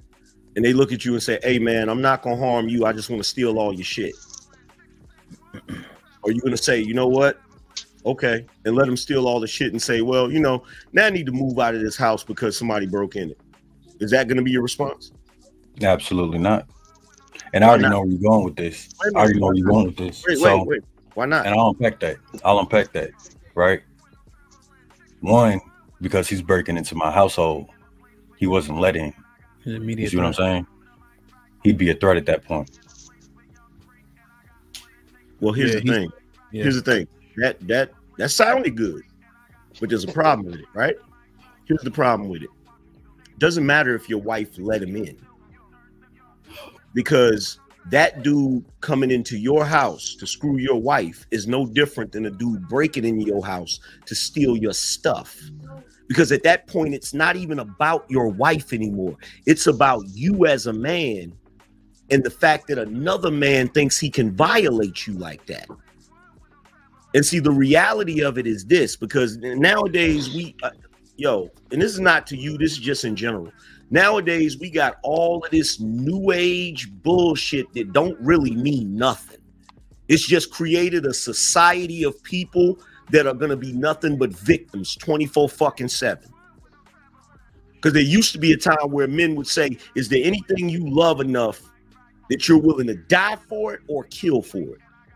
Or go to jail. And at the end of the day, if your answer is no, there's nothing, that's going to be a fucked up world. Yeah, and I hear you. And you playing on a backbone piece, right? That's a play on the backbone of a man. No, it's not about the backbone of a man. To me, it's about the fact that, just like Hamp was talking about, there are certain principles that have to be enforced, even if there is a dire consequence. because it's the response that deters people from thinking that they can do shit or violate. You see what I'm saying? So when a person, one of the things that will make a man pause when it comes to trying to sleep with a dude's wife is the threat of that violence, or the threat that that man might take your life. You feel what I'm saying? I hear exactly what you're saying, but that doesn't, all of that implies him knowing a man lives there, right? And I'm going to tackle both topics. All of that implies he knows that a man actually lives there. She's going to do what she wants to do regardless. I have no control, right? As an individual, have no control over what she does outside of this house, inside of this house when I'm not here, so on and so forth. Even when I am here, right? Makes no difference. And that's why I think it's important that both people align on those values, on those standards, right? The biggest impact for me and how I'm coming to any situation would be leaving the situation, because I know the value that I bring. You see what I'm saying? And I've always heard the saying, play the fool to catch the fool, right? Play a certain way to find out who's actually out here to manipulate you, right? Because they feel like they have full range to do whatever they want to do. And that's cool. Like, I'm not shitting on your personal philosophy, but my thing is this: I'm not gonna be with the woman after that, because I know I can't control her. She gonna do what she want to do regardless, and I'm not gonna be with her after she violate like that. But there's no way no dude is smashing nobody in my motherfucking house without catching some kind of consequence. That nigga's getting fucked up. Yo, but yeah, like, a lot of the times we apply too much priority on our feelings. Wait, but can I say this? Because if I'm not mistaken, actually, wait, hold on real quick. I was if I'm not mistaken, he was trying to add or imply that people being outraged by what Usher did or what Alicia Keys did is basically fake outrage. Is pretty much what he's trying to say, right? Is that a proper assessment of what you're saying? Because you're saying they shrouded as principle. You're saying that people are using their insecurities and shrouding it as principle, right? That's basically what you're saying. Correct. And so to that I say no. It's principle is principle regardless, right? You stand for what you stand for, and you believe in what you believe in. So at the end of the day, it's not about, oh, well, it's an insecurity that makes you believe that way. No, it's something happened. You don't agree with it. You don't think that it lines up with what your philosophy is, and you're speaking up against it. So it's not an insecurity, and I think that mindset is the reason why things are so skewed and screwed up these days. Everything is insecure. We get shamed into believing everything is an insecurity, or you got to be insecure to feel a certain type of way about things that happen to you, and that creates a lot of victims, like Angry Man was saying. So that's all I wanted to say about that. Terrence, I got a question. Can I ask him a question? Hold on, I just want to make sure I let his point marinate though, because that's what I wanted to talk about a lot more. Like just that part. People get to call anything insecurity because they don't like your reaction, or if it's a too heavy of a consequence, you insecure if you react according way. Go ahead, UT, and then Terrence can jump back in. Go ahead, UT. So would you, Terrence? Would you saying that you wouldn't do anything? Would you saying that you wouldn't do anything? Have you ever started a fight that when somebody didn't touch you? No. Oh, okay. Well, I just want to ask that, see what that went. But go ahead. Well, the thing about it, a few of them, but never started them. The thing about it, this is why the insecurity part, in my personal opinion, is irrelevant.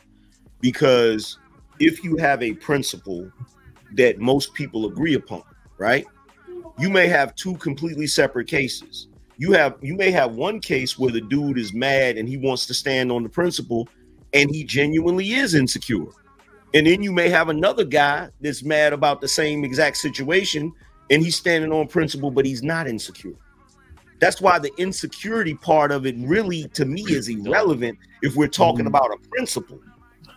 And to that point, and that's why I put that super chat in, the why to answering that question is crucial. Right? Why is my system set up the way that it is? Is it optimally built for me? You know what I'm saying? Is this the best system? Is this the system that'll keep on running if I'm no longer here? Right. And that's kind of how I take that. But there's a second part. There's a second part of what you were saying that I didn't tap on, and that's the man knowing that she has a husband. Yeah. Right. And still comes into the house, so on and so forth. Yeah. Even still in that situation, to be the same repercussion. No. The reason why it wouldn't, because now he's purposely disrespecting you. If he didn't know, he's not purposely. But if he know, he don't give a fuck about it. You ain't even worth him. That's how you feeling. But we're not gonna. Here's the thing. We're not gonna take away my life to have that impact. But here's the thing. We're talking about another man here. Mm-hmm. And if I remember correctly, a lot of times when we having these conversations, anytime we're talking about, men getting women pregnant or things like that, we always talk about the male responsibility. It's the male's responsibility to do this. The man should have did this. The man should have did that. Well, don't you think it's the man's responsibility to do his due diligence to know he not fucking somebody's wife? Yeah, absolutely. Absolutely. And that's I don't know. She could just be a chick in rotation. Yeah, it's not that deep with her. You know a man house when you see one. Yeah. What nigga talking about? That's foolish. Mm-hmm. You know you walking into a man house. Hey, OG, you remember that conversation that you and Angry Snowman had that day about somebody running up in your house with your wife, having sex with your wife, and you taking them out? Yeah. You actually made me rethink about that situation. You and that conversation y'all had that day. I actually agree with y'all now. There are some things out there. Were some things I would easily take somebody's life out on, but I never considered that situation. But when I thought about the conversation y'all had about, it's like, because if you lose your wife and your kids to another situation, you're gonna pay child support or end up in a terrible situation anyway. You probably won't get your kids. So when I thought about it, like, you know what? I see why that is a feasible situation now. It's not emotional. It's actually looking at the big picture and why you would handle that situation. Yeah, I what do you guys think? What's up, Mr. Payne? What's up, Devin? It always gets called, and I feel like when and I'm saying I feel right because I haven't vetted this out, but when we start talking about having to put hands on people and things of that nature, not saying Terrence didn't do this. It's just a thought that popped in my head. People automatically start calling you, oh, you're too emotional, weak, this, that, and the third, right? Yeah, I heard that in the streets, but I'm just like, the situation calls for it. That's how I always see it.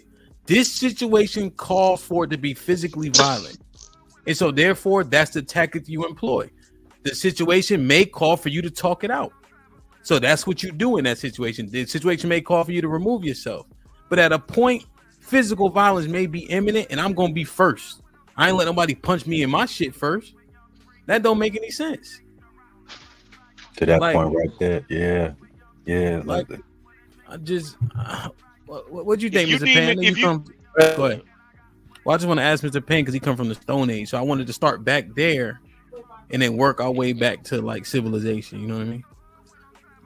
Told you he on mute. Told you. He the only OG on the panel. Well, hold on for a second. Let me just say this. I'm hearing this conversation. I know Alicia Keys is the lighter side of where we are right now.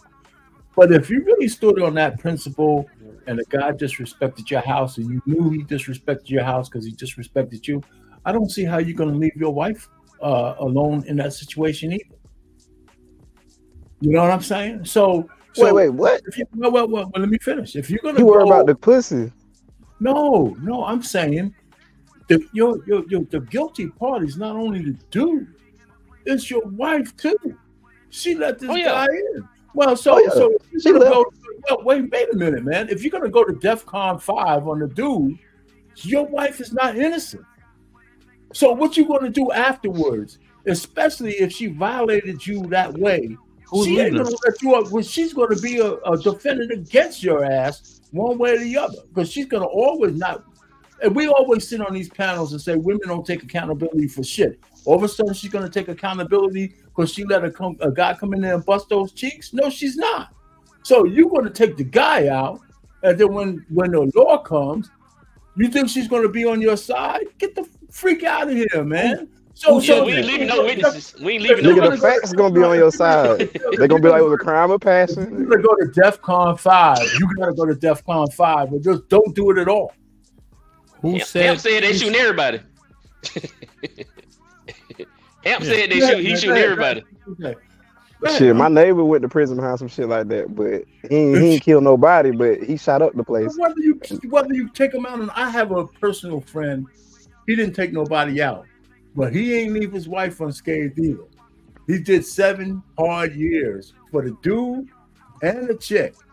So all I'm just trying to say is, you think you're gonna take the dude out and you're gonna be calm? You're gonna look at her laying there all satisfied, and, busted out, and you're gonna just walk away now? Come on. Oh no, I think Terrence was the only one. Terrence was the only one saying he ain't gonna do this. Hemp started off saying he's shooting up the whole house. So I'm with Hemp. He started off saying he's shooting up the whole house. I don't necessarily believe I'm with him right now. I don't necessarily believe that. And it sounds good on this panel because and all that. I don't necessarily. You walk in there, man, and she's in the pangs of passion and shit. Oh, come on, man. I actually believe some people might do worse than what they say. Actually, when they actually walk up on that shit, bro. You might. Shit, nigga, a demon might take over, nigga. People go black, nigga, and just psych out, nigga. That what happened to my neighbor. He said he didn't even remember what the fuck happened. He lucky he didn't kill nobody. There go where accountability comes in. You said something. You said when people say they put a gun to their head, you don't know how you're really going to react. So exactly. And your security, that balance, you really don't know how you're going to react until you're in that situation. That's a good point. Exactly, and that's why I stated that earlier. But I wanna respond to what Hamp was saying. I think accountability is absolutely important because we entrusted the person that we're with with our expectation. And sometimes we out here just willy-nilly giving expectation to everybody, allowing them the ability to disappoint us to the point where we would react. So it's like, do I even value you enough to allow access for me to have an expectation for you? To me, that's like me giving you a gift. Like, if I have an expectation of you, that's a gift. And let me say something to that real quick. Opening the door for you to manipulate me. And that's what I was saying. That's what I was saying in that clip that y'all clipped of me when I was saying that's like making that ultimate decision is you basically taking a gamble on your name with whoever the fuck you decide you want to do this with, and you got to take whatever. I mean, you don't have to, but generally you do. You got to take whatever that come with them, and if they do some shit they used to do in the past, they told you they wasn't gonna do no more. Everybody gonna be telling you, well, she was doing that before that. You married her, whether they knew y'all made agreement before, y'all made vows and all that shit. I'm telling you, man. I'm telling you, bro. Married people don't make marriage sound good to younger folks. They never do. Whenever shit get. I just want to back off of what you're saying.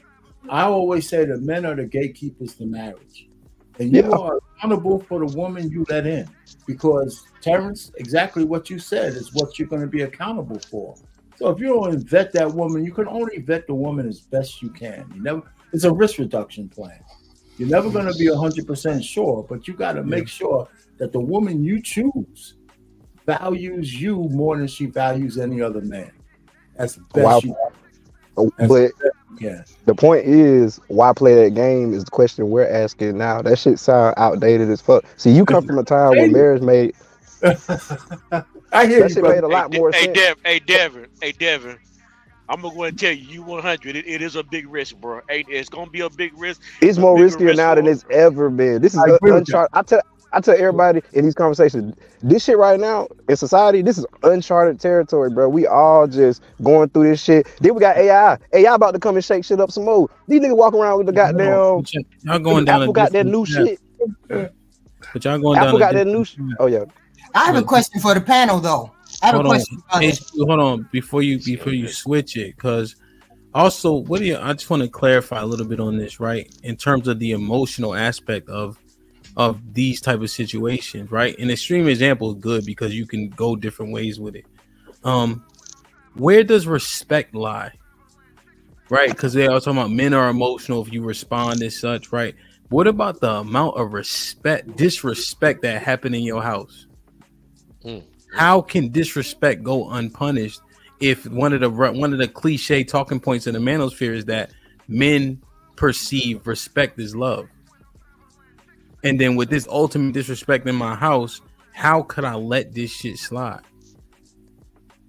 People never respect what they have until it's gone. And that void would be the biggest hit. They never respect their life until it's gone either. See, that's why it's very important for you to understand the person that you married to. You have to understand. You will never. You have to have completely. You have to have basic principles. People have phases. When I turn 40, I'm gonna think a little different. I don't have much faith in the relationships that are going on today. But the relationships that we used to have when we were young, we value. No, that's cap. That's cap. That's cap. HQ. That's cap. That's cap. HQ. That's cap. I'll at least say they tried back then. They tried. HQ. That's it's some old people on the panel with you. It was women and men stepping out back then too. It was wild. The milkman been around for a long time. What are you talking about? We're still married though. You guys can't have it both ways. You can't beat the hell out of baby boomers and say back in your day that's how it was.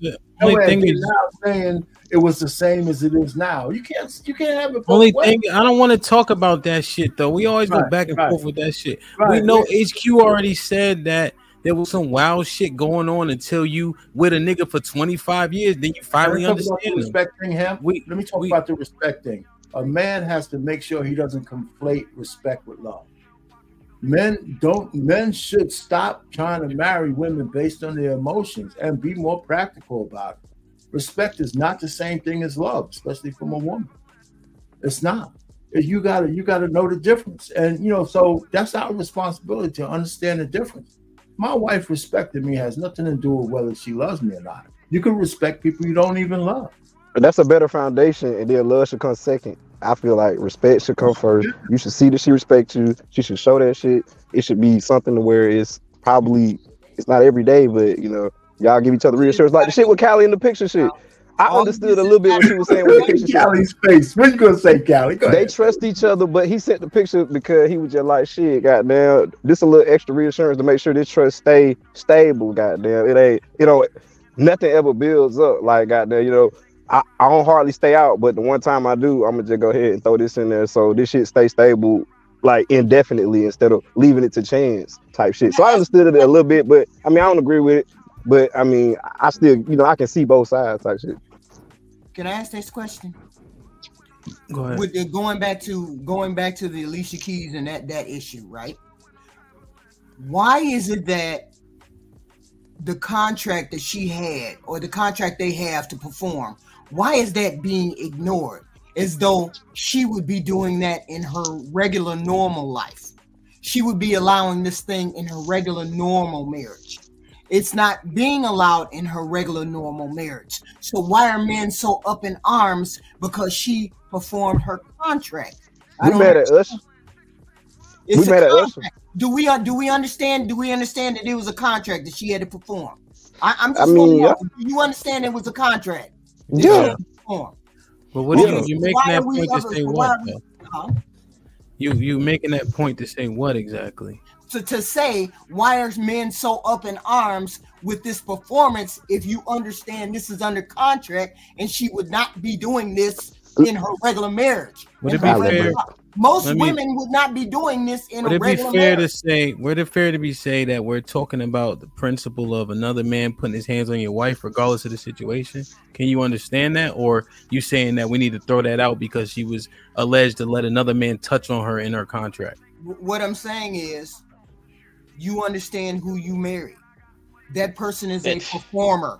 She is a performer. So what you're saying is, if she came to you with the contract and she's married to you and she was a performer, when she comes to the contract and she says, hey, this is in the contract, Do you see how you You talk like people can't change it. Refer what the hemp told you earlier about Brokeback. Y'all just gonna start. Y'all just gonna start windmilling. Heathen Queen. Do you see how you see her? Think about what you're saying for a second. What? What am I saying? So if she played the fucking violin for a living, would you perceive her the same way? But because she's an R&B artist, you're saying that a part of her life needs to be that she allows Usher to rub on her ass and her back and put his dick on her butt. That isn't that what? That's kind of crazy that we have to see a R&B singer that is a part of her contract. Think about that for a second. That has nothing to do with it. Well, no, it does, because there's a lot of performers, right? There's a lot of musical performers. But that's not what she performs. She doesn't perform with a violin. She performs with a piano. She performs with a piano. But she performs R&B singing with Usher. But that was my point. Think about this, HQ. We see each other as so lowly that we think that provocative nature has to be a part of our performance. When this woman can sing, play the piano, and etc. I'm just saying, look at how the fuck we perceive each other. That when we perform, sexuality has to be a part of it, or at least in the contract. That's crazy when we think about it. Sisterhood. I mean, there's that. But that's their relationship. That is a contract. She agreed. Her and her husband agreed to that. HQ, over here. You talking to me, not them. Her and her husband agreed to that. They agreed. If we agree, then it's they're okay with that. No, I'm not okay with that. No, I know you're not. But here's the thing. No, I know you're not. But here's the thing. Think about this though. We're saying that this woman. You guys are trying to appeal to a morality that doesn't work. We're talking about principles. We're talking about principle. We're talking about morality. Yes, I get that you morally, it's repugnant to some people.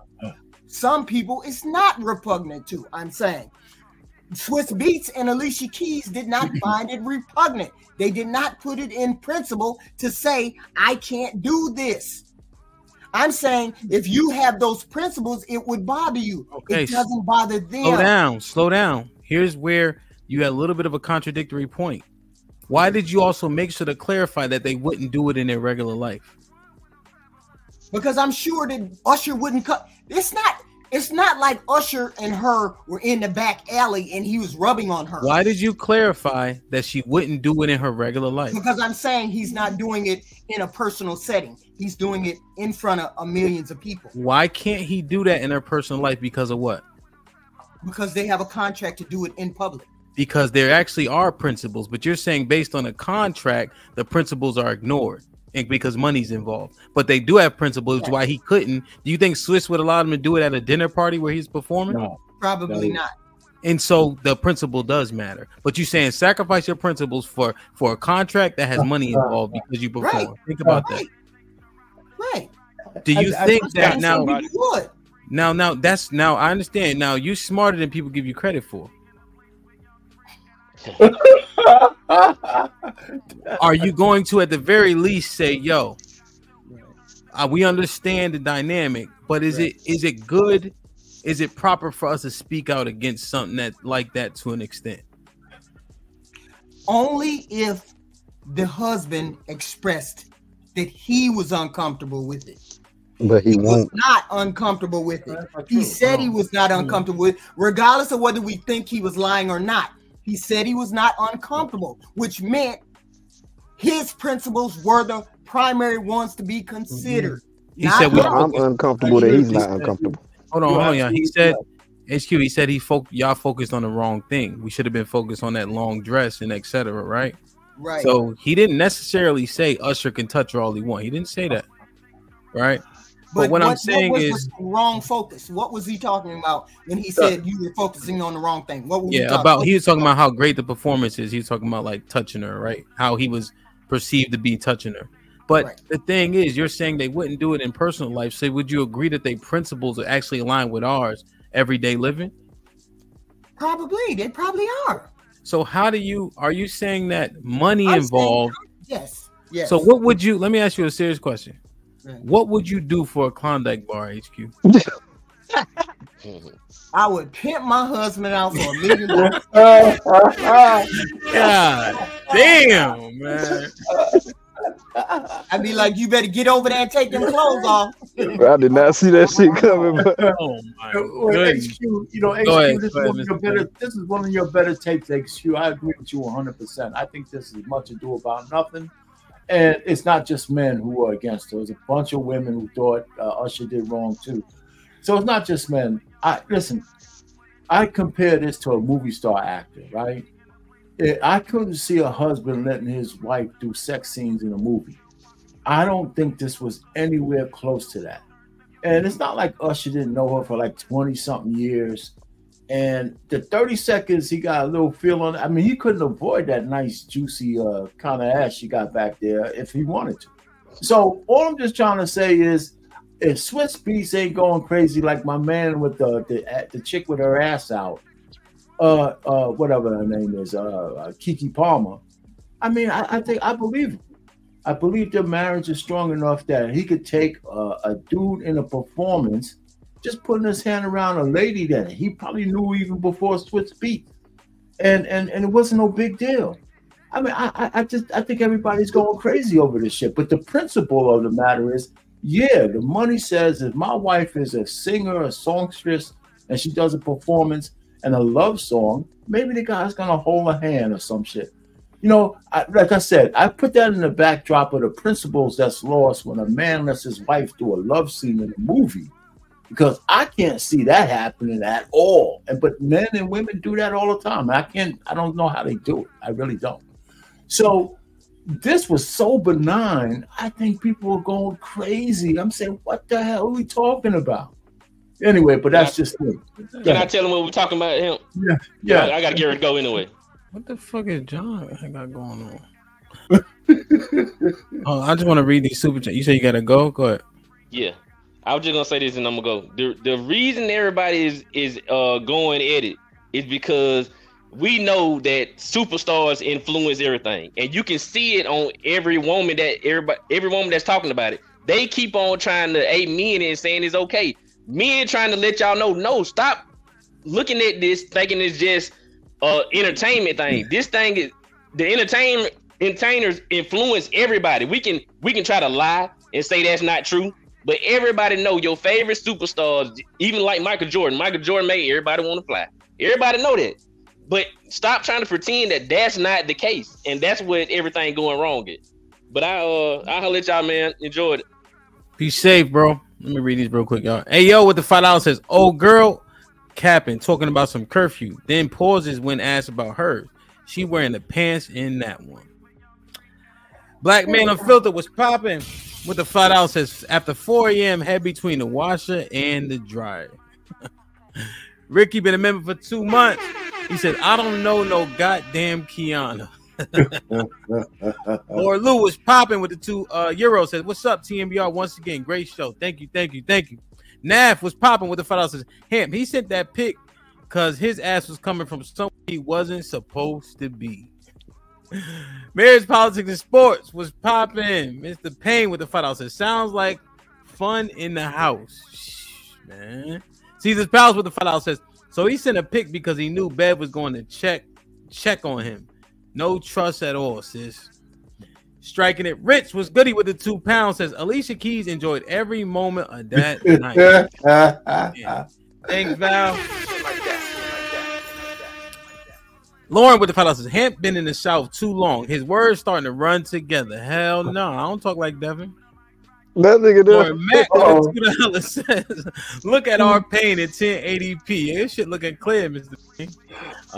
Lauren Mack with the $5 says, "UT got his headphones on and still sound like he 2 rooms away. Long ass arm." Yeah, UT technical equipment is terrible, man.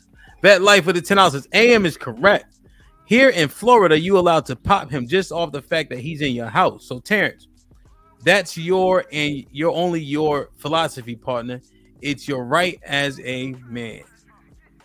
See, this Palace with the $5 says, "Angry man, respect, but you're on this one. I'm not going after any guy my woman let in the house to fuck." Terrence is right though. Zach Goo with the $5 says, I said when it's on, it's on.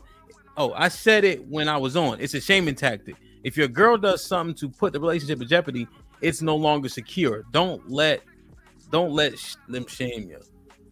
Enter the Black Dragon with the $5. I've been that other man before in my previous life.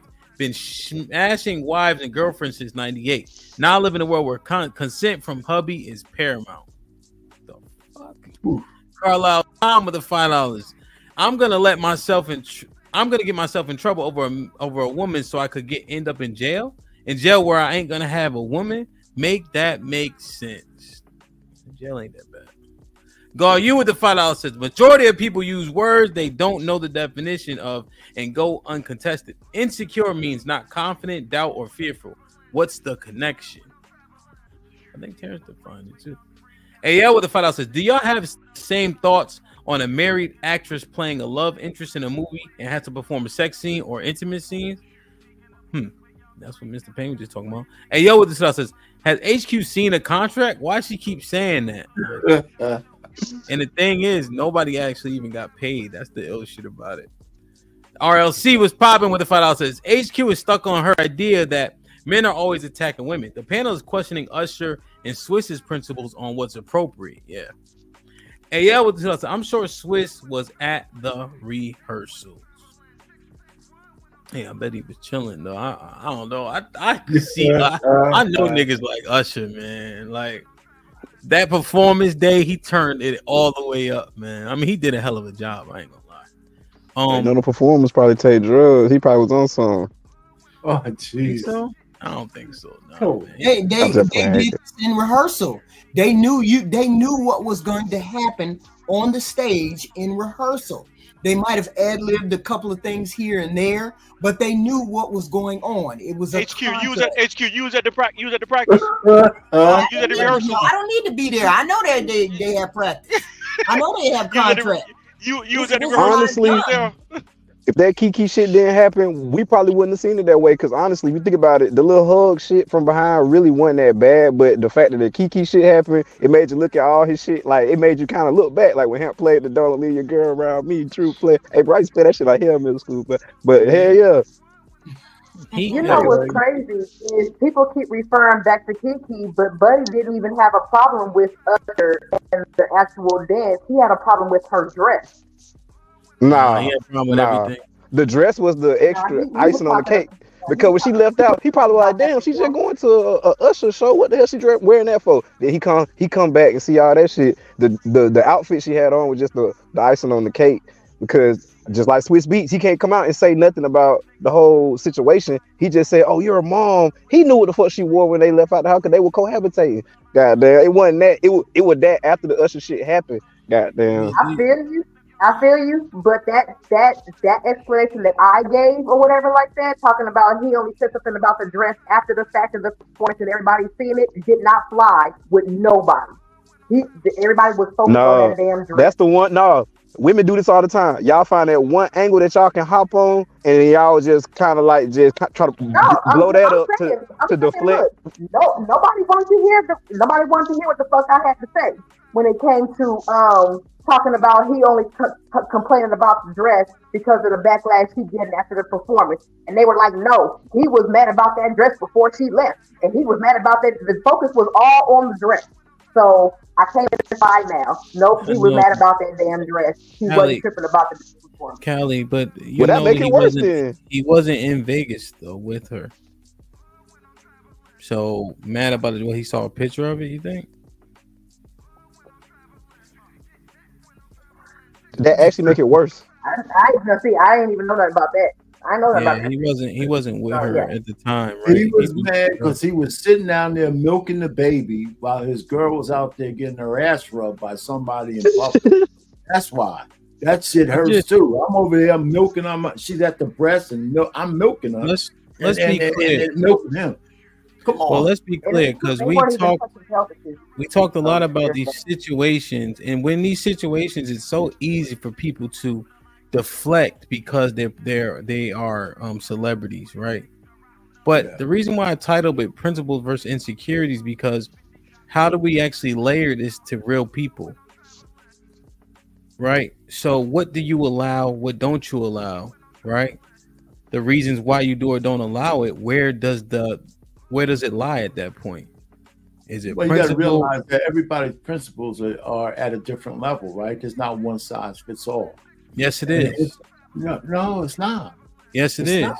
No, It's better to no. find a framework to where one Okay, fit go ahead. all. Okay, when you say yes, it is. It depends on what principle you're talking about, right? So exactly. So I'm talking about the main things. Like this is. So I'm gonna use this example, which I think this won't be arguable.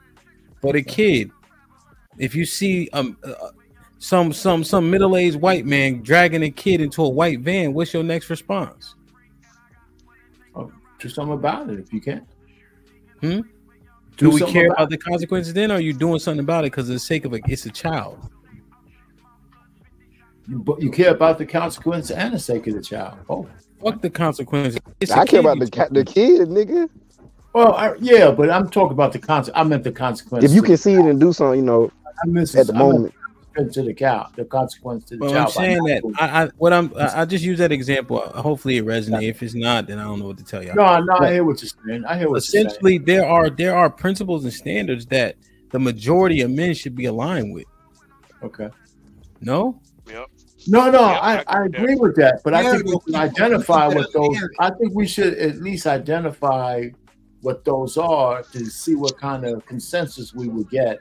Well, one of them is keep your hands off my wife. We can agree with that one. Yeah. Principles for married people are different for single people. It should be a set of principles that married people go by. One can be you keep your hands off my girl. Married or dating, you keep your hands off. That's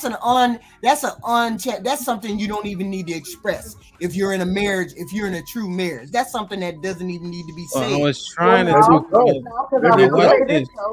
here's the problem. I was trying to talk about the men, and then somehow HQ you brought it back to everybody. Like, why do y'all do this? That we trying to talk about the men, and then y'all say men don't get held to accountability, but then we can't even talk about the men. So Terrence was just articulating about that situation. I use a hyperbolic situation because I think it led to a good conversation. But do the men on the panel agree that you shouldn't have your hands on another man's wife? I agree. Yes.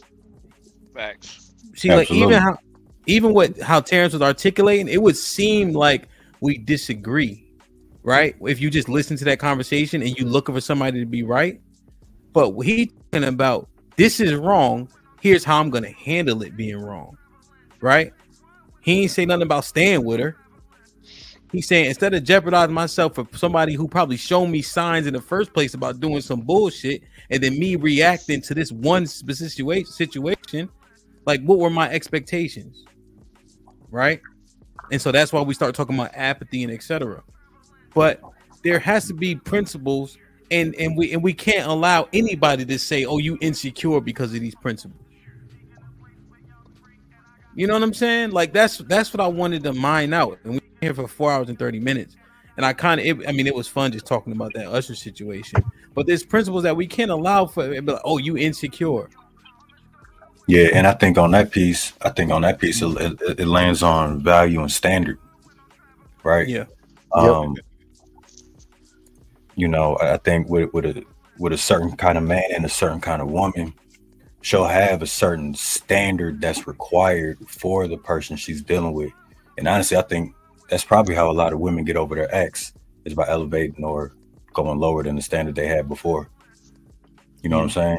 But as it relates to men, the same concept, right? Setting a standard that's normalizing greatness, right? That's normalizing going above and beyond what our instinct would just have us do. Because we continue to just wipe each other out. You know what I'm saying? Mm-hmm. Yeah, hell yeah. Even when it comes to women, do you think, and I'm going to say this, right? Because we always want the best available option, right? I think people do generally. However, when you talk about men and what we asking for from women, what the fuck are we asking for? Dumb shit? She can cook, she can clean, and she pretty? That sounds like some of the dumbest shit. Why would how somebody looks be number one when we don't looks fade like a motherfucker? But men, what's our standard? Beauty number one. We can get the girl from behind the McDonald's register. We'll even take the fry cook if she pretty enough. and the machine do all the work. And it just like, yo, where are the you know what I mean? Like, and then it just I just Hey, thinking what if that about fry this cook shit, woman like, is a good woman though? nah, she's not. Just like Because you she's sacrifice looks, you can no, Devin, sacrifice. see, that's the problem. You Look, she's pretty, she a good woman. But if Yeah. she only cooking fries, don't let her on the register, there's a motherfucking problem. She could still be a good woman though. That's the reason why Hakeem didn't want that chick, because she was an airhead. She had no mind of her own whatsoever. Whatever. But she ain't a good woman then. How about this standard? How about this standard right here? Let's say me and Terrence go out. Me, Terrence, and Devin. Let's say something happened. You may not necessarily know what happened. But if I fight, do we all fight? If you lose, yes. Yes. Say that again. Let's say all three of us go out. Let's say there's a little scramble at the bar, right? Let's say you went to the bathroom, right? Y'all, for some reason, y'all went to the bathroom together. Right. So y'all walk back. I'm scrapping at the bar, right? What's your next move? With one person or a group? I'm throwing. I mean, if he whooping one person ass, shit, I'm be like, shit, damn. People, I don't know. It just I'm just trying to break that shit up. If you whooping one nigga ass, like, god damn, bro. No, I'm throwing. We'll figure it out. We'll figure it out later. Like, what's the rule? Or are you gonna be ashamed of? Oh, you shouldn't be fighting. You 30 years old. Like, what's the standard there? Yeah, if it's a group, I gotta jump in because what the what I look like? Because the guys that you normally hang out with, you know what kind of character person they are. So if I see them if I'm hanging with a guy, he's in a fight. The people I hang out with, they not getting in fights unless they got to get into a fight. So if I see them fighting, we'll fight. Figure that out later. Figure the rest of it out later. Yeah. If somebody like Terrence, if let's say I'm fighting two dudes, right? Oh, off real. 3 dudes is probably more. Yeah, 3 dudes. Off real. So we all gotta get out of there. We came there together. What's your next move? We're getting into it. That's what it is. Yeah, that's and I don't. We're not breaking ranks. That's not happening.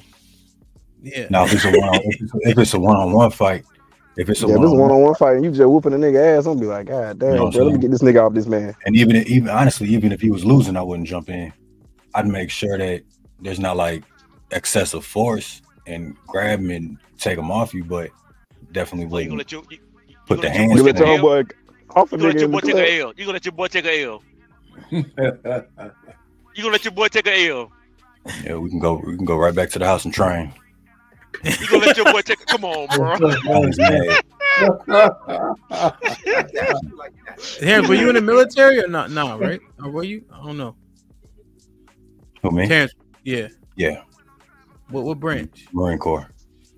Oh yeah, that nigga. He gonna off a nigga if he getting some shit. Email real quick. This might be risky at Gmail. I don't know if I got your contact. Okay. I got a show coming up. Yeah. Email me real quick. But how I do? You broke up, John. You see my email? I do know some dudes back. You in the email past. me in the back.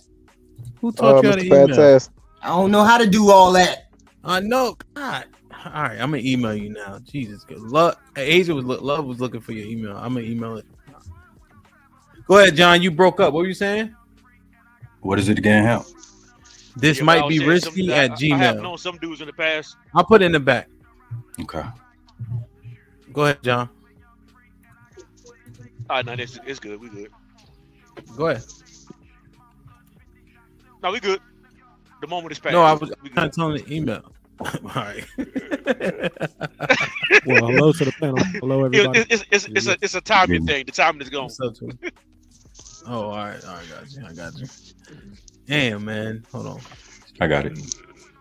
Okay. Mr. Fantastic, Twizzy was popping. What's happening? Yo, what up? What's going on? What's good? We're talking about men's principles. Like Mr. Payne was saying that principles are subjective, and I beg to differ. So we were just going through some like hypotheticals about, hey, this is what it is, or this is what it should be.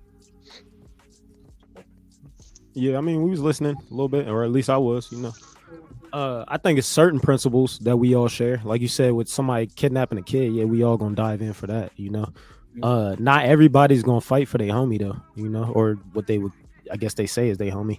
If I go to a bar with somebody like me, you, and you know, Fantastic go to the bar, we locked in. So if I come out the bathroom and you getting into it, I'm into it too because we already locked in. You know what I'm saying? But everybody not gonna share that same principle, you know. Yeah. But what are some of the principles, fellas, that they would call insecurity? Like, for instance, does your woman have male friends? No. No. Yeah, nah. And when I first started it out, You're breaking up, John. Is that me or John? That's John. That's John. No, the answer is no. That principle I can stand on, man. I'm never falling for that bullshit. You know? So, yeah. Go ahead, Mr. Fantastic. John was breaking up. John, you back? Yeah. Okay. Yeah. Go ahead. Yeah, I said the answer. Yeah. Nah, she can't have no male friends. Not finna happen. And when I first instituted our marriage, I got called insecure for that one. I said, but call it what you want to. It's not finna happen though. Devin, your woman got male friends? No. No. Terrence, what you think? What's that? Your woman got male friends? Can't you? Yeah. I think he froze. All the women that I've been with had. Oh, yeah. All the women that I've been with had male friends. Okay, and that was cool with you? Oh, I had no problem with it. Can they make friends? Male friends? I wouldn't mind. Okay, so they can meet a cat out and they could just be friends? She can invite him to the house and shit like that? Not like on the weird shit, but like if y'all were throwing a party, she'd be like, hey, y'all niggas can come over. It'd have to be a conversation. Like, that's not just something that's gonna be. We're not just gonna have randoms coming to the house. No, but like you're throwing a party. Let's say she met. So what does this dynamic look like? You saying she can make new male friends while y'all together? What does that look like? I mean, however it look, you know. Hey, I met so and so. He does this. Whatever resource value he brings to the table, dope. How can we juke that? Okay. So it was one. What's up, Angry Snowman? It was 1, 2, 3, 4, 5, 6, 7. So 7 of us say no. Terrence says he don't mind. I think when the bullets start flying, he'll mind, but right now he doesn't mind. So that would be standard. You know what I'm saying? That's how they work normally. The majority would agree. But see, Terrence, do you think that the men are insecure by saying no male friends? Not necessarily, and here's why. I say not necessarily because women and men come with a different level of threat level, like a different threat level. Mm-hmm. You know what I mean? If it was just me and 2 guys came up to the house that was, you know, that knew my woman, me personally, I feel like it's a setup. I feel like, okay, there's something going on, right? Mm-hmm.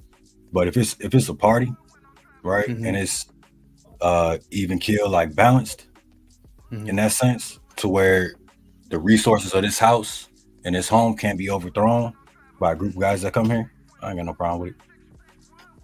Okay, that's a different. I understand that. I think. What would you say if I said people make mistakes?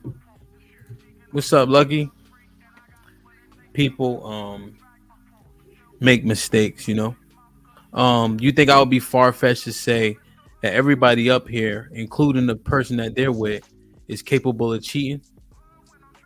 Absolutely. And so we'll make mistakes. So in terms of threats, in eliminating threats or mitigating threat, right? want to, you know, and you want to keep away from as many mistakes as possible, so you don't put yourself in certain situations. Would that make sense? Unpack that a little bit for me. Yeah, so like I actually saw this lady. It was dope. She was saying like she doesn't put herself in compromising positions, like with men around her at her job, in, you know, different bars or clubs, or getting drunk around men because other men are attractive, you know. And then with the influx of everybody can have sex without judgment at this juncture, right? Just for the sake of argument, she's saying I don't put myself in those situations because I will fuck around and make a mistake. Yes, I will cheat on my husband of 10 years with 2 kids because I'm a human being and I can make mistakes. So she said, I don't put myself in those situations. You know what I mean? That's what I was saying. So mitigating risk, right? Just in terms of some of similar terminology doesn't make sense, you know? No, I get exactly what you're saying. That's a great point. And that level of expectation would have to be one of her own. You know what I'm saying? She's free to do whatever she wants to. I'm not in control of her free being on this world. If I'm not God, and God gave us the freedom of choice. You know what I'm saying? So I can't, it wouldn't make sense for me to dominate that transcendent part of us, if that makes sense. But I understand what you're saying. The type of women that I've dealt with, even though they can have new friends and so on and so forth, I've never been in a situation that's been compromising. Word. Have you had a near-death experience before? Have I ever had a near-death experience? Yeah, you sound really insightful. You gotta almost die to be insightful. Nah, yeah. I'm just saying this is just on some new, this some next level shit. All right, like hold on, Devin. God damn, slow down, big boy. All right, I love you, big ass. All right, so Devin about to get into some other shit, man. Terrence about to start floating in the fucking room in a second. Just everybody, just. Hey, yo, Ham, quick question.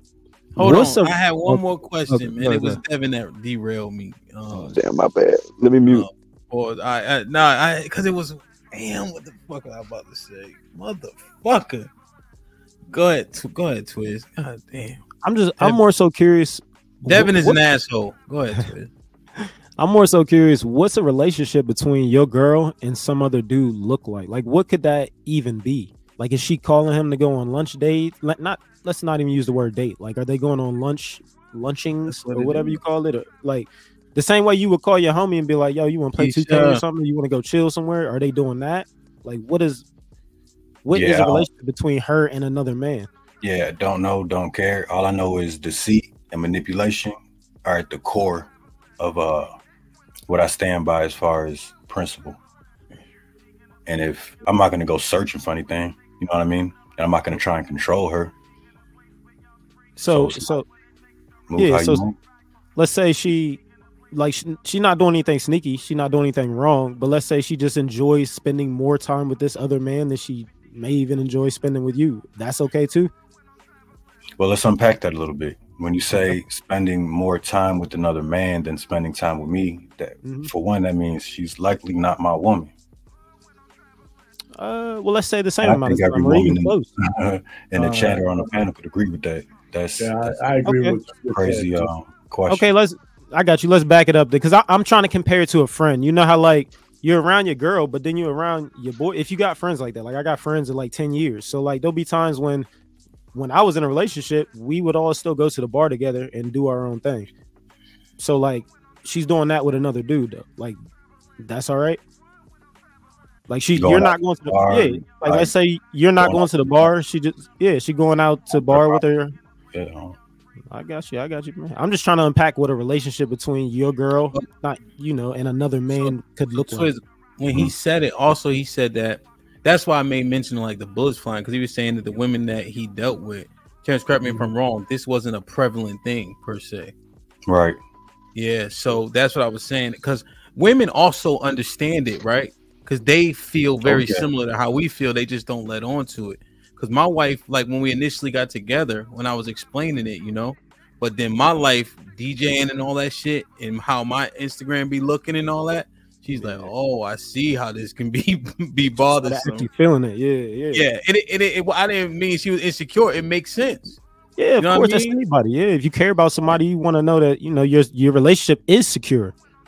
And part of that is showing your partner that they're secure with you by not putting yourself in compromising situations or that even look like something else, But if I could posit a point on your question, Twizzy, yeah, it's like, listen, if your wife or your woman works, you can guarantee that she has a person or a couple of guys at work that they might go out to lunch with that you may never know about.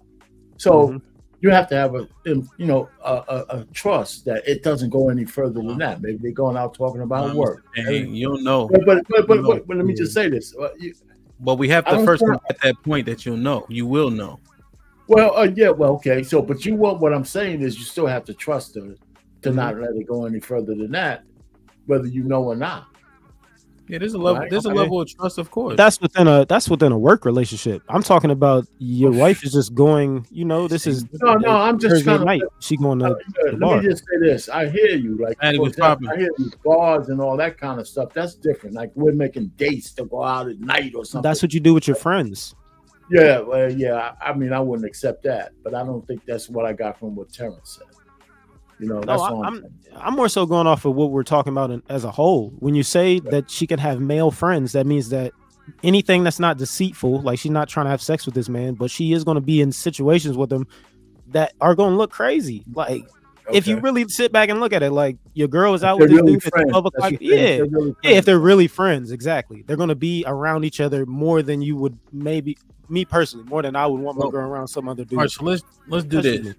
So, Mr. Fantastic, I know you said no, right? But let's say, because I'm listening to what Terrence is saying. He also said that he didn't really deal with it per se, right? And you got to remember, he said the deceit and the manipulation is the thing that he tries to identify, right? So if those things exist, then obviously a man in her life, and all that shit could be up for grabs. Out the window, yeah, exactly. Right. So that's very important. But in terms of how these relationships actually manifest, can he call her house? Can he call the house at 12 a.m., 1 a.m.? Can she text him and say, "Hey, I'm feeling froggy"? Is he gonna come over there at 2 a.m.? And that's what makes men and women in the relationships, the dynamic, so much different. Is he doing things that you should be doing, but she called him instead? If you ever dealt with a woman that got a dad, there's like a little bit of a worker. I don't know if y'all ever dealt with this, but you kind of work yourself in, like, all right, Pop, like, this ain't your job anymore type shit. Not disrespectfully, but it happens. Like, you like, all right, Pop, so just those little things. What you think, Mr. Fantastic? What's popping? Brother. Yo, what up, man? Am I coming in clear? Yes, sir. Am I coming in clear? Okay, cool. Yeah. Well, yeah, man. I'm with Terrence up until the like pre-existing male friends, lifelong shit or whatever, la la la. But he's not just her friend. He's our friend. And if he's not our friend, then he's no longer her friend. But they're making new friend shit. I'm like Drake, man. Fuck that. What are we doing here? How is this even possible? I'm a man. Okay, every woman I approach, okay, is only for one thing, man. It's not her personality. It's not her spirit. It's not her nothing else other than that. That pussy. That's it. Okay. So no, we're not about to be out here, making new friends because I don't believe in trains. Okay, and 2 dudes and 1 chick is a train. And if she for the train, she for the streets. She's not for me. So yeah, man, that's just wild. But the other principles. I got a question on that. Go ahead. Go ahead, Terrence. I think SWOT analysis, right? Your strengths, weaknesses, opportunities, and threats. If the primary objective is to just get some poontang, right? And a girl or a few girls that'll just give it up to you. You don't feel like that's a threat? An opportunity? What do you mean? For somebody who wants to get you? Oh, yeah, of course. Can be. What you mean for the woman? I'm confused. I'm not following your question. For you in particular. Because the womb is centered, right? And because the womb is centered, anybody who throws their womb, let's say she's got a banging body and she throws her womb at you, right? Yeah, you finna get some. And the same boys that set the whole thing up are about to get you. Yeah, you're supposed to look out for if you're that all the talking time. like, That's what I'm talking about. yeah, but that's an extreme. Oh, that's this extreme thing, man. Listen, that's less than 1% of situations. It is extreme, brother. Have you ever had it happen to you? No. All right, then. So what are you talking about? I personally don't know of anyone that's ever been set up for, you know what I mean, for sex, bro. A chick comes at me, she's throwing me the eyes and so on and so forth. Like my situational awareness is elite, fam. So if it's anything or whatever, and like I said, that's you know, at home and abroad. Okay, you're not finna pull nothing on me. Okay, but yeah, this is what I said. I'm not. But we're using extremes to something that hardly ever happens, bro. Chicks set up dudes? Yes, but those are like the less than 1% of situations, man. There's the majority of people that want to. My bad. Go ahead. Well, Mr. Patek, set up in what way though? Are you talking about though? Like, what do you mean set up exactly? I thought he was. That's what I thought he was talking about. Like set up to get robbed or some shit, like right? backdoor type shit. Somebody like set up to get robbed. Okay, so you got backdoor, right? You got women who throw you the pussy to stay in your lane for whatever the reason. What if they throw you the pussy because now they have your attention, or like let's say you buy a set, they're just opportunity. Like you become opportunity for her. No, that's not opportunity. That's when we get into equal and fair exchange. Yeah. It's on me to agree to the terms. If I let her run my pockets and I'm a trick or a simp, that's on me. But I know better than that, and I let her know off rip, hey, I'm here for the pussy, and you know, hey, if it's good enough, other things may come with it. Okay, well, let me ask a question. I got you. Let's walk down this road though, right? Because he said SWOT analysis, so that's key. Strength, weaknesses, opportunity, threat. When a woman shows interest in us, I'm saying men, generally speaking, not saying. Do we perceive it as a threat? No. Not initially, but when we about to start kicking it. Keep it a buck though. Like think about we about to start. Go ahead, D. When we about to start kicking it, it do cross my mind. I be like, damn, like. But not you. But just generally speaking, when niggas trying to get some pussy, keep it a bean. When she throw it at you or she hit your dick, are we perceiving a threat?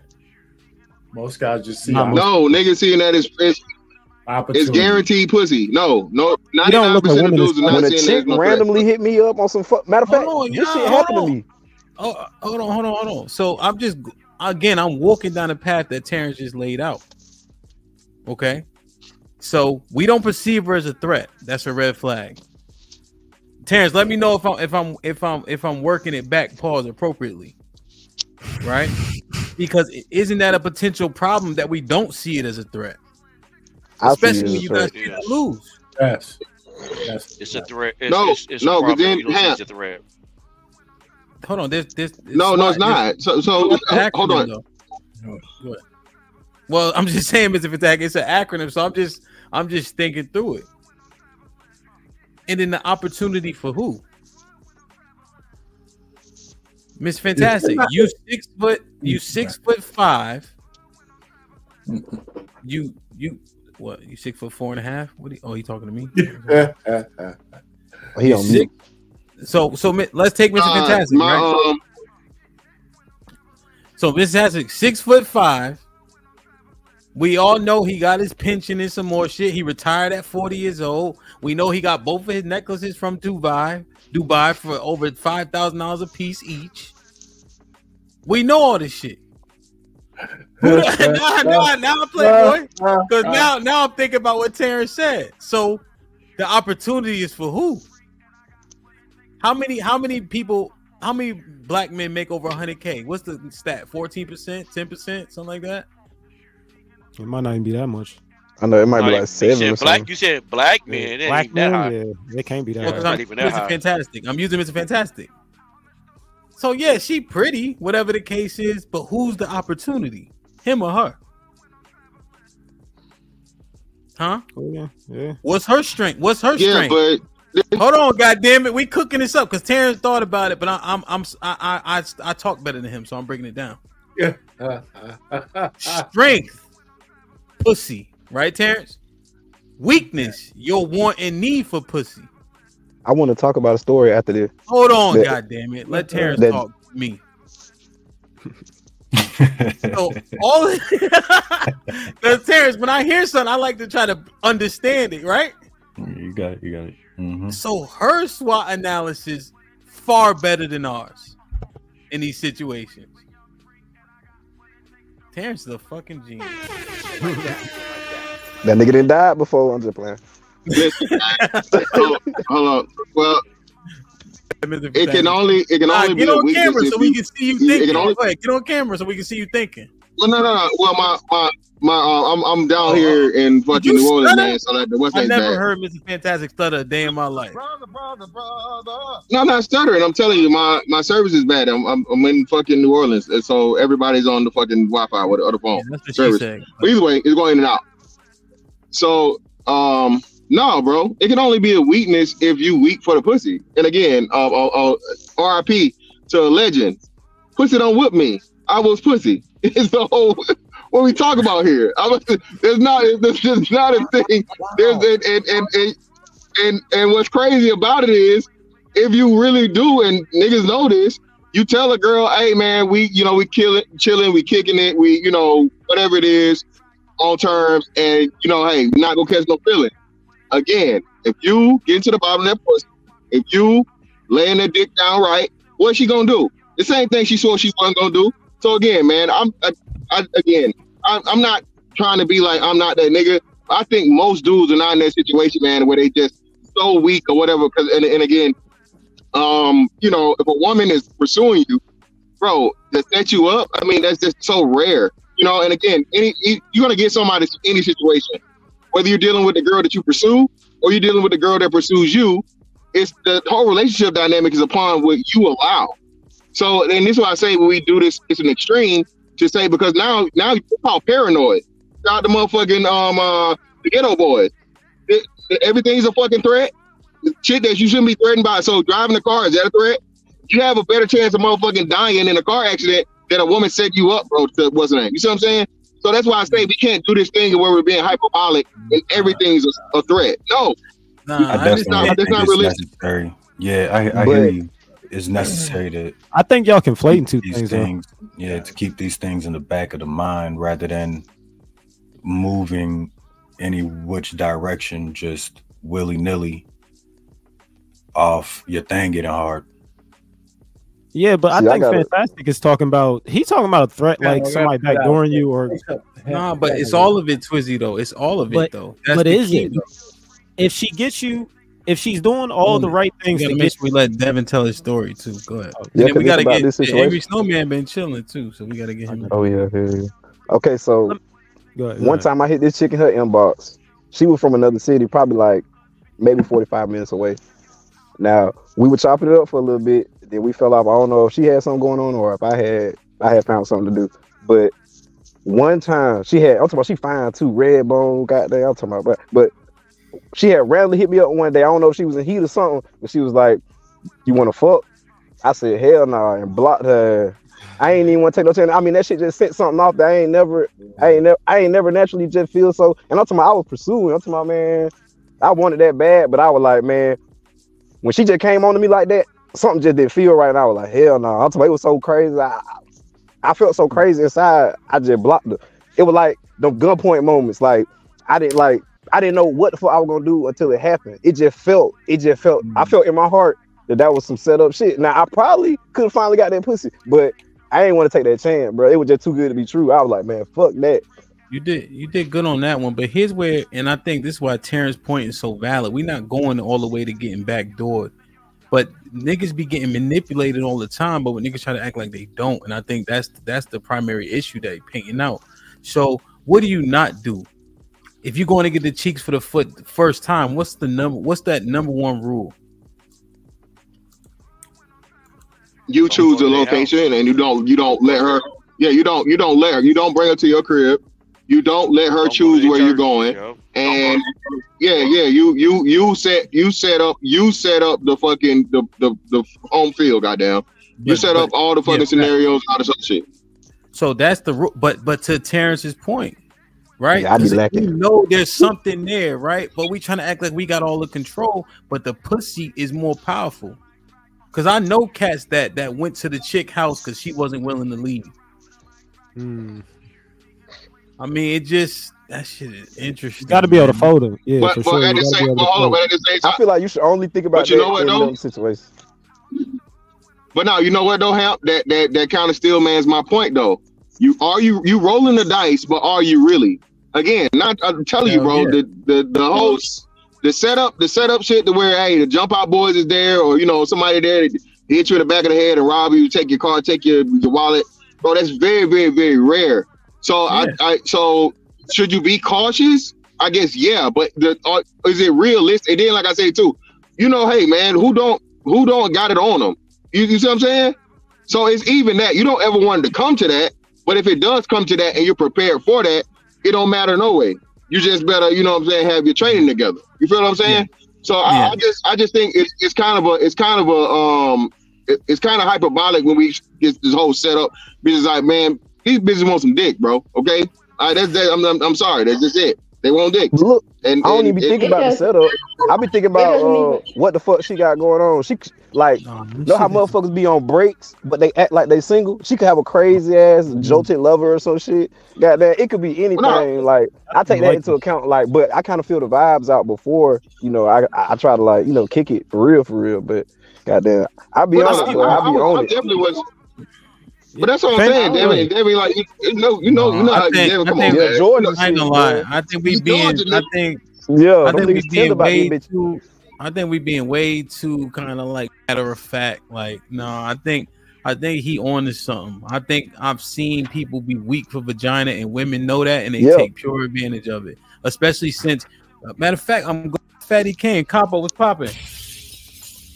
You and Miss Fatty and Mr. Fantastic taught me that the average body count for a nigga 35 years old is 8. You know what that nigga's doing? Driving 3 hours for some pussy. Going to the house. Fuck them the niggas strap. at risk. Them the niggas at risk. That's why I said y'all talking about two different things, man. He hanging TVs to get some pussy. Mr. Fantastic, you speaking from the point of somebody who getting it. And Hamp is speaking in general because most dudes ain't getting it. So most dudes is out here taking more risks than you might even look at as a risk. You know what I'm saying? Yeah. I mean, well, even for the ones who are, I mean, it doesn't even have to be like a bodily harm threat. It could be a harm to your livelihood. Like, you know what I'm saying? Mm-hmm. You just how y'all be talking about how women will throw their pussy at married niggas just because they married or whatever. Women getting enjoyment out of just knocking you off of your square, period. But what's she knocking off? What square? Y'all pure evil. As long as you wear a condom and shit like that, don't get her pregnant, no shit like that. But so the marriage is not at risk if you step out. No, we talking about we ain't married. What you talking about? Yeah, we're not talking about marriage. You had to. That's another layer. No, that's we talking about the first meetup. Example that I'm just talking about being able to be getting knocked off of your square. That is a threat. Yeah. The woman that is trying to break up your marriage is a threat. Hold on, Callie. But you're talking about that's marriage. Nah, not even marriage. But Callie, look what you just said. Guess what niggas ain't doing, Callie, if they keep it real? If she don't mention condom, we ain't mentioning condom.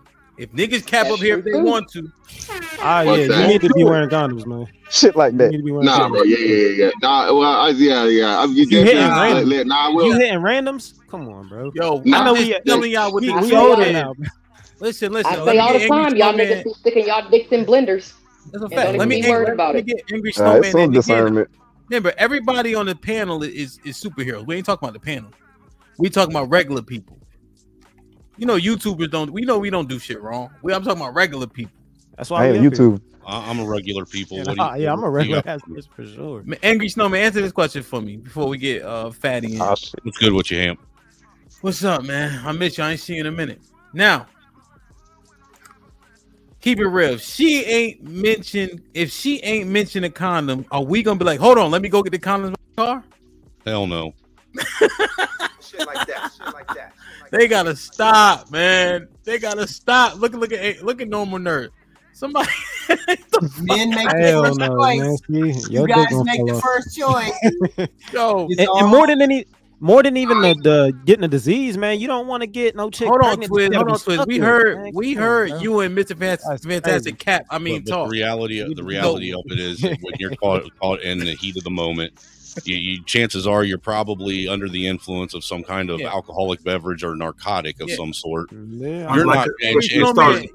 You don't have to explain the obvious to them. I've been there. I know. But what I'm you know, saying you know is damn well you ain't going as hold on, let me go get a condom. I got to strap up first. Yeah, Angry Snowman, they know we know. They know we know. So Can Angry I speak Snowman, on this too? no. Now, he the queen. What you gonna say? All you gonna do is windmill. No, So, no, all right, I trust you. Let me say this. All right, hold on. Angry Snowman was in mid. Just because he white don't mean y'all can cut him off. Don't do. Y'all need to apologize. Angry Snowman, go ahead and expound on the SWOT analysis. What do you think about what Terrence was saying? How I was trying to articulate it, and how men aren't doing the SWOT analysis and get it taken advantage of. Well, I don't think average people are, and with the SWOT analysis, honestly, you're going to find that more often than not, it's going to be an ex-girlfriend or an ex-wife who's vindictive that's going to be trying to set something like that up, not just some random girl that you met on the street. Okay. You know, I mean, that's just the reality of it. If you look at the statistics, guys that get took like that, usually it's either an ex or one of her, a member of her family that do that to them. All the most of crime is for somebody that you know. That knows you, everything, everything and anything. Yeah, majority. But just a rando off the street to call you up, or someone off of an online app to do that's actually a very rare situation. You a lick though. See, that's the thing. She see you as a lick, and I think a lick. We thinking about getting robbed to set up, but yo, you in the phone as TGI Fridays. But if you do that 3 or 4 times, that's your own fault. Why are you doing that 4 times? You took her out twice. She ain't doing nothing. Move on. See, I like to add. Nah. Hold on, Fatty. I'm gonna read the super chats and Fatty jumping. Hey, look. See, this is what I don't like. We just had the conversation last Thursday about us arguing like the women, but we sitting up here trying to justify every point. Twiz talking about, well, you take her out 4 times, it's on you, motherfucker. You a lick. 2 times, yeah. You been TGI Fridays in the phone. And we gotta. I'm just saying, Terrence had a point. I like when he brought up SWOT analysis because he made me think differently about it. All right, Terrence, you finished kicking their ass? Can I read the super chats? All right. AL with the $5. Damn, we got our ass kicked, Twiz. All right, AL with the $5. After Janet / Justin Timberlake incident, they are very sensitive about the SB performances. Everything they do is rehearsed, including that hug. As Abe with the 20 ball says, question, please name the women of yesteryear you guys refer to as used to be or ain't no more. I'll wait. What do you mean? Red Pill Ranger with the $5. What's up, Red Pill with the $5 says, male preferences, boundaries, and principles are always shamed. Ellipsis. Insecure, sassy, controlling, etc. Fellas don't even pay that goofy shit any attention. See, this palace with the $5 says, panel, will you delete your girl if you find out the kid is not yours and you have been raising him for any amount of time? Where are the standards for this one? Admit the crime in camera, please, guys.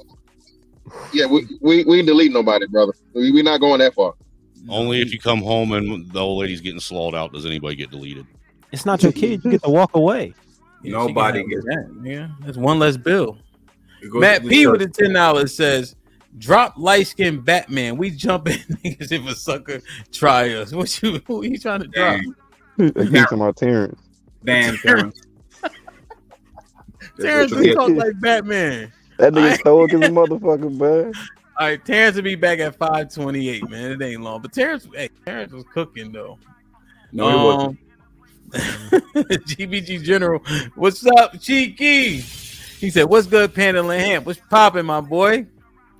As Abe, they going to say that CTE his mom is talking about. I knew we shouldn't have come with this nigga. I think he's talking about the fight.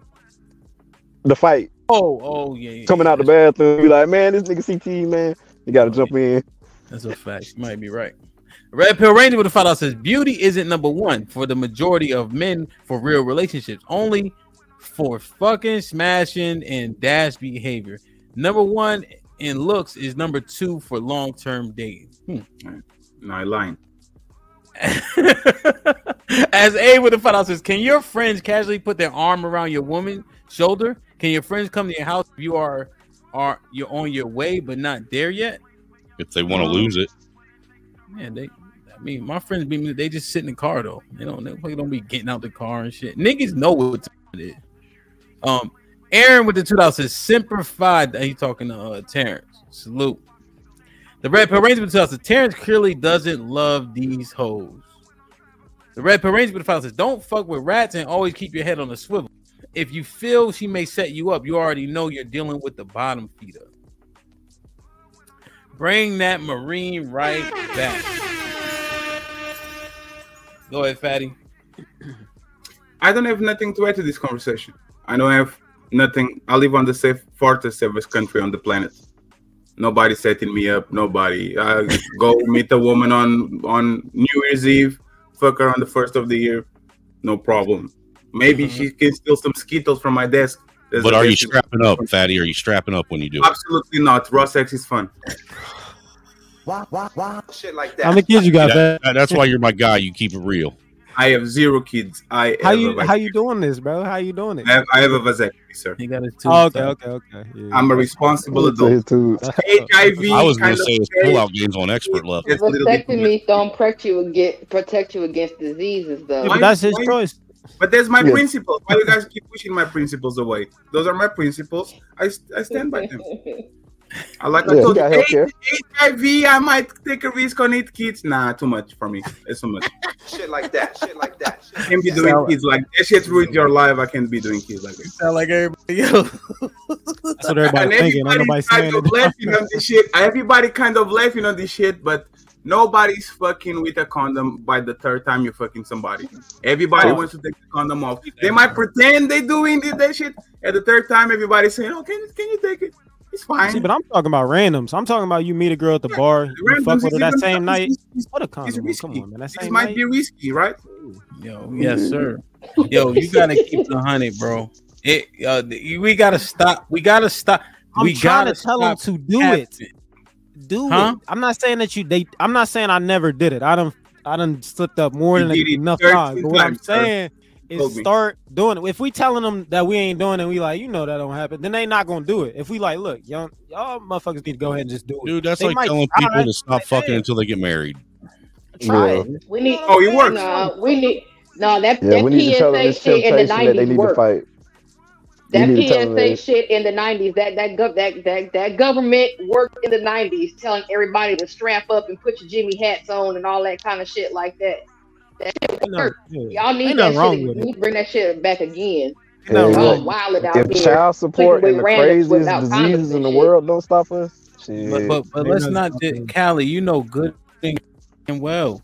That 90s, that was the most goddamn teen pregnancy. Stop. Nobody was strapping up. Let's not do this. I won't say no. You can't say nobody. You can't say nobody. Y'all getting pregnant on y'all first time and shit. And then Fatty gave y'all some grace talking about the 2nd or 3rd time. Said that Twizzy or Fatty said that? That's Fatty said that. I'm telling you this for sure. This is what really happens. Well, when you too drunk, you can't bust a nut. After the first 45 minutes, niggas contemplating taking that strap off. Stop.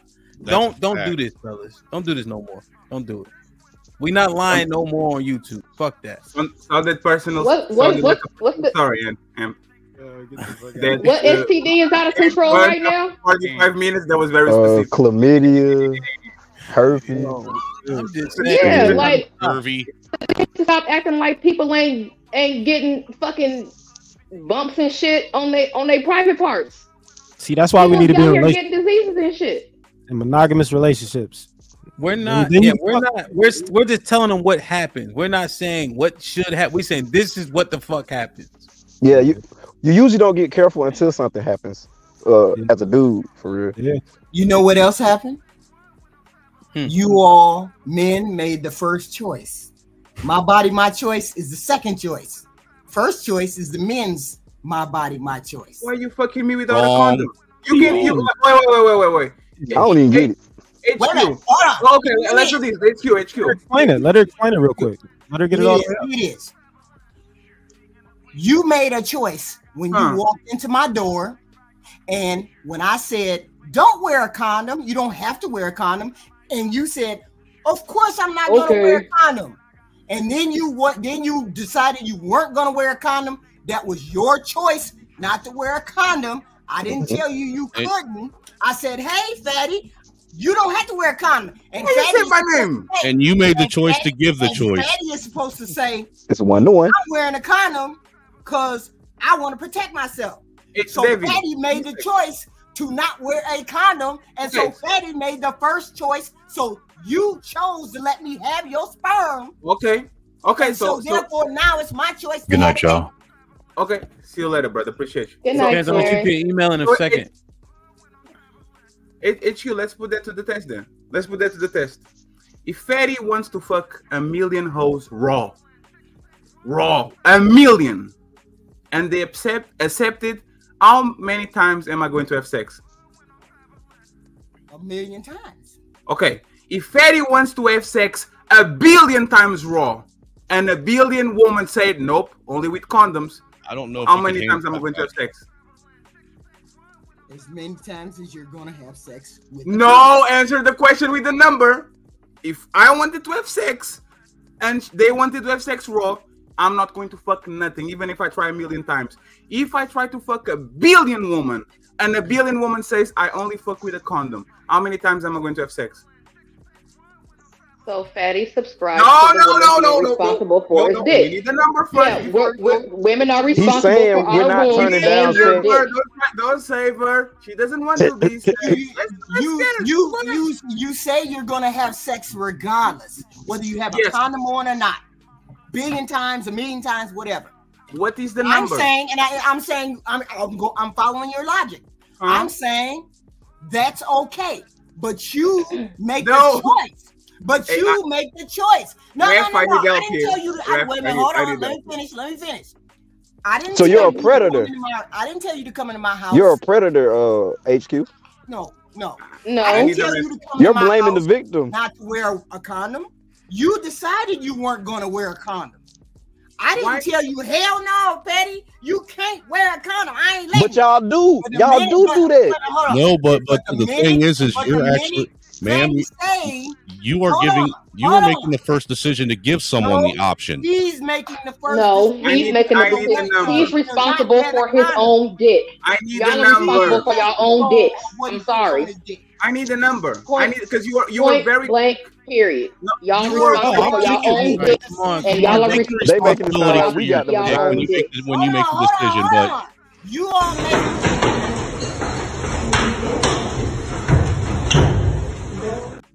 There y'all go. Just windmilling. Hold on, Heathen Queen. Stop windmilling. The conversation sounds like shit when we do that. So, Heathen Queen, ask better questions.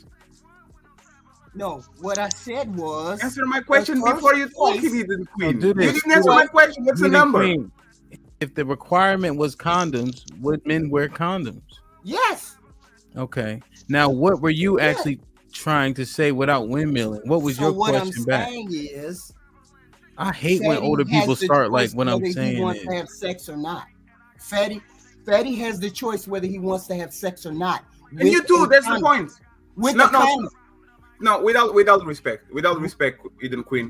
This is how I know a lot of you guys are in conversation just to win, right? You answer on a millisecond. If I want to have sex with 1,000,000 women and they all require condom, I'm not going to have sex at all. If I want to fuck raw, they are not going to let me do it. So it's on you, your body, your choice. If let me finish. If 1,000,000,000 men want to have sex with you and you say not without a condom and he keeps saying I want to go raw, there's no sex to be had unless he actually takes it and he goes to jail. So it's your responsibility, because no matter how many let's do it with marriage. If 1,000,000,000 men wants to say I want to fuck before marriage and 1,000,000,000 women say I don't fuck unless I get the ring on my finger, nobody has sex. You guys control the sex market, not us. No, Fatty. No, you're the one who did not put a condom on. You did not put a condom on. HQ, let me. So, Fatty, here's when I was having sex, right, with random women, and I was outside. 95. Well, I'm saying like you meet them, you have sex with them, right? Yes. 97% of the time, I was in a dominant position, meaning the sex starts most likely doggy style or missionary. Yes.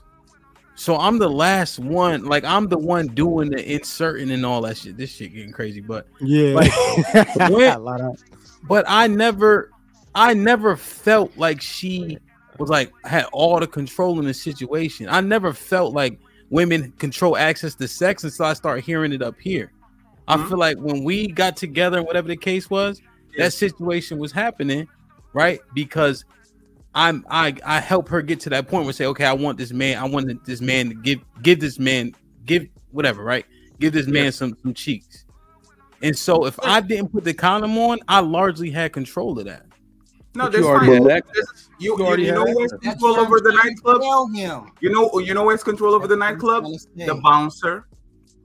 After you join the party, there's not a responsibility. The man can do whatever he can do on the nightclub. But if the bouncer says no, the dress code, you are shirtless, go to home and get a shirt, then motherfucker is not getting on the nightclub. Let me ask. Yeah, don't jump in. Don't jump. Y'all just going. So just hold on a second.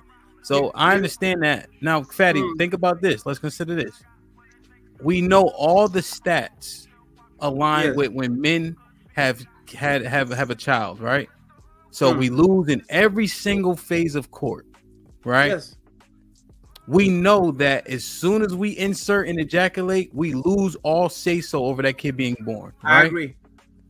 And so what fucking idiot is still gonna blame the other person knowing they have to deal with all of these factors? I agree. I agree. I sounds agree. like an idiot would do that. After the sex, you are a DJ, right, Em? Yeah. If 1 million people show up in front of the nightclub shirtless, are they going to go inside of it, or the bouncer is going to say, no, you have to get a shirt? They can't get in. They can get in. That's the point. They are the bouncer. You saying if it's 1 million of them? Yes. No. But even 1, 10, 1,000, they are the bouncer. We are the guy showing up in front of the nightclub with no shirt. Can I get in? No, you have to get a shirt. You know what the shirt is? A condom.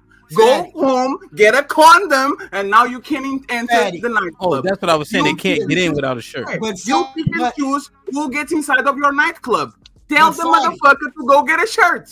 That's the dress code. Response. Wait, but if no, HQ, hold on. How are you responding to that? Because y'all have this conversation all the time, and it never works, right? You know why though, right? Now, Fatty, think about an analogy for that. Hold on. Well, but you know your analogies they be subpar. Let me just handle it. Let me just bro, give me a second. I love you.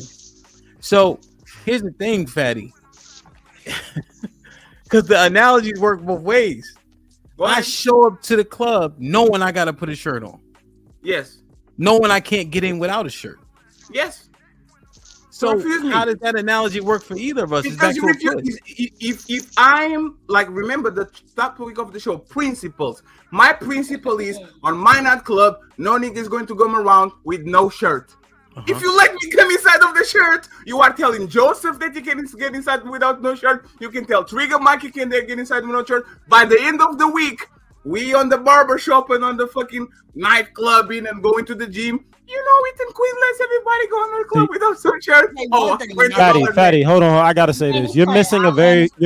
Hold on 1 second. Fatty, you're missing a crucial. I'm about to tell you. Give me 1 second. I'm about to tell you. Hold on, Heathen Queen, please let me just throw this out. Hold on. I get what Fatty's saying. Hey, no way. Go ahead. Fatty, if you say to yourself, I am never going to have a child with anyone, and I'm going to protect myself from having a child.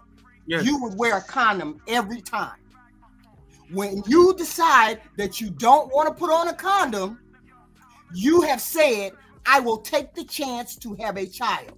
I agree with you. Are not addressing my point. I agree. What point are you making? Therefore, you made the first choice not to wear a condom. Hold on. Y'all know why choice is where she fucking up. Y'all know why this conversation never goes anywhere, right? Because y'all are trying to. Sex is an irresponsible act. Y'all keep trying to find responsible ways to do that shit. That's how that shit was explained to me. Whatever the fuck happened to you after you do a forbidden and irresponsible act, that's what the fuck you get, man or woman. It's an irresponsible act. Stop. Condoms are unnatural. Half of the time I've ever had raw sex, it was the woman that ripped that shit off in the middle of the damn sexual activity. So the same shit that I was told, it's an irresponsible act. It is a carnal, primal, animalistic act. If you think you can think your way through that shit while you're doing it, you're an idiot. So y'all keep trying to give responsible circumstances to an irresponsible act. It's never gonna fucking work. So it's all our fault. What's the answer, Trigger? Well, no, Twiz. What was your initial? We're both men and women are both equally responsible. I wanted to hear. No. I think Twiz was going to add something, but I don't know. If I remember what I was going to say. If Trigger Mike wants to answer real quick. Hold on. But Trigger's right, but that doesn't solve the problem. Exactly. Yeah. Right. Well, I'm sorry. But he's right.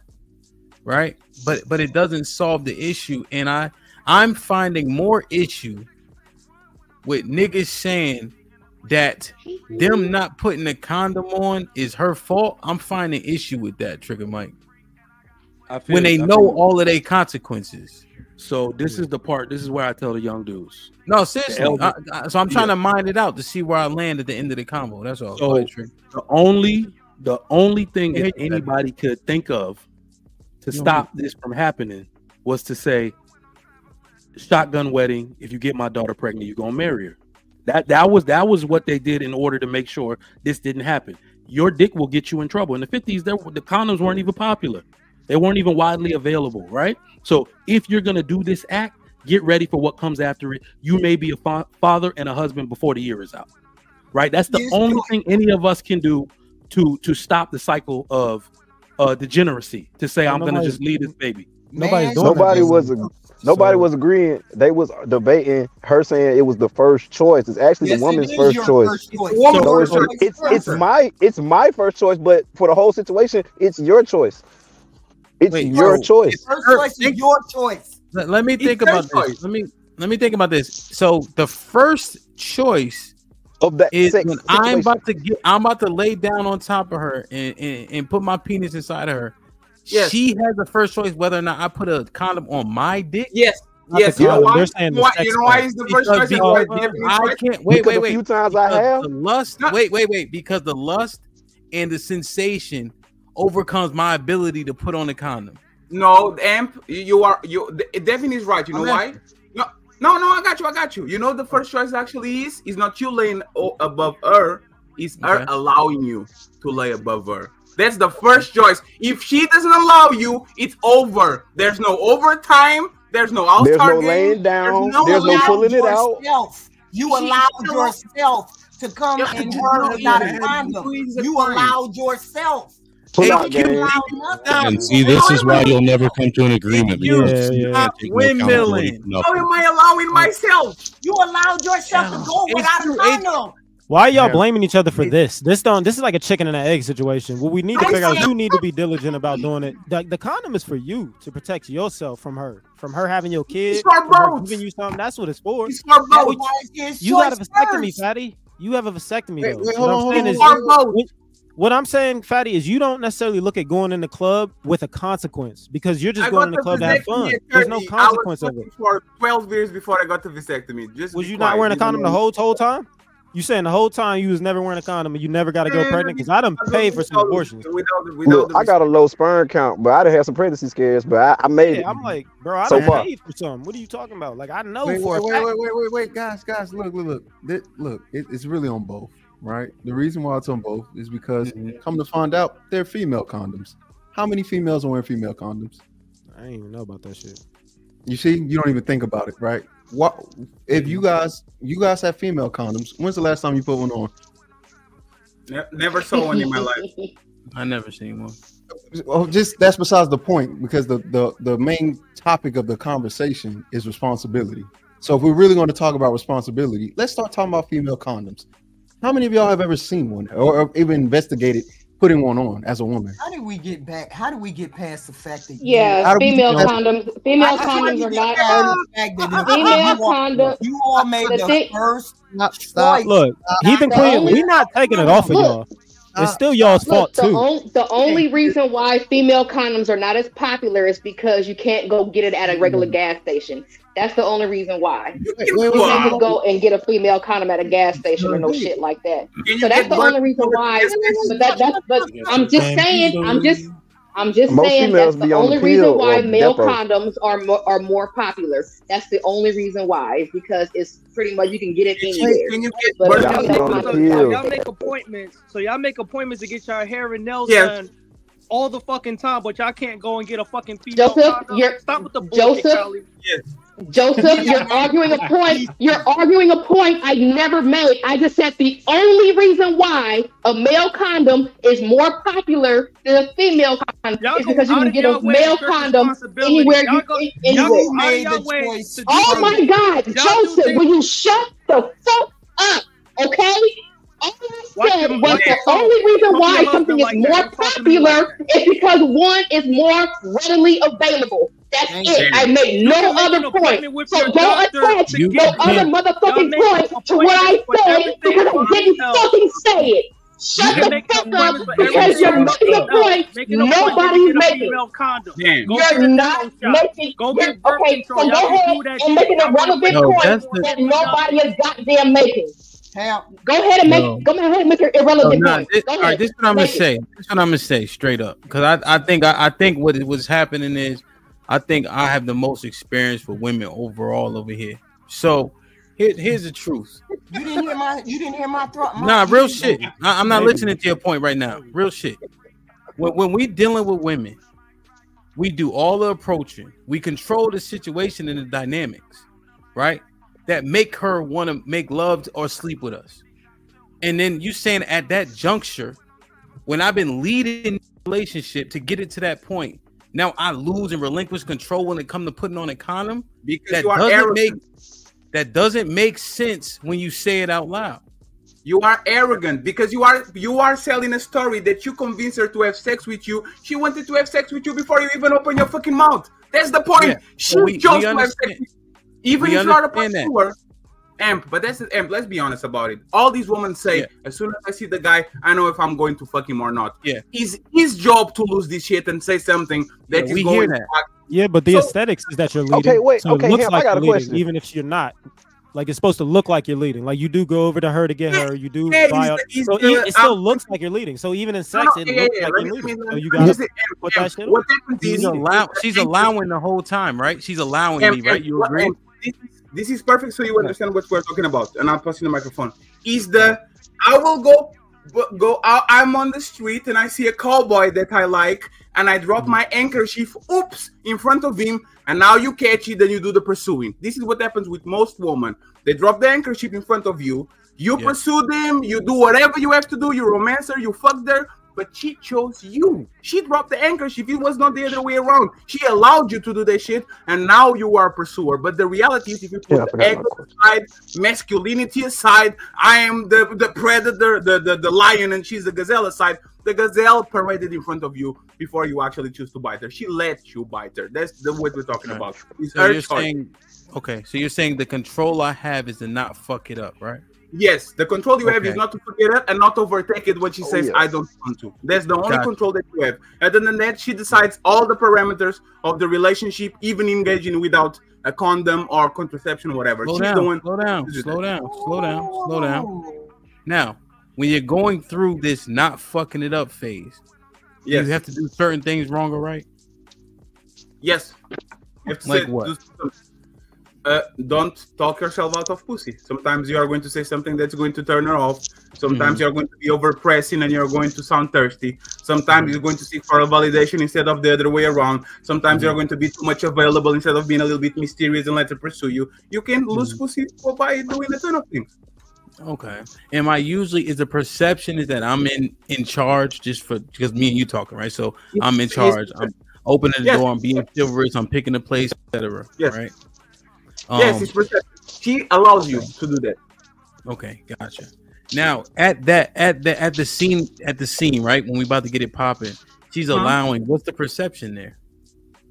The perception is, I never did this to anybody. Oh my God, this is the first time I'm doing this with you. Like, it's the perception. She sells you a dream, and because you want sex, you gave her the dream. Women love risky shit. Your name of the show is This Might Be Risky. This is the woman dream. Fuck without a condom. Fucking giving like. Go ahead, you got this. No, I got that. Our dream. How is that our dream? Patty, how do we know? Hold on. Women are emotional junkies. I'm gonna just drop y'all in the back because at this point it's just stupid. No, you got this. I apologize. No, I'm talking because I just want to understand how we get to this point, right? So, are men privy to this, or is it just us? No, most men think they are leading that shit when they actually the woman is literally putting the GPS, and just because he's driving, he thinks, oh, I'm the leader. No, she put the GPS for you. You are going to the destination she wants you to go. Just because you're driving doesn't mean that you're deciding the route. You are a Uber driver. She's the chauffeur. She's the passenger. I had a clarifying question for him. Don't ask no questions. Damn. Now, so I got a question right here. So if the men think they're leading this, the majority of men, would you agree? Yes. Right? Because what? They don't understand because they're not on YouTube with us? Yes. Right? Absolutely. They're not exposed? Yes. So how do you exonerate that man who thinks he has control because of perception, knowing what happens to you when you have a kid and what the courts do to you? So he knows all that. That's not YouTube. Yes, right. But now in his head, hold on, Fatty. But now in his head, he also thinks he's in control, like I just thought, right? Until you articulate it out. How do you exonerate that man, regardless if he's delusional, because he does think he has control and he knows his consequences for having a baby with a woman that he's not married to, given these court systems? Let me tell you, I actually don't exonerate him. He is a part. Ignorance is not putting the condom on. That's what that's the part. Ignorance is not an excuse to disobey the law. I didn't know I couldn't rob a bank. I can't say that. I don't take responsibility out of him. That's why I was looking at the HQ crazy, because I agree. If you fuck a woman raw, you are going to accept the consequences that come with that. What I'm saying is that women are selling you this. This is your responsibility because you chose to come inside of me without a condom, when in reality, the race didn't start on the day of the race. There was before, like, are you familiar with Formula 1? When they do like the pre-race, where they figure out who is going to come first, who is going to come second, and they go from that. The game starts the day before, when she chose to actually say, you know what? DJ Amp has a nice YouTube channel. It seems like he's a very accomplished man. I'm going to let him fucking raw because even if something happens, I'm going to be taken care of. That's where the game starts. Women love risky shit. Everybody on this panel can tell you the amount of time that woman literally tried to pull a condom out of you and say, nah, I don't want this shit. Let me take it off and let's do it anyway. This is on the woman. They are the gatekeepers. The same way men are the gatekeepers for a lot of shit. That woman might so Fatty, now I understand. But you see, when me and you talking, right? So I understand the dynamics in which you painting, right? But I'm just wondering, if people don't understand this and the perception is what it is, who do we need to put pressure on, right? On woman. But so I know that's what we say, right? Because one man can get the whole village pregnant, etc. Yes. Right. But if the men assume that they're in charge, right, and his consequences seem to be so much more dire, do we not need to frame men's minds in a different way? Wait, can did you repeat that last point? You said so, because the assumption. So here's my stance too. The baby's being born. Abortion is not an option I'm considering, right? Okay. Right. So with that being said, right? Yeah, abortion wouldn't be an option for me based on just principle. Yeah, so the baby's coming, right? So the preventative measure based on what men go through when they're not married to a woman, with getting their kid, child support, etc. Shouldn't we tell men, hey, here is your reality when you're doing this, like Mike said, irresponsible act without a condom. Therefore, you put it there on regardless of what she says. That's fair. That's fair. Let's put that on the let's put that actually. Let's see if you actually are consistent with what you say. Could jump in after this. Would you, and any man on this panel, recommend every single man to get the vasectomy? Go get your kids on the lab, so you make sure that you have a backup plan. If you someday want to have kids, go get a vasectomy. All of you control every angle and situation of the relationship that you have with the woman, because now she can get pregnant no matter what. Would you, since you guys are so like you are pushing, man is responsible, man is in control, would you be okay with tell to many men, go get a vasectomy and your body, your choice, control your reproductive system? Would you be okay with that? If they want to. No, that was not the question. I'm telling you, if you tell were them to men go. and told men to do that. So let me just how you're saying it with the world we live in, regardless of beliefs and how we should reframe the younger people. Like my son, I'm going to try to give him different principles, right? Yes. But for the sake of the conversation, based on how it is now, I wouldn't give that that recommendation. But to my first point, I should, right, based on how I'm seeing it. You are telling us to be responsible and to take control. Get a vasectomy, and if you don't agree with that shit, tell that bitch to not fucking guys raw. Also, if you are not okay with the man doing that, wasn't that much fun. And also, no, I see what you're saying, and that's why it could be contradictory. My point, right? But also, me and you had a vasectomy, right? So we understand it's what 86% reversible. Yes. So for a man not to have a kid, say again, and you get the power back. The power is all yours. You get all the thinking power, about, there's nothing we can do to you. Yeah, just the entire process, having already done it. You know what I'm saying? I don't know if I'm like, yo, go get your tubes tied, my G. It's real out here. I don't know if that would be my first recommendation. So we didn't get my point? Nobody understood my point? No, it's just we was in the middle of just that back and forth. Because I want to understand, right? But I'm just seeing, because I'm not seeing, I feel like men take orders better. What's better? Orders. Like if you take the military as an example, men take orders better. Men actually are more willing to fall in line. There's not a lot of men that are at the top of this food chain. There's less, from what I gather, I hope, there's a little bit less delusion like with men. If anything, we take information and apply it. You know? Fat niggas ain't standing in the mirror like, yo, I'm a 10. Damn. Oh, God. Damn, if you do me like that. No, shit, me too, bro. But I got it too, bro. So I'm just saying that, like, can we? What if we take that group of human beings and say, hey, because you can't. Cheeky, are you familiar with the Jordan Peterson, what he says about men on the risky, the more emotional? Men are on extremities. Most men are either on one side or on the other. The problem is you will never stop that 5% of men to act crazy, and those 5% of men are going to do extreme amount of damage in society because they are gangbangers, they are the drug dealers, they are the guys that have 4 baby mamas and didn't marry no one. So if we actually acknowledge by psychology that you can't stop those 5% of men from doing reckless shit, you have to tell the gatekeeper, which is the woman, be prepared because 5% of these men are out here having kids without no problems, blah, blah, shit. You have to tell them about them. So we're in control of men's morality. You are in control of somebody. You're in control of the results. Let's do it. Let everybody else get in.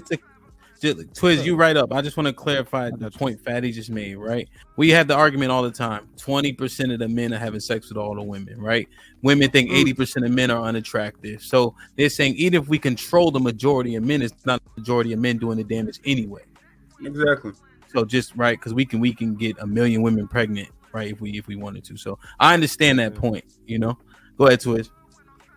When I bring up the condom thing, man, I'm saying that I'm speaking to men. I'm not speaking to women at all, because like they said, once we give that to them, once you come in this chick, like you gave her the power to do whatever she wants with it. So I'm speaking, and stop shaking your head, Heathen Queen, because I'm not agreeing with you. I'm speaking to men, and I'm telling them to protect themselves from women who don't care about any of the stuff that they're going to have to deal with after they get this hood rat pregnant. Now, on the flip side, women need to protect themselves, especially because you can die in childbirth. So you really hold more of the risk than anything. You have to produce a human being and push it out of your body. He can leave. And even if he, let's say you put him on child support, he can not pay child support, go to jail and be like, fuck it, I'm just going to jail about it. And you still are stuck with this child. So you have a huge responsibility that you're left with, probably more than the man. I don't care about the choice, because once the thing is made, it's made. It don't matter about the choice. The choice is yours, period, at every point in this juncture. Whoever is dealing with whoever. If you're the man, the choice is yours to put a condom on so you don't get this chick pregnant or catch something from her. If you're a woman, it is your choice to tell this man he cannot enter your body without a condom so you don't end up with a child from a deadbeat dude. The choice is always yours as an individual. Period. Yeah, I think that was the other thing too. That being the main point. You were saying the responsibilities or the outcome kind of weigh more on the men, but that's not true by any metric. Every time you talk to women about childbirth and child rearing, and they make childbirthing the biggest thing on earth. They make being pregnant the biggest thing on earth. Don't make it true, though, right? Huh? Doesn't make it true. So what's bigger than that? Dangerous. What's bigger than that? What's more dangerous? What's just being able to freely give sperm away, or somebody carrying a child for 9 months, them talking about their changes, their hormones, their body? Which one? Who carries more responsibility?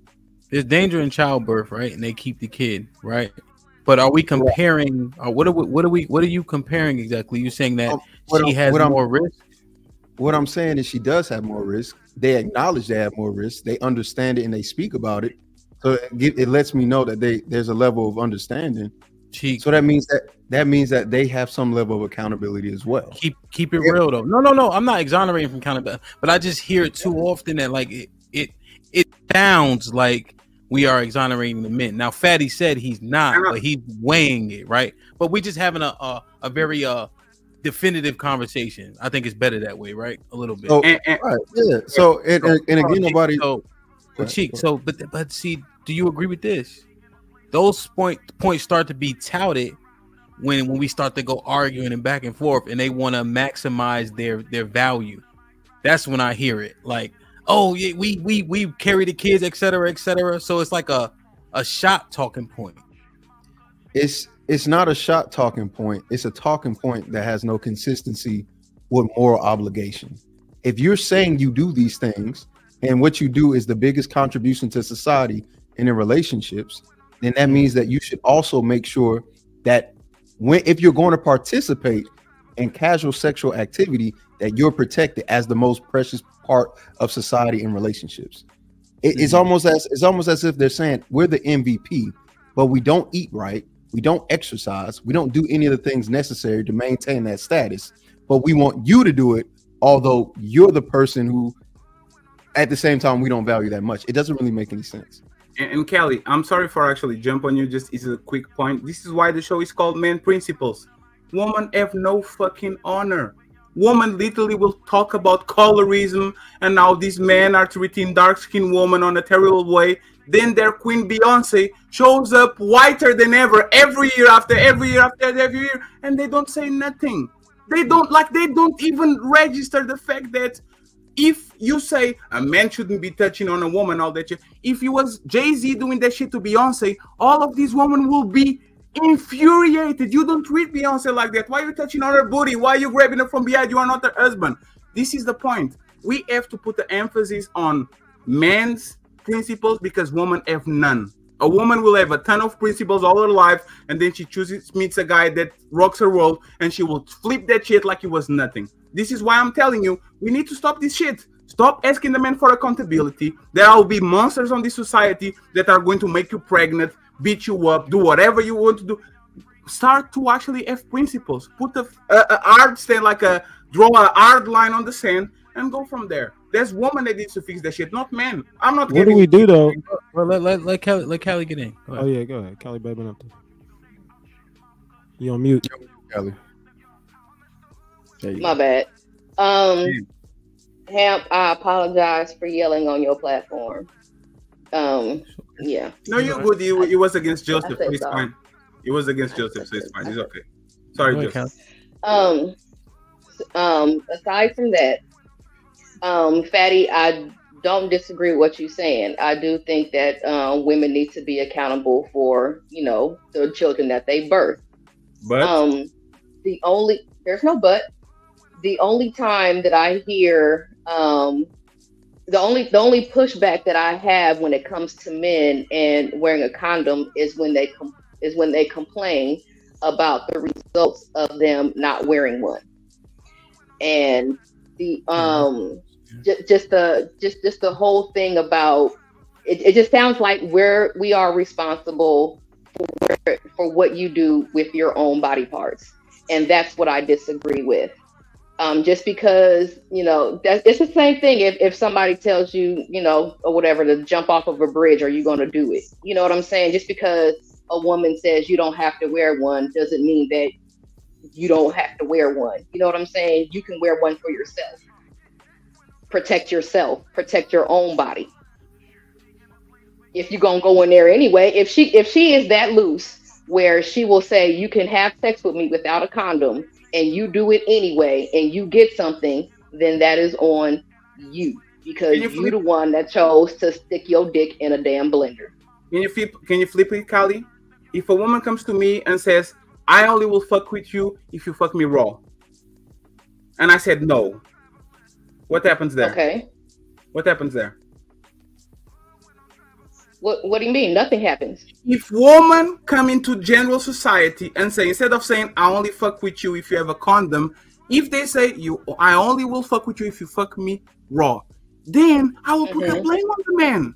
Then I will say she literally gave you the contract. You say, yes, sir, you signed all that shit and you went raw. That's your responsibility. But this game that women play about he was the one that decided to fuck me without no condom. No, that was your stipulation of your contract. You didn't require him to have a condom. But the thing is that nobody forced you to sign it. Nobody forced you to sign that contract. And that's that checkmate. Who forced you to allow that man inside of you without no condom?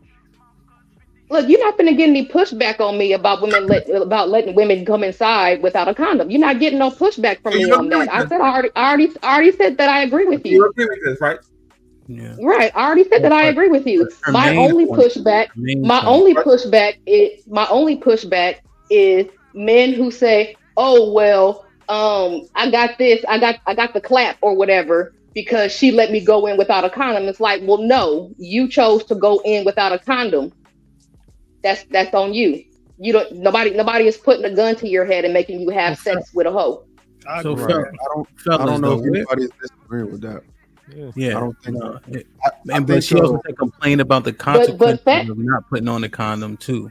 Right. That's my only issue is when you complain about the consequences of you not protecting your dick. On either side, right? You saying on both sides, correct, Cali Bev? So I don't disagree. Yeah, she put it on both. Well, no, I just want to ask, Cheek, where would you put if you had to give percentages of blame? How would you allocate?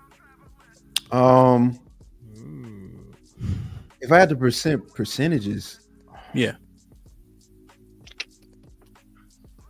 I think I put it a little bit heavier on women's side because of the consequences of birth.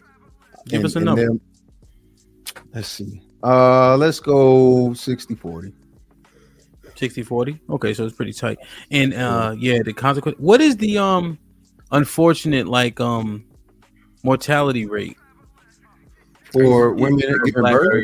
It's very low, like 1 in 100,000. Like it's crazy. I mean, regardless of it being low, it's something that is still there, and it's something that they actively express the pains of motherhood and just being a parent. We're not dismissing it, right? But we drive every day, right? People, car accidents. So I'm just wondering the number, right? Because it allows us to see how risky. Like, you remember when we were all afraid of COVID? We realized like 1 billion people got it and like 60 people died. We like, hold on, it's not the same shit they told us it was. So I'm just wondering. The guy's son. God bless the dead, right? Yeah, for sure. So.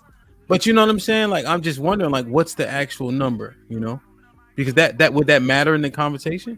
Or are you saying it wouldn't? I think it matters because it's just being realistic about it. But the thing that not dismissing it, of course. Not dismissing it, but just like realistically speaking, how dangerous is birth, right? But trying to speak to that emotional connection with birth and being a mother to women is hard to do because whenever you try to have a logical, like, hey, y'all be talking like this is this, that, and the third, but statistically, damn, they got cheeky. He froze mid-sentence. Yeah, and now we you know, I get it. I've been in the birthing area a bunch of times, you know. That shit is, I don't know, man. Like, y'all should see, if you go to a good hospital, go ahead. What you saying, Kelly? No, I was just saying, you go to the good hospital, you should see. So, like, when the twins come, you're already in the ICU because it's so risky. So, I mean, it was, and so each baby has its own team. So, Cheek, you have froze. So when my twins, go ahead. I was just saying, when my twins were being born, it was 30 people in the goddamn room because every baby has its own team. You know, so every baby has 4 nurses, 3 of this, 3 of that. You know, and then my son got stuck, so they had to cut her and push him back in and get him out. So that was a crazy situation. But even still, like ICU, top-notch doctors, you know, and that was a traumatizing situation, you know. But it's just so much safer than I think, you know, we may understand. So 30 women and 100,000 die on 30 and 100,000. Okay. Yeah, that's a crazy number. Yeah. So I think what you're saying is more of a reason for women to be more protective of something like that, and the fact that there is something there for them to use, which is, you may not be popular, but this is where I have my contention with the responsibility being 50-50. If there is such a thing as a female condom, then that needs to be a discussion. Then that way there is no non-protection, even for you who have to carry the higher load of carrying a child. So your physical risk is worth you taking the most precaution. Yes, because they express it very clearly. They articulate themselves well enough for us to understand. We have to carry this thing for 9 months. We're the ones that do the emotional labor. They explain the importance of what it means to be a mother, what it means to carry a child, what it means to birth a child, but they're not explaining the necessary or the responsibility it takes to just put on a condom for themselves. So, Cheek, question: is that just a talking point? That's up to them to decide. If they don't act on it, if we had to speculate, Cheek, is that just a talking point? If we look at their actions, it's a talking point. But if it's real, put on a female condom and you'll be protected forever and ever. Amen. It's a talking point. It's a talking point. Like men are leaders. It's a talking point. They don't want. They say it because they want you to get the onus of responsibility. You are the leader. You should know better. No, it's just the same thing. We have we as men, we have bias towards women, right? If a man came up on this conversation and said, "Hey," then a woman came up on the conversation and said, "You know what I did? Like, I had a kid with this man. He sold me a dream. He said he was going to be the father of my kids. He said he will take care of me. I would need to work and all that." And that motherfucker pulled the okay doke on her, and he literally retracted everything he said after she had a kid. We will never put the blame on a woman. You believe this dude, you vet this dude, the dude makes sure that everything was okay. He went back on his word. He is a liar. He's a piece of shit. But as soon as the situation is reversed, oh, the man should know better. Oh, he shouldn't come inside of her first. Anybody would blame that woman for a man bamboozling her and saying, "Let me fuck you, I will take care of the." Anybody will actually put the blame on the woman? Anybody on this panel put the blame on the woman for that situation? No. Anybody? If she lied? No. He lied. She believed him because he actually sold her the dream. No. Of course not. Of course. But do you see what I'm saying? But do you see what I'm saying? Is unanimous that will never put the blame because the guy is the bad guy and the woman is the good woman. But as soon as you flip it, he should have known better. Why are you coming to the bad woman raw? He's amazing. I think if the girl says she was on birth control and she lied about it and you came in her, I think people would blame her. They'd be like, "Shorty was tripping." Like, no, they won't.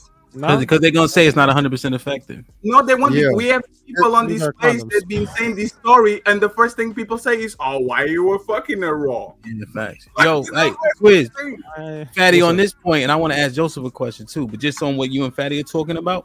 My wife with the second set of twins, they weren't playing. You know what I'm saying? And she's supposed to be on birth control. So to this day, we not even Facebook friends. I had to block her on something. You feel me? I picked Facebook.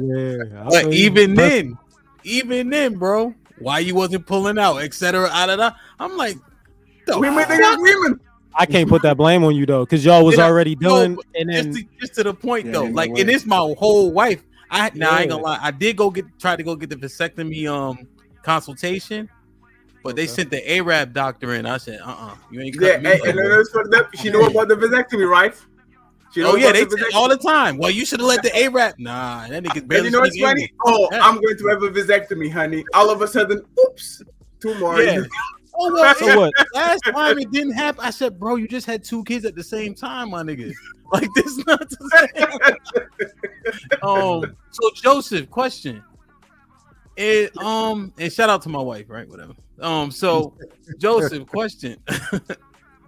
Is my thinking like, is it old school? What would you call it when I'm like, fellas, you gotta strap up? It's on you.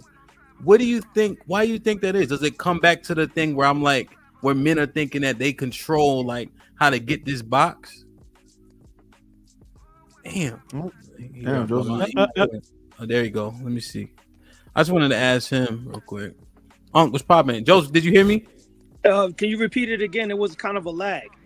Yeah, no. So I'm just thinking, right? So I'm thinking, yo, like when I went up to women, so I'm thinking about the whole process. I go up to her, I court her, I go on a date, whatever.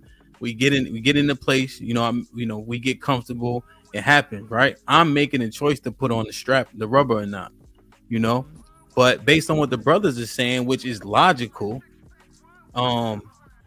is my thinking like old school? It is old school because usually the one that tells you the dangers of having unprotected sex and a high risk of pregnancy is usually a father. They're usually the ones that tell you, like, yo, if you bring a baby in, you're on your own. I'm kicking you out and you're going to be a father. You're going to take care of this baby by yourself. Me and your mom ain't going to do it. So that's where it comes from. It comes from the danger of ruining your life potentially by having a baby that you're not ready for. Fathers are good at letting their children know, don't make the same mistakes that I did. I think they're better than mothers at that. You think? Because the first time I heard about it was not from my father, but from a father figure, and then I heard it from my dad. So it was a bunch of men in the community who was like, "Yo, don't do it, man. Strap up." You know what I'm saying? But I've never heard a woman. Women usually don't talk about the whole condom shit. Usually men. Now let me ask you a question, Joseph. So all the talking points that we have, and I'm gonna use a strong word against women, frankly. Why would we then depend on them to correct this shit? If we say that they're delusional, emotional, they don't be thinking, etc., etc. That's y'all. Because they have more, because they have more options for prevention. You know what I'm saying? The general rule in life and the number one rule in boxing is to protect yourself at all times. You have women that say, I'm allergic to latex, so I don't want to wear latex. Or I can't feel when a nigga in me, that's why I don't wear condoms. Or I can't take birth control because it puts weight on me and it affects my body. But these are the same women that eat seafood bowls, smoke Black and Milds, and drink Hennessy. You know what I'm saying? I don't understand that. Mm-hmm. But did you? No, I get Black and Milds is crazy. If we say women are all like this, that, and the third, I'm just wondering. You see what I'm trying to? I understand what you said, but we say all these. God damn, that boy phone is out of. But then you are right. We shouldn't trust women. They have no principles. Look at. I was listening, and I got you, Cheeky.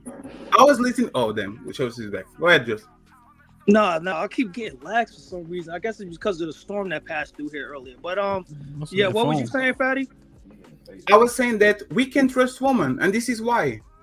I was watching, I woke up late and I'm watching a little bit, right? Yeah. The argument that I see on the social media by a woman on the situation with Alicia Keys and Usher is, if the husband is okay, why are you guys making a fuss about it?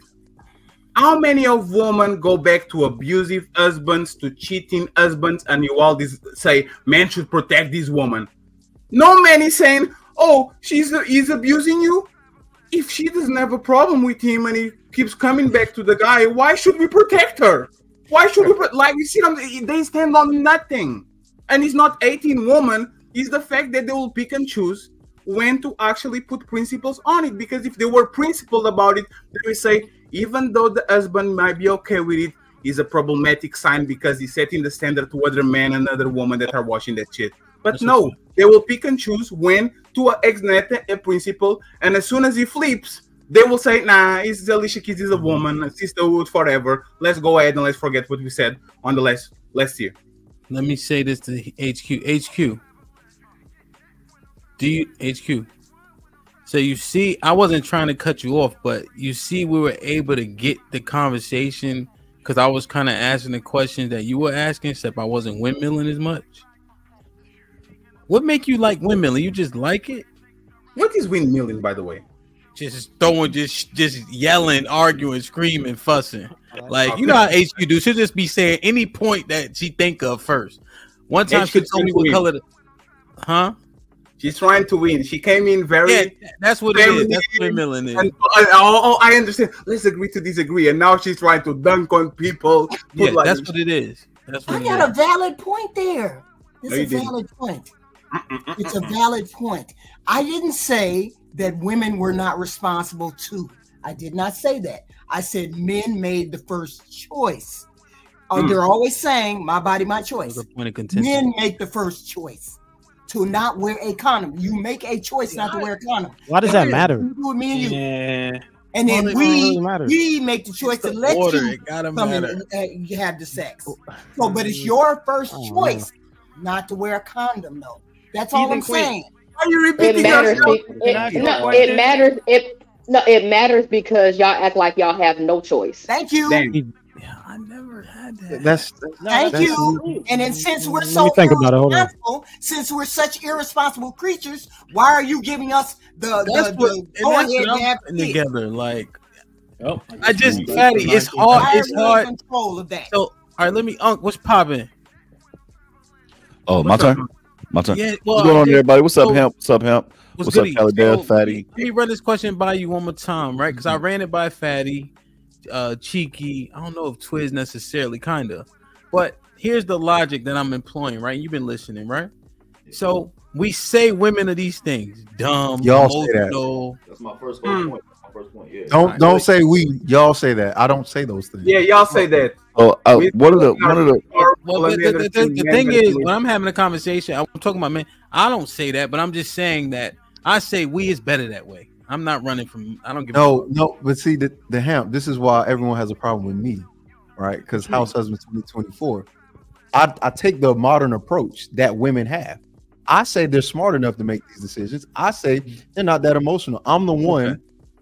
That's why the distinction has to be made. If you're a traditional man and you believe in traditional shit, you fucked up because you got a point. You got to treat them like a child. But if you agree with today's modern society, which I do, then I don't treat them like a child. Then I go, you wear a female condom, grown ass woman.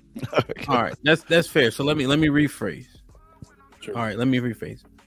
The sentiment in the space, right? Overall, not everybody. Okay, not everybody. Damn. Is saying, you know, the things they say about women, emotional, making decisions emotionally, don't consider everything, delusion, etc. Right? And then I couple that with how we pursue women.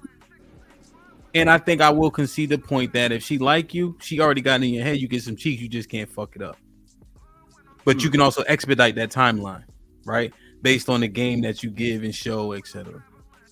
When it's time to lay down, oftentimes people having sex for the first time, I'm just thinking about the positioning wise. Usually it's missionary on top, the man's on top, etc. So I'm thinking about all these quote unquote power positions that men are in, at least by perception. Now me sliding on the condom is on her. That's where it doesn't make a lot of sense to me. So can I go? Or yes, sir. What's up, Hemp? What's up, Calabar, Fatty, Cheeky? So real quick, a big talking point in this space is manosphere. Hold on. I literally laid that all out for you to reply to. Yeah, I'm doing it right now. Yeah. Oh, right. So, they always say you have to protect women from themselves. They say that shit all the time. You know, somebody women are children, right? etc. Go ahead. Yeah, that's what I was just about to say. Women are children. That's what y'all say. So why would you give her that control, that power? Me personally, all the cooch I used to get back in college and even today, I got a vasectomy to protect me from everybody. You know what I'm saying? I'm not breaking bread with nobody. I'm sorry, DJ Hemp, I gotta say this, but there was a young lady. We hear about all these gruesome stories on Instagram, things like that. Young lady just deleted her baby, put her on the stove, things like that. Y'all men, y'all got to make better decisions. Y'all want to be down at the courtroom fighting for custody of your kids. You know, now you want to cry and complain. That's on y'all, G. I'm sorry. You supposed to put that bad boy on. Y'all don't care who y'all be running up in. That's on y'all. I don't have no sympathy, no empathy. I have a daughter, one daughter. Everybody, why you got a vasectomy? I don't want. I'm not. It can be reversed. You know, there's percentage wise. You know, if it can, truly be reversed. You said what, G? Fuck them kids. Go ahead. Should we trust woman, Unc? You said what? Should we trust woman? No. Apparently, to y'all, me personally, no. Me, no. What? No, I'm not trusting shit. So I'm wearing a condom. No, I'm not trusting her. No. I'm not talking about just the condom. I'm talking on real motherfucking life. Should we trust the woman that is sleeping right next to us? I don't trust nobody, but I'm just saying. Okay, what about you? Should we trust this woman name? Should we trust woman? No. You should, but you shouldn't. Because now, if you guys are talking like we're gonna wrap it right back around. I don't know why this conversation taking so long. We're gonna wrap it right back around. You can't be mad at the repercussions, fatty. No, you can't trust them all like you should be able to trust them. But if you can't, it's fine. I just don't like the people that are seated on the fence or on the other side, including the woman. I want a straight question: should we trust woman? Because if the answer is no, we take all the blame, we take all the accountability, and we move forward. But if the answer is sometimes yes, sometimes no, it depends on all the shit. No, take that shit. All I said, should you? Yes, you should be able to. But no, I'm not. He's saying no. I'm just saying no. No, he's saying no. I'm saying no. Okay. Can we go through the panel and understand if we should trust women so we can actually get the grasp of what we're talking about? Should we trust women? Yes. Should we trust women? No. Short answer, no. Not for what we do. I assume Joseph's gonna say no. You said no, Hemp, or no with a smile, like I don't want to get my wife get together. Yeah, no, answer that, Hemp. That's sounded like hey, baby, it was just for the show. Look around. Nah, it was just for the show, babe. No, I got you, babe. I love you. Her emotion and shit is too fleeting. No, bro. Everything that happened in this house, everything that happened in this house, I vetted out, man, because I'm not making decisions like I just Hey, why would you not trust? I think you should trust women, Fatty. Cheeky, do you see this shit? A man with 7,000 kids, a stable household, successful with the structure. He is on the best position a man could be, and even still can't trust no fucking woman. That's so damn crazy. I got it. Come on, man. I'm not listening to this dude. He's saying you safe for not trusting them. Like you safe for not trusting women. Like that's what he's saying. Yes. Yeah. Well, Fatty, is this a fence? Is this pause? Is this a fence riding? Pause. If I trust but verify, is that like that's how I kind of feel how it is? Yes, because not that I don't trust, but I'm just go ahead. My bad. Go ahead. Because if I ask her, she trusts you. You see what I'm talking about? She trusts you. This man is building a kingdom. Is responsible. He's showing me day by day, week by week that he's able to actually afford this shit. He takes my existence in consideration. I'll guarantee you, Amp, that your first role as a man, as soon as you wake up, is make my wife and my kids' life easier. There's a trustful. There's a person that you should trust. A person that has his own mindset. Every time I wake up, my goal is to make these people's life easier. If we can say the same thing about women, and they are going to put their feelings in front of everything because it's fleeting. The one day they feel like this and the other day they feel like that. The $1,000 question is: should we trust women? If the answer is yes, we need to split the responsibility. If the answer is no, we take all the accountability. We pretend that they are kids, like Chiki's saying, and we move on. We just need to figure out because we can be talking by the both sides of our mouth where we pretend women are grown-ups, but when we actually talk about what they do, they are little like teenagers trying to figure out what they're doing in this planet. So can I ask y'all? Let me ask y'all this. Y'all can all answer. So in terms of what I receive in my house, right? like it's cool, you know. But I get like the stereotypical shit. Like my wife clean up, she take care of the kids, and she cooks. You know, like generally speaking, she like will make things easier. Like for instance, if I'm sitting here, she'll bring me food. I like her, you know, but I don't. But her goal waking up in the morning is not the same as mine, you know. What's her so goal? Like, well, before I get on here, like I get my guys out on the trucks, etc. You know what I'm saying? And if I have to go out, I go out. You know, it is what it is. And generally, our days are heavier Wednesday and Thursday. If you notice, I don't stream as much on those days, except for at night. But her, I mean, what does she do? Well, she finishing her PhD. She ain't doing enough. Huh? Oh yeah, God bless. Shout out to the rest of the PhD. Yeah, facts. So what would you say? Like, what do you think? I think she earned being trustworthy because she actually being consistent. She's taking care of you, taking care of the kids, making sure she facilitates whatever you have going on, and you facilitate whatever she has going on. So my question will be, why do you have so much reverse about trusting woman when you seem like you have a woman that is actually pretty trustworthy? She's the best we were going to get, him.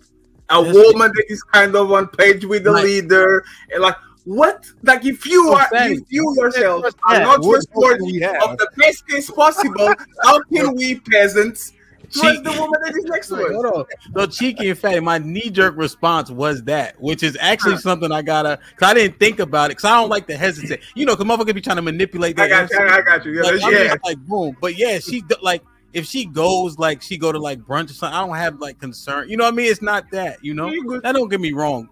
Women are women. So she, you know, she got the same shit. You might have to get into it. So, you know, regular shit, right? Married shit.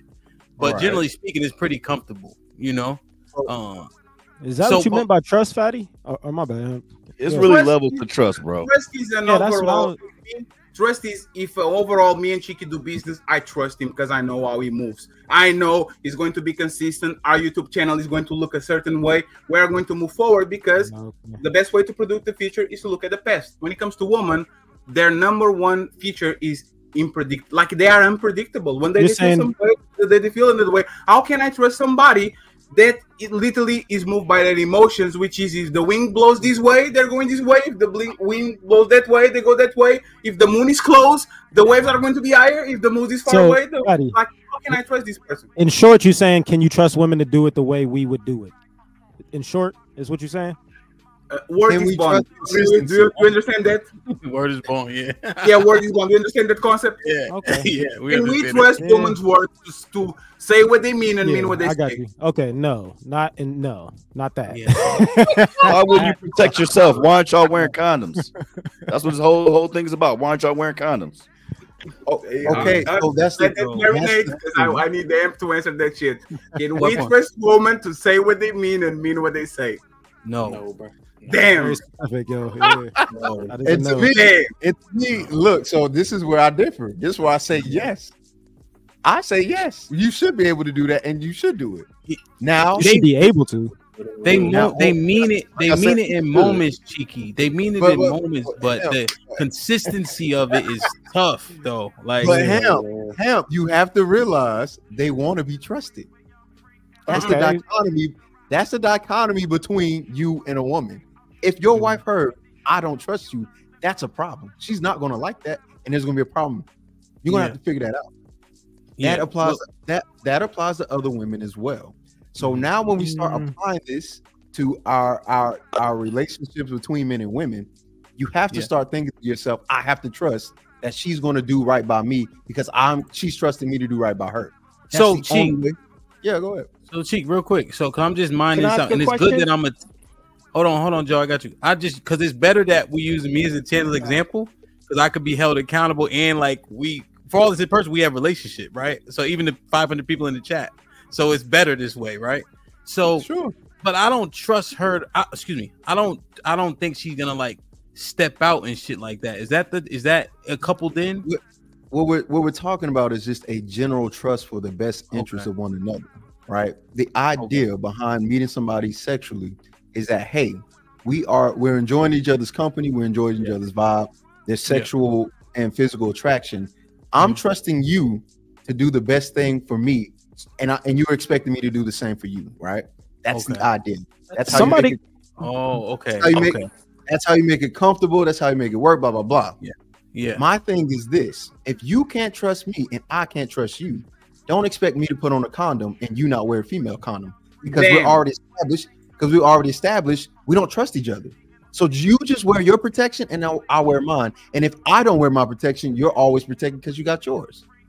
I agree with that. I don't know if it's a good point, but people switch up when feelings get involved, Cheeky. But that's the problem.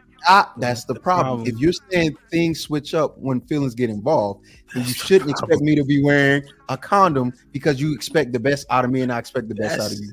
So, Chief, let me just before Joseph jump in, that was the point right there, right? Because my wife still has the stereotypical, so she get mad, she upset, how she feel, it's just like a fucking roller coaster. You know what I'm saying? For all intents and purposes, just to have the conversation. And so that's why I'm like, no. Wait till you relax or rethink of it another day, right? Because you know, you had this mode of, I want to get in shape, right? You know, she said that, and she pretty petite, but you know, just after the babies and shit, she's like, man, I really wish I had a Peloton. So you know what I bought, bro? A Peloton, a $4,000 in coat rack. That's what. The coat rack no got nothing, but the Peloton got all jackets on it. I said, you could have just asked for one of these. It would have cost me $10. You know what I'm saying? But the motion, you know, she was up. You know what I'm saying? I'm just like, and that's just a fun example of like just that emotion where I'm like, hold on now, sweetheart. You know. Well, I think that's the major thing between men and women is as women, it looks like. I was gonna get Joseph, and he been my bad. Go ahead, Joseph. Before you get in. Go ahead, Joseph. Okay, I'm not gonna take long because you know what I said has already been said before. But how, Cheeky, I agree with you for the most part. But how can you trust a creature who delves on? Don't you change your ways, man? Oh, yo, wait, chill, let him finish. Man, my bad. We're all creatures. We all creatures. How can you trust a creature? You can't even have a conversation without it being divisive, without it being circular. It's like an exercise in futility. It affects, usually women operate under incompetence, and it usually affects everything that they say or do. So how can we trust somebody who has that kind of duplicitous nature and expect it to live up to it? That just would depend on how you view women. Me personally, I've had good conversation with women. You're right, it does get circular at times, but I've found ways to maneuver within communication to get to the point for them to get it too. It does take a little bit more time, a little more patience, but I think women are intelligent. I think they're autonomous. I think they can make their own decisions. I think they're adults. And because I think that when it comes to men, don't do that. And because I think they are that way, I trust them to make decisions that are good for them and safe for them because they've been doing it since before I met them. You get what I'm saying? Yeah, but Cheeky, you are being a little bit. Let me ask you a little bit nice. A follow-up question. So, yeah, and this is where we. Where does the idea? I'm sorry, Joseph. Go ahead. I'm sorry. You are kind of a delay or something. I'm sorry. Go ahead. Go ahead, Joe. Yeah, but why do women get the unmitigated gall to blame an entity that's not even there half the time for their issues? And always, no matter how old a woman gets, she's always trying to place responsibility on something that's not even there, directly or indirectly. A woman can say at 35. A woman can say at 35 years old, "I was young and dumb." A man can't use that as an excuse. A woman could be 50 years old and she can still use the excuse at 40, "I was young and dumb." Yeah, but we're not letting that slide. Do that if they're so intelligent and they're so autonomous? Why are they always looking for somebody to blame? It's kind of like finding Jimmy's hand in the cookie jar and saying, "Well, Chrissy had her hand in the cookie jar too." This is what I hear from Heathen Queen most of the time. So the reason why they're able to do that is because men who think traditionally think to themselves, we have to manage women. I don't believe that. See, the problem is their behavior is indicative to your viewpoint of how you view them. The reason they behave the way that they do is because you think to yourself as a man, I'm the man, which means I got to take all the responsibility. When I think society and they have voiced, You don't have to do that. So I trust them. Fine, Yeah. you're right. I don't have to do that. Yes, you do, because Wait, even- hold on, wait. Wait. So Joseph is saying, why do you see this? But you see how you see his response is you do. My response is you don't. But the reason they behave the way they do is because you support their idea that they have to be baby. I don't. No, but that's the point. Even if you look at this Alicia Keys situation, people are blaming Usher, bypassing Alicia Keys for letting him feel on her booty, and going to the husband and says, "How can you allow this?" At the end of the day, the conversation is: should married men allow their wife to get their booty touched, and should Usher be going around touch other men's booty? He's never on the woman. We are conditioned to do that shit. And Chiki, that's the thing, right? I agree with you and disagree with you.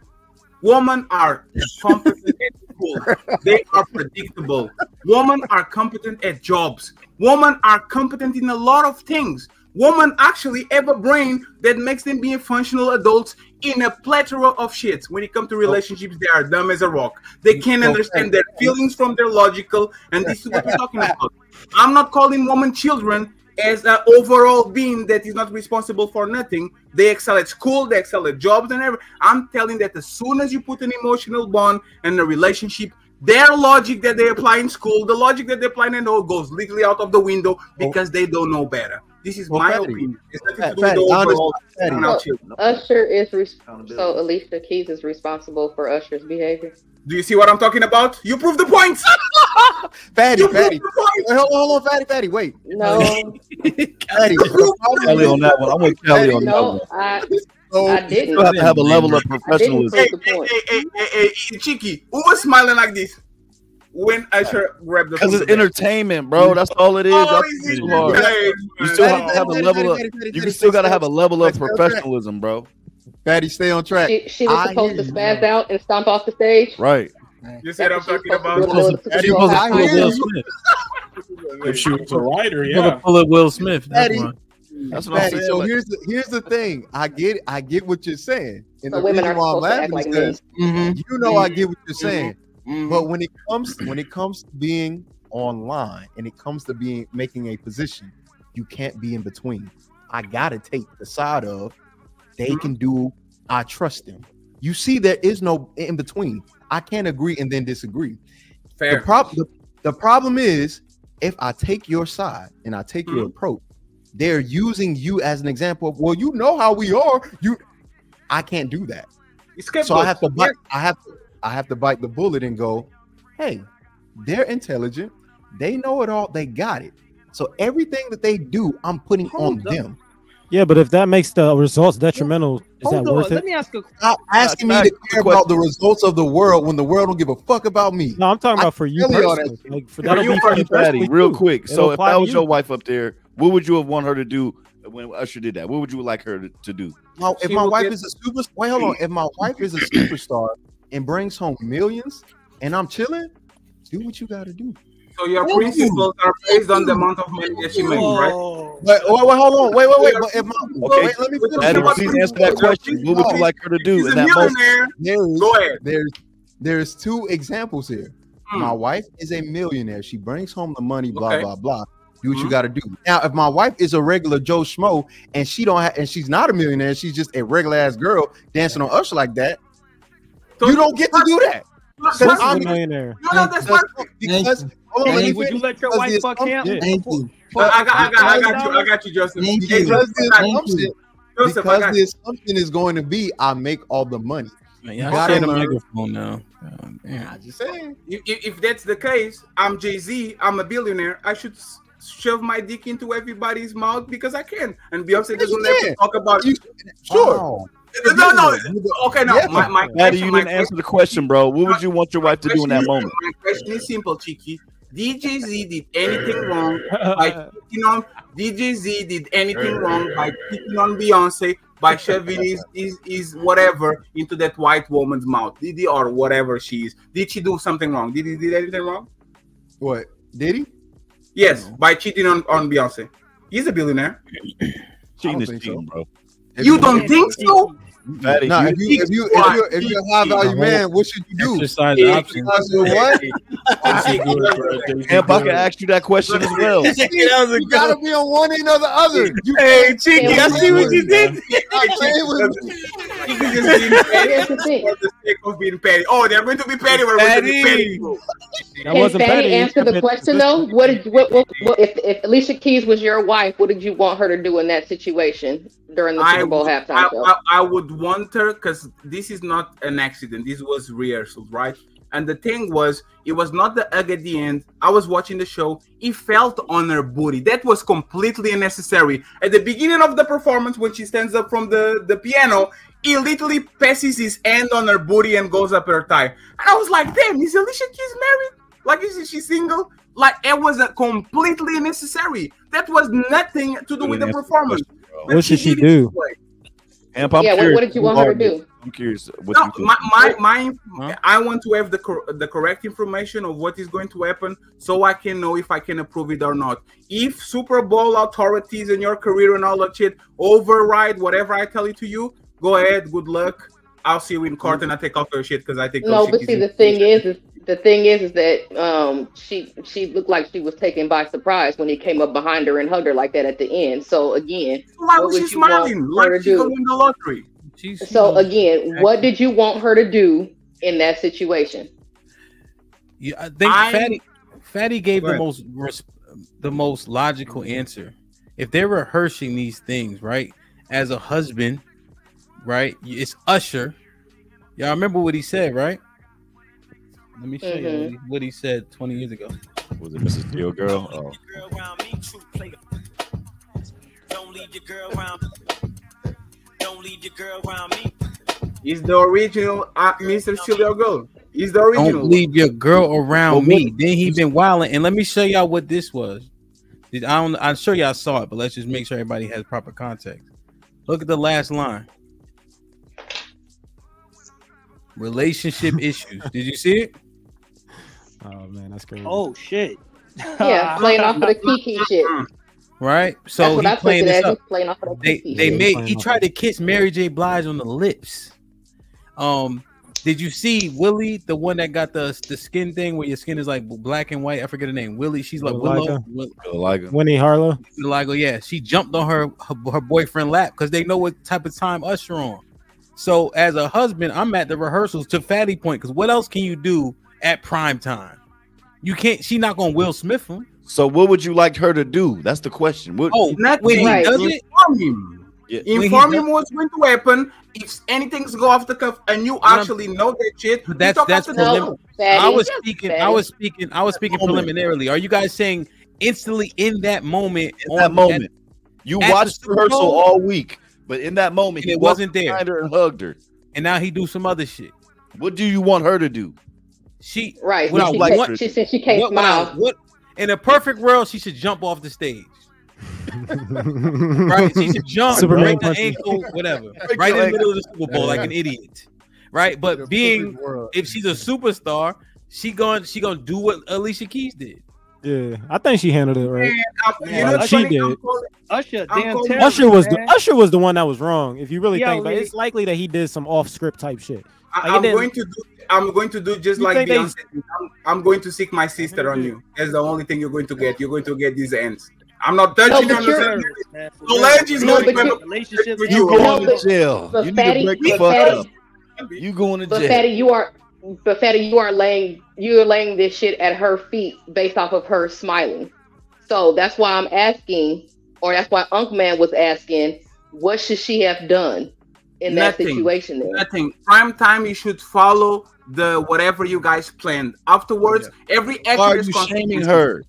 Every action has consequences. If we as a couple, you put it by me, oh, this is going to happen, all the day, and I'm okay with it. If Swiss Beats green lighted, whatever they had going on, he has no right to complain.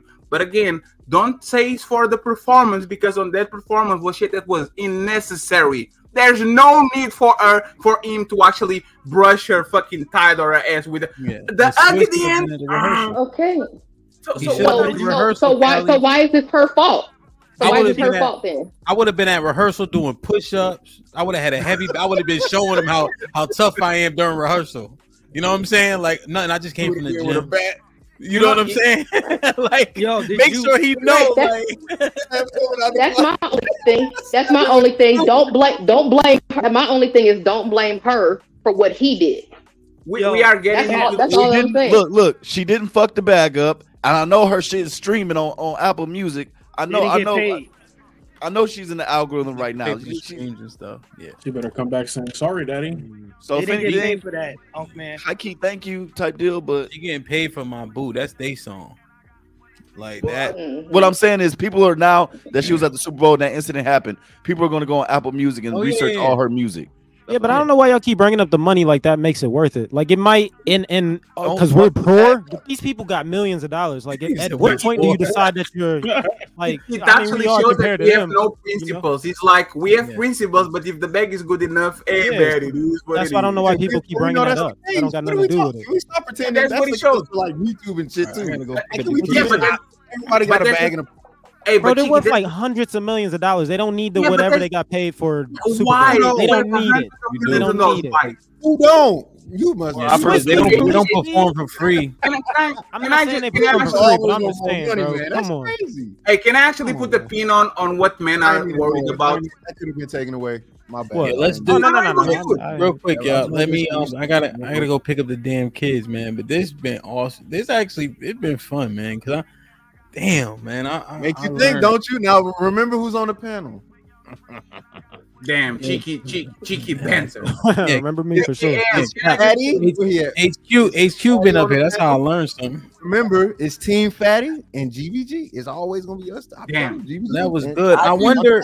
I do your final thought. I'm gonna clip the back and forth that Fatty and I had. I want to listen to it again. I'm gonna put that out to see what makes the most sense logically, because I understand that premise and the point. It's very interesting. That's all. Can I tell you something? This is my final thought. Actually, something that I think people. Anyway, so go ahead. People talk about. This is actually the underlying thing that men are not telling to you, like they are not saying to you. Mm-hmm. It's a visceral reaction to see a woman be willing to embarrass the reputation of her man. That's all that is. You should know better. This shit is going to look bad on me. 1 billion people are going to talk about how I let my woman booty like another dude felt my woman booty. You should know better. There's no Super Bowl. There's no contract. There's nothing. You should know better. As a woman, you should see, hey, you know what I'm not going to do? I'm not going to do no sex scenes on movies. I'm not going to let somebody rub on me because it's going to be looking bad for my husband that has been with me for 20 years. That's what we want from women. The like Minority Report type of thing. Stop the crime before the crime happens. Women have no type of sympathy, no type of I'm going to make my husband look bad. So let me shut down these $100 million because I know his reputation costs way more than whatever money we got from there. And Swiss Beats will be remembered forever, just like Kiki Palmer boyfriend will be remembered forever, because that woman, instead of worrying about her husband reputation, the father of her kids reputation, she put her personal her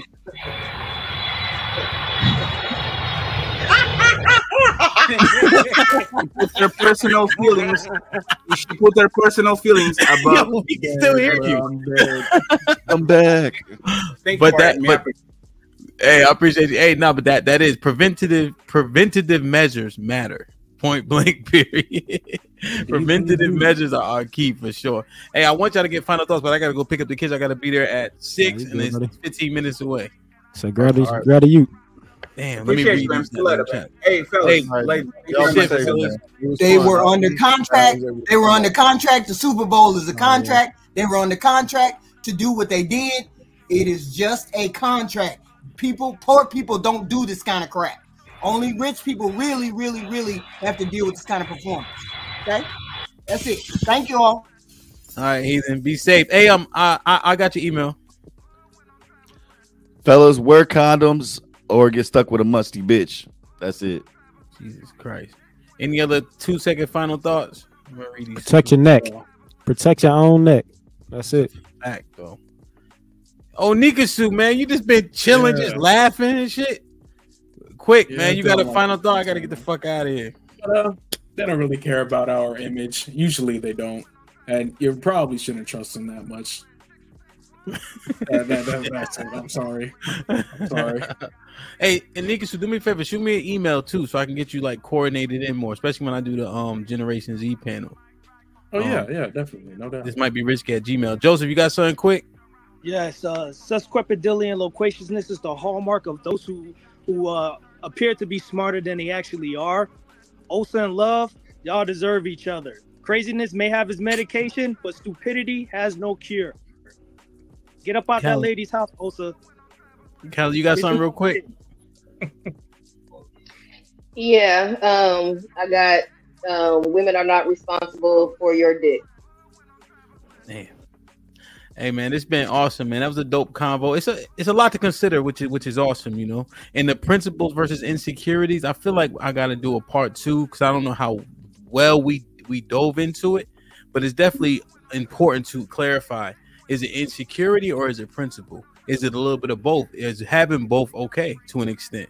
You know, so I think we could dive into it more for sure. Let me read these last super chats. We could get out of here at 8 p.m. Central, 9 p.m. Eastern. We're doing a women's POV. This is actually a good lead-in. It's talking about women's bodies. So we're gonna dive into that, see what we can figure out with some of these the stigmas that are now exist within the world today. So 9 p.m. Eastern, women's bodies, women's POV. Salute to them. Ranger with the $5 says Terrence stands outside ex-girlfriend's house looking through the window while it's raining without blinking. The fuck?